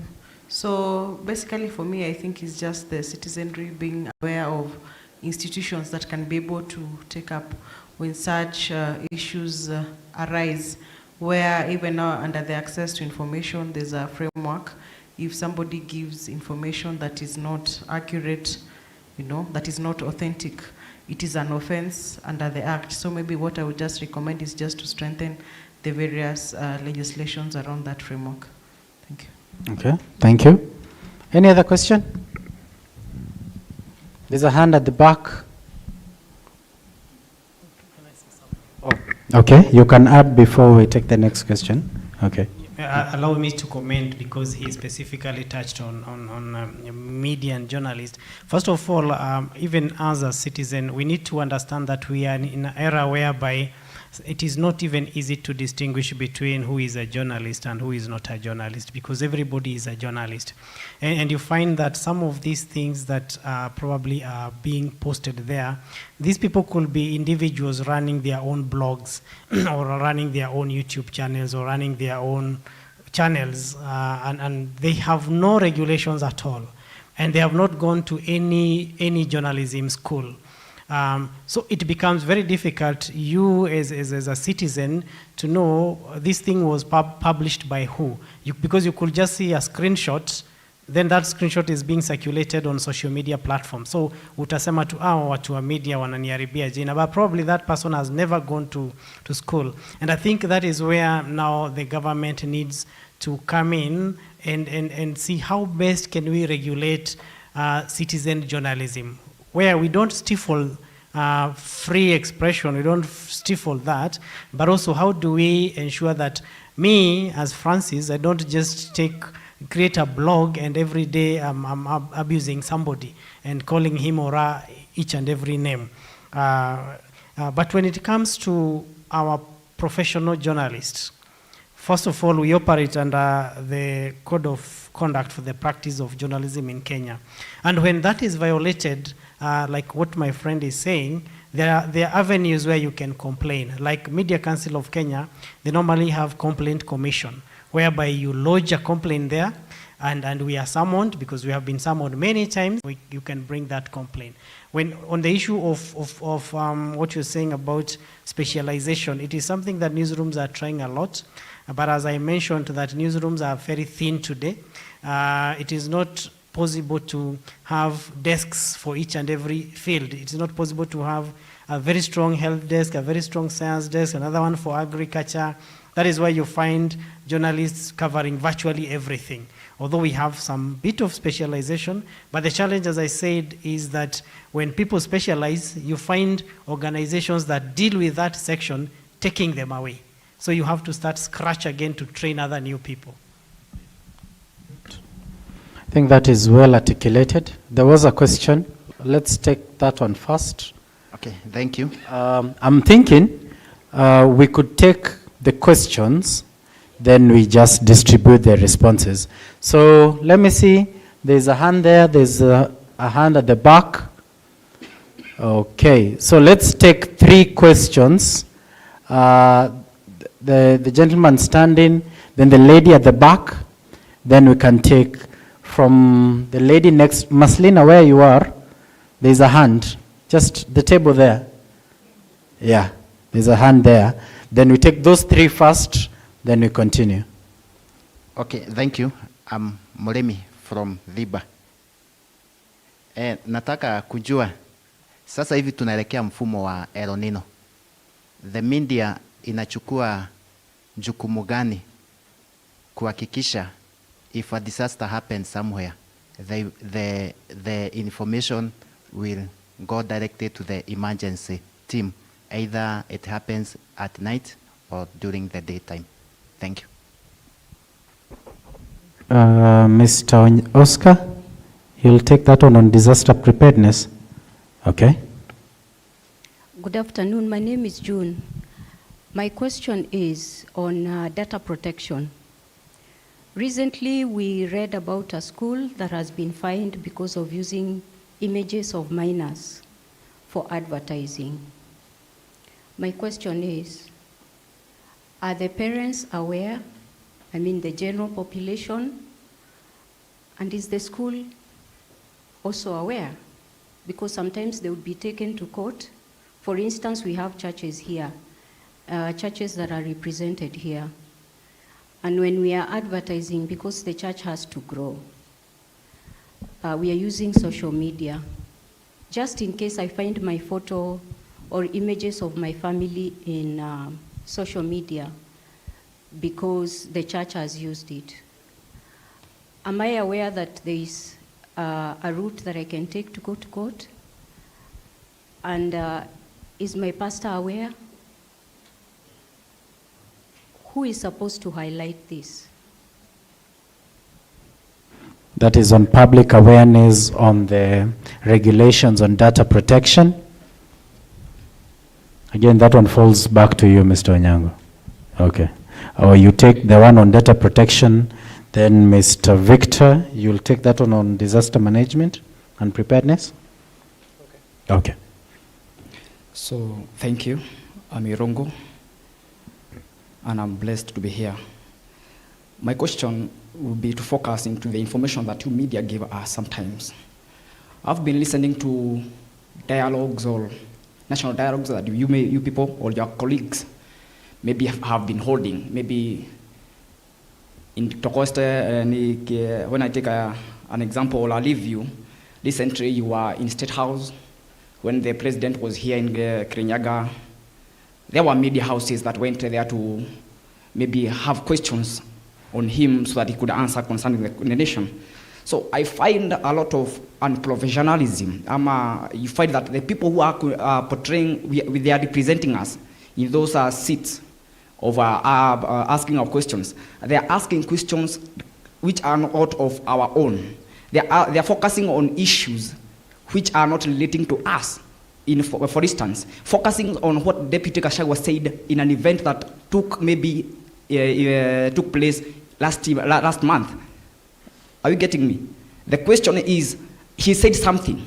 A new media, you come here and give us information. What you focus mostly into is what he said against the political divide. And you're giving us information which is not helping us. If it is airing of airing of your contact, Citizen, maybe Inoro, maybe Kameme. I'm a fan of KBC because why? They educate me. I listen to parliamentary sittings, Senate sittings, because I get educated there. The platforms, Citizen and others, you major a lot on issues that are not attracting us. I'm a pastor in a church, and I tell them sometimes, don't watch these news, because the moment you watch them, you are at hectic. Huh? You have that headache out of that hour. Why? The information that you are receiving, they are not information to encourage you. They are information to discourage you. The information which are not bringing sense to us. Okay. What you are focusing into is not real. Okay. The question is, what are you media people doing to ensure that you portray goodness and willingness of a nation, or our citizenship or patriotism in a country as you portray all the information that you portray? I think that will send straight to David, because he's the practicing journalist on this platform, and you'll tell us why you are relying and basing everything on remarks instead of focusing and giving people a headache. Okay? Giving people a headache in Kirinyaga. Okay? That one I'll throw straight to David. So let's get the responses. We'll start with Mr. Cheriot on disaster management, then Oscar, you'll take. Thank you. Again, speaking not as an expert, because I'm not an expert in that field, but I know all this information about like El Nino has been on the news for a long time. What we don't know is exactly when it's going to start. But I think your issue was about how to disseminate that information effectively. I heard the county say they have emergency hotline or something. Yeah, so which they use for bulk SMSs. I know developed countries, they normally have these tsunami warnings, earthquake warnings, where you get an automatic text message on your mobile phone. But like for this county, I have no idea if how that works. But there is also leveraging on community radios. You listen to the local radios. I think the powers that be, that the disaster management agency, I think they're the one tasked to be doing that in the government. So I think it's on those players to actually collaborate with the media fraternity, go to community radios, do interviews, educate people on how to avoid it's called landslides and whatnot.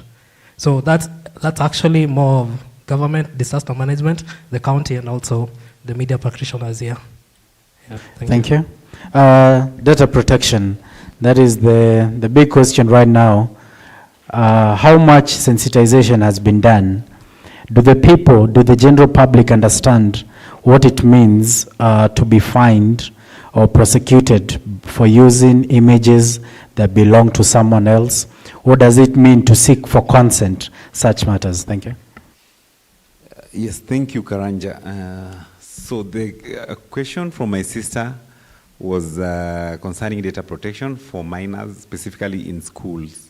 What the law currently is saying is that there are 3 categories of people who the law requires that they be represented before their data or information is used. And number 1, these are minors. You need, first of all, to get the parental or guardian consent. Secondly, anyone with mental disability, you cannot use his photos or images without the consent of a guardian and somebody who must show proof that he's the guardian of this of this person who is mentally incapable. But then again, if you are an adult, you can also give like a consent or like the power of attorney for someone like a legal counsel to represent you.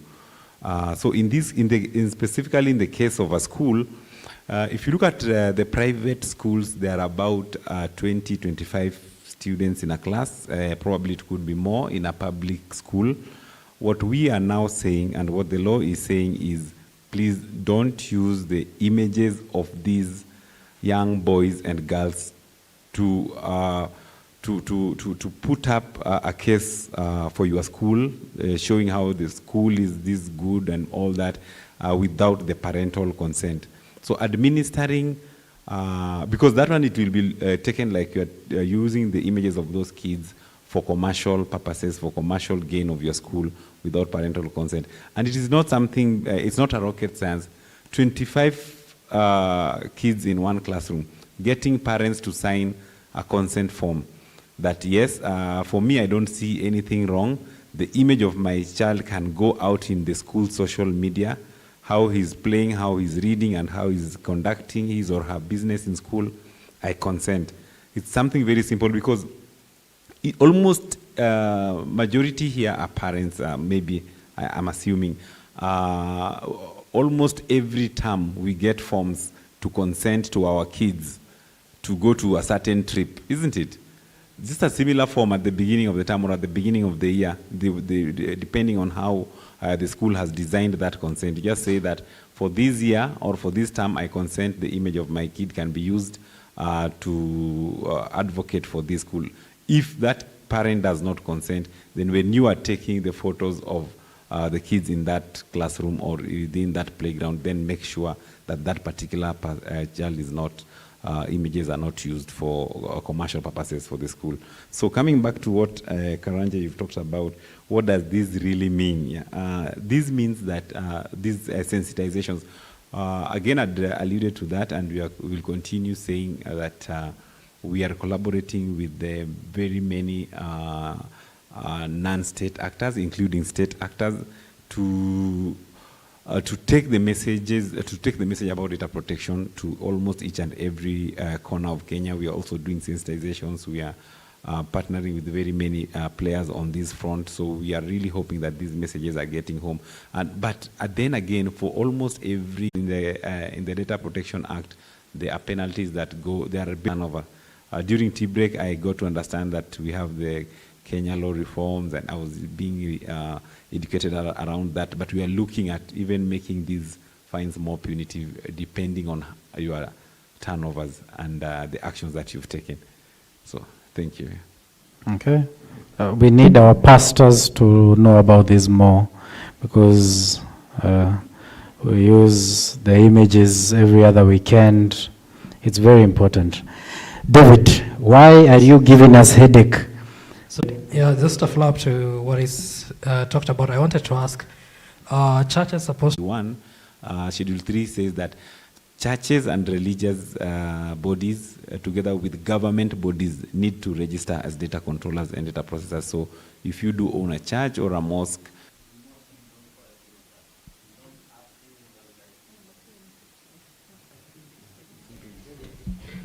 David. Okay. Yes, David, tell us. Actually, I would have left it to members of who deal with the editorial a lot. However, to respond to that, number one, everything that you see in terms of news that comes through either radio, television, or how the newspaper appears to you every day, it comes out of what we call media monitoring and editorial decisions. It's not just that somebody wakes up and says, this is what we want. A lot of decisions have been done, and I believe that is, I can say there's a gap from our end, but the public needs to know that the final product that you always receive at the end of the day, anytime, whenever you are reading or consuming news, there is a process behind what you get as the final product. It's not an easy thing because a lot of editorial decisions have to be made. Decisions, the moment the news is gathered from kwa ground, it is sent to the newsroom. In fact, I would urge you, the public, never lynch your journalist kwa ground for what he has sent. Always reach out to the editorial, because the work of the journalists, mwenye yuko hapa, it is to gather and send. Once they have sent and the information is received at the headquarters, it undergoes some processing. And the processes require a lot of decisions. He mentioned that they look at the facts, who said it, so that something is authentic and accountable. And that is how it comes out. And then, in terms of your question, that how were questions being asked at the State House, again, for the persons who went there for interviewing, they had also their own internal mechanism. But as you know, all the interviews that have been conducted at the State House, they're usually called joint media house interviews. Joint. It's not like an exclusive kind of setup for a particular media house, if you have been very keen on how they do it. So the honors of the media house at that particular time is now to get the facts from what has been spoken. Because facts are all, for any government institution, or from even the presidency to the deputy office and any other government, there is what they will say, and there are those facts that will need to be verified against to what they said. And that is now what comes out as the fully repackaged information. Not what you see as live coverage. Live coverages are at the spur of the moment. But eventually, there is always now room for the information to be synthesized clearly. Ndio sababu saa zingine wao mnasikia President alisema hivi, lakini the truth is this. You remember there is a time they said truth meter, something truth meter. Yes. And to what? Now we go behind the kitchen to see.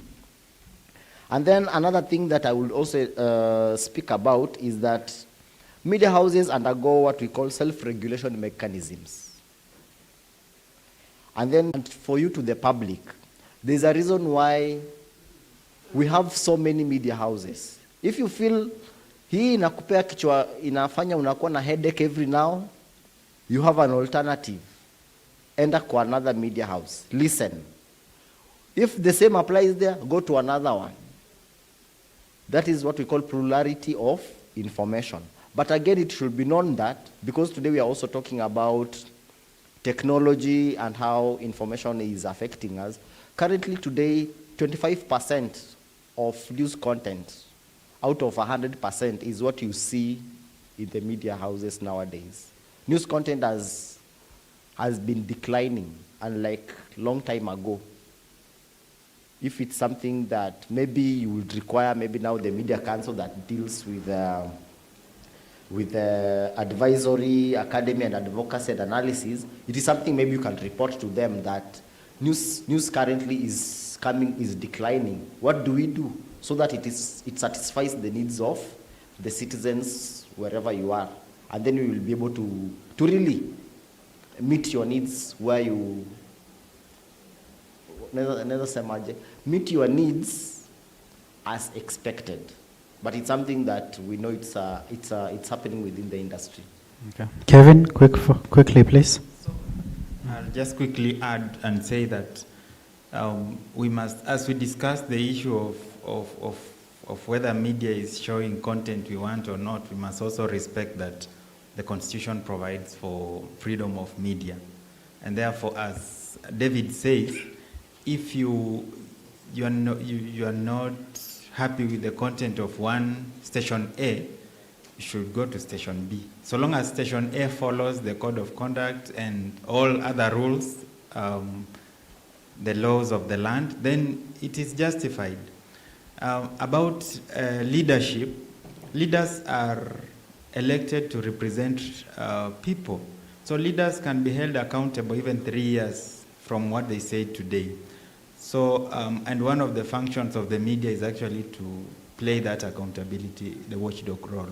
So that's okay. Because we were in another forum and we asked people, we have two scenarios. TVA is showing people discussing, analyzing politics of the day, and the other section showing parliamentary business. What do you think majority of the people in Kenya will watch? Thanks. Okay. Food for thought. Muriithi, please, quickly. I think very briefly, unajua sisi kama wanahabari na wahariri tunajikuta mahali pabaya kwa sababu hao wananchi ambao wanatuambia tunaangazia mambo ambayo hawaoni yanafaa, hao tu ndio wanataka na ndio wanasoma zaidi. If I give you an example, because of advancement of technology, we are able to screen and show and consume what people are reading. For instance, if I go to my platform right now, our platform, I'll see which story is number 1, number 2, number 3, how many people are reading it and where are they? Are they in Kenya? Are they in America? And if it is in Kenya, which location are they? Are they in Mombasa? So that story number 1, most likely it will inform my decision on what panelist will I call in the evening. So it is mostly again driven by what is interesting to the public. So even you, the members of the public, you contribute in what you get. But having said that, the media has a role to agenda set. And that is why you see we try to do a lot of balancing. Like yesterday I was watching a program about NTV had invited very good experts about GMOs. But I don't know how many people followed it. You'll find that probably, I don't know how to have the statistics, but maybe the viewership was not very high. But if you had probably called for a political discussion, these politicians is arguing with these politicians, the ratings will be very high. I'm just assuming that. So that is the dilemma media finds itself in. So what we do from our end, especially as editors, is to balance. Because we need the numbers, even as we try to give the public what we think are real issues, but also we also need to give them what they will want, because at the end of the day, these numbers translate to business. I think that is it. Okay, well articulated. Burning questions, one line. Usitupe habari za nyumbani, tuambie to the question very fast. Thank you very much, MCK, for giving us an opportunity to hear our grievances today. This question called to Data Protection Department. I want to ask just a simple question. What is the Minister of ICT doing to make sure that my WhatsApp account is not hacked, Facebook, Instagram account is not hacked? And if it's hacked, what's the ministry doing to make sure that the victim is recover his account?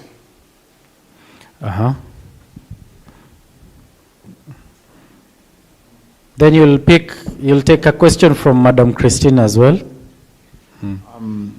I'll ask in line with what the Sheikh just said. I wasn't satisfied with the response that was given, because you realize a local elder in a church and part of the business community in Kagio.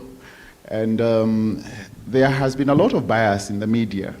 and especially relating to reporting matters, religion, and especially the Christian church.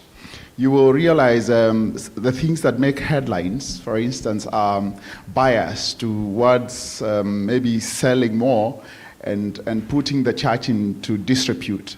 Because you see a lot of things in the media like pastor defiled account. I think there needs to be a clarification. Meta platform, it is not their role, but you're supposed to get in touch with the platforms so that they can help you. And you can use your friends to report that account if you believe it was hacked. So I don't think that falls into the category of the ministry. Another thing I would like to comment, let's not confuse regulate to stifle information, or you used a very good example. If it is a fact a pastor defiled, that is a fact. It cannot be changed. There is no way you'll wish the media council to regulate so that that information does not come out. It actually goes against the constitution.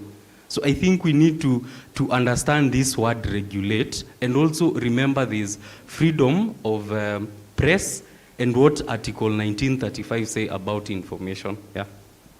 Okay, Christian. Thank you. I'm happy to speak immediately after him, because that's the line that I wanted to pick up and say. Regulation is not restricting of sharing of information or even accessing that information. It is more to emphasize, require compliance with the code of conduct, especially for the media, but over and above that, to also ensure fairness and accountability for the information that goes out. The question of data protection and the expectations of the regulators in terms of data protection now is that word will go out that this is what is expected of anybody who is collecting data and information about an individual, and this is what is expected of how that data is handled, protected, and used. And so as we continue to discuss the question of accessing information, we are also talking about how is that information shared responsibly. The question of responsibility and accountability in how the information you have is shared, processed even, and disseminated is critical in this discussion of accessing information, whether it is government information or an individual's information. Finally, I want to just say it is a good thing that we have different representatives in the room discussing about access to information, because we believe they now can take that information back to their constituencies, whether it is a congregation, whether it is a youth group or a women's group, a media house and its audiences and so on, that access to information is a right. But apart from it being a right, that there are certain rules and regulations over how to operate in that space of access to information. Because members of the public do not get that information easily, it is the reason why they are not informed what is expected of the media. So they find that the media always violates the rights of privacy, even right of reply. Just that you have talked about someone and you've not given them an opportunity to respond. So it's important for us to now go out and actually disseminate that information, that every citizen has a right to seek information and to receive it. Again, what do you do with that information once you have received it? Finally, I want to just make a quick observation about regulating the internet space. Even the Western world is struggling with how do we regulate the social media spaces. It's a challenge because everybody is in there, professionals and non-professionals, sane people and insane people, people who want to lie to others and people who want to give the truth. Everybody is in that space. And because everybody is in that space, it becomes very difficult to regulate it, albeit as we continue to live with the internet space, to share information on that internet space, we are making progress in terms of how do we then regulate. How will we be able to capture those people whose task, they have made it now a task to become robbers on the internet? You see, the difference is that they are robbing you virtually. They are robbing your identity, they are robbing your bank account, they are taking away your social media account. Those are robbers on the internet, as opposed to robbers who walk in the street and they hold a knife up to you and tell you, I want the money in your pocket. So we are not alone. The rest of the world is also grappling with how do we regulate, how do we control violators, how do we even punish those who violate the rights of others on the internet. Thank you. Thank you very much, Madam Christine. I think now we want to wind up. Closing remarks from each of our panelists. Just one line, please, as we close, in regards to the discussion we've had and the deliberations. Yeah, we can start from that side. Okay. Thank you, Karanja. As closing remarks for me, I would say that access to information is a fundamental human right, and as we exercise this right, let's exercise it responsibly, and that's why, to bring in that responsibility, that's why there are laws like the data protection, just to make sure that we exercise this right that again does not violate the constitutional right to privacy of others. Thank you very much. Thank you very much, Mr. Oscar. David? Before I wrap up, a response to Bishop or Pastor on the question of bias. If I may ask, what is your definition of media bias? Definitely, it's a perception. It's a bias. It's a perception of the mind that this media is biased. And remember, as he responded, we only have one public broadcaster in Kenya, that is the Kenya Broadcasting Corporation. The rest are privately owned. So how they do, their editorial guidelines are, it's business. So there is nothing like media bias. It's based on your perception. But in terms of how we are meant to do our work is any reportage must be impartial, and at the same time, it should be objective. And if you feel you have been really, really offended, she spoke, right of reply. The media has that, gives you that right to respond to what you've seen. And that's why newspapers have letters to the editors, radios maybe have call-ins, broadcasters, they have their own way of how they interact with the public. And if you feel you've really, really, really been aggrieved, reach out to the Media Complaints Commission to seek redress. So in my closing remarks, I can just say that everything that we've said here in terms of access to information and how the truth comes out to the general public, number one, journalists are not saviors of the society. Journalism is just part of it. I'm just trying to quote my teacher. Said journalism is not a savior to the society. We are just part of it, and the information that we share, the public is the final arbiter.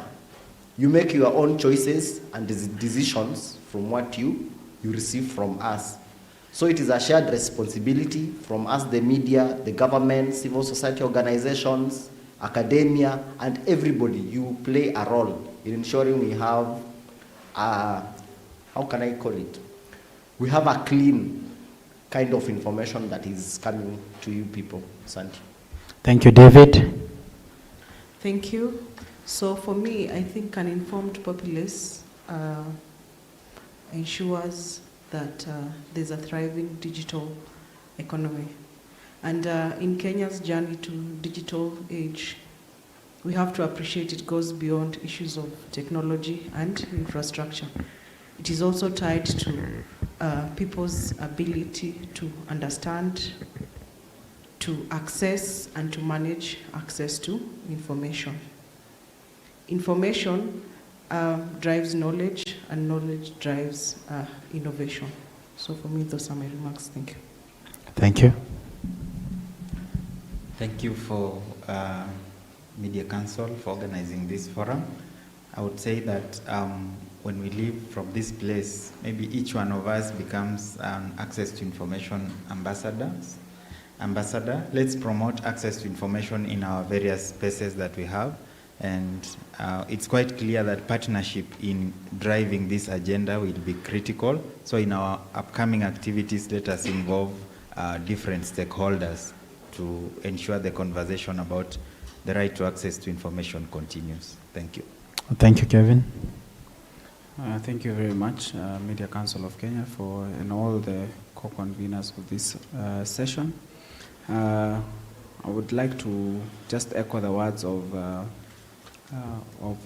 Governor here from the speech that was read here. I think she said something like information is the lifeline of innovation and media freedom, something like that. And I think it speaks a lot in terms of when we have a lot of information, we're able to do much more. Look at the impact it has on the economy, in terms of access to opportunities, in terms of jobs, job creation, just making information available. It gives people ideas. Yeah? Look at, one example is like Diego was saying he was the YouTube athlete. Just being able to access that information made him a champion by just that access. So let's embrace accessing opportunities and through media platforms. And it's also a wake-up call to also media entities as we still grapple with how to find solutions towards creating more sustainable newsrooms. It is upon us to keep thinking how we can use the information we have, the digital space, to ensure that we are thriving and we are creating more safer spaces and spaces where our journalists can reap from it, and as well as in the end goal is to make sure that the society reaps benefit from the information that is presented. Thank you. Mine is, first let me appreciate everyone who was here for finding time, and also appreciating MCK for organizing this. But my parting shot is that what we are calling the digital superhighway, it is not going to contract anytime soon. Actually, it is going to be the biggest superhighway ever seen in this world. It will continue expanding and expanding. But what we need to do is to find our space in this superhighway. We have no choice. We have to find where do we belong in this superhighway, and how can we benefit in this superhighway. You turn things to your benefit. How can we even turn it into a source of employment, for instance? How can we turn it into a source of empowerment? How can we turn it into things that are benefiting the society? Because it will be here, it is here, it will continue expanding. Then finally, how can we minimize harm to our society in this superhighway? Because it is something that will continue expanding. Thank you. Thank you. Thank you. First, I'll say thank you to MCK for inviting us to this forum. I think we need more of these engagements between the legal fraternity and the media fraternity. We also, our agendas, I think, are the same, an informed population. And then also, there's something I'd like to highlight, like reporting on decisions, judicial decisions. At times, you get conflicting interpretations from the media, which is misinforming the public. So I think that's something that MCKU should look at, a bit of legal training on how to report on those judicial decisions, so there is a proper understanding. I know like Judiciary now started giving out a media brief so that it minimizes instance of misinterpretation. At times you read that someone has been acquitted. Well, that's not the case. And as we talk about access to information, we also need to talk about universal access to information.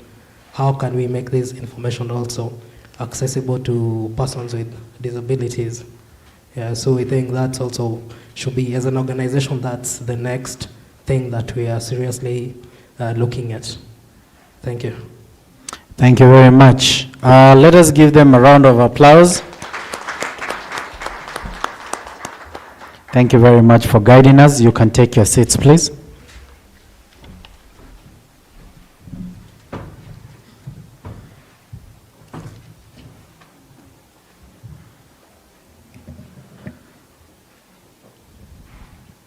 Thank you very much.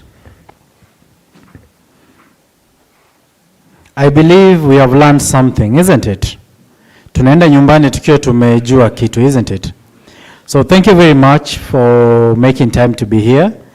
I have also been requested to, as I close, issue or give a vote of thanks. I think top of it, we have to thank the Almighty for giving us opportunity to be alive today, to be in this venue, to have a discussion, a deliberation on betterment of us as an institution and as a country, because access to information is a very important thing to all of us. So a lot of gratitudes to the Almighty God, gratitudes to the CS and the PS and the members of parliaments, the CEO, the different CEOs from the different institutions, representatives from who are representing the different CEOs and managing directors who joined us to grace this notable event. Though in absentia, we are very grateful for them finding time to join us today. Special gratitudes to Kirinyaga County, Kirinyaga Rising. We are very happy to be here today. They have hosted us very well, and we are grateful. Special gratitudes to the Deputy Governor who joined us as well and gave us the remarks from the Governor. A lot of gratitudes to the members of the community, Bishop Mugweru and your team, asanteni sana. They were here very early in the morning and were able to sit with us for the entire 3 to 4 hours, patiently and learning. Thank you very much for that. Kirinyaga Media Association, led by the patron. I can see the patron is at the back. You can wave to the crowd. The chairperson was also with us. The media fraternity from Kirinyaga, thank you very much. May God bless you for continue being reliable partners to the work that we do. Thank you also to Nelly Group for helping us stream this event. I think we have not had any, at one point, challenges with sound, challenges with the stream. The team has been very professional, so thank you very much for that. I know time and again huwa tunaenda mkutano, mnasikia ile sauti, unajua ile sauti ile Q, then mnanyamaza, mnainama. Thank you very much. Hatujakuwa na hiyo hapa. We are very grateful for that. Colleagues from the Media Council of Kenya, thank you very much for your support and your assistance. Members from the Nairobi office, from the Meru office, for all the assistance that you have accorded us. Thank you very much, and may the Lord bless you. And also to our by lodges, tutawaambia tukitoka that we are very happy to have been here. They have accorded us a lot of assistance. The food has been good, and I'm very sure in the next few minutes as we leave here, we're going to enjoy a very good lunch. So with that, colleagues and members of the public, members from the civil society, our invited guests, I will not forget to mention the Kenya Law Reports for giving us a copy to go home with. We now have the Constitution of Kenya, a hard copy. Madam Christine, you do not have one? Hatutatoka kama hujapata. Hatutatoka kama hujapata. Tukirudi nyumbani, we now have the Katiba with us to guide us and also to keep us informed on what we're supposed to be doing in this great Republic of Kenya. So with that, I want to invite a volunteer, a lady who will volunteer to close with a word of prayer. I have been informed that the lunch vouchers have been given. So as we leave, yule ambaye atatuombea, please ombea pia chakula na pia uombee safari ambazo kwa wale ambao watakuwa kisafiri warudi vyema nyumbani. A volunteer? Thank you. Thank you. Let us stand for prayer. Tuamini na tuombe. Njoroge ameanza kutuongelesha Kiswahili. Sitaachia hapo, tuendelee na Kiswahili. Tuamini na tuombe. Baba, katika jina la Yesu tuaja mbele zako dhuhuri ya leo. Tunasema shukrani nyingi kwa sababu umekuwa na sisi tangu asubuhi hadi sasa. Tumekuwa na mkutano ambao umefaa, tumekuwa na wanakijiji, tumekuwa na Media Council of Kenya, tumekuwa na many other stakeholders ambao wamekuja pamoja ili kuongea kuhusu access to information.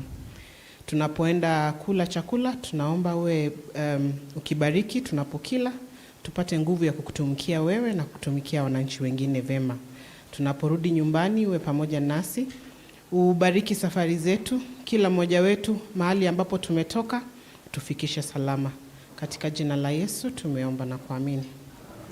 Thank you very much. As we close, tupige makofi, tujipigie makofi kwa kukaa hapa. And may the Lord bless you and keep you and guide you back to the places that you're from. Give them much greetings from the Media Council of Kenya. May God bless you. Thank you.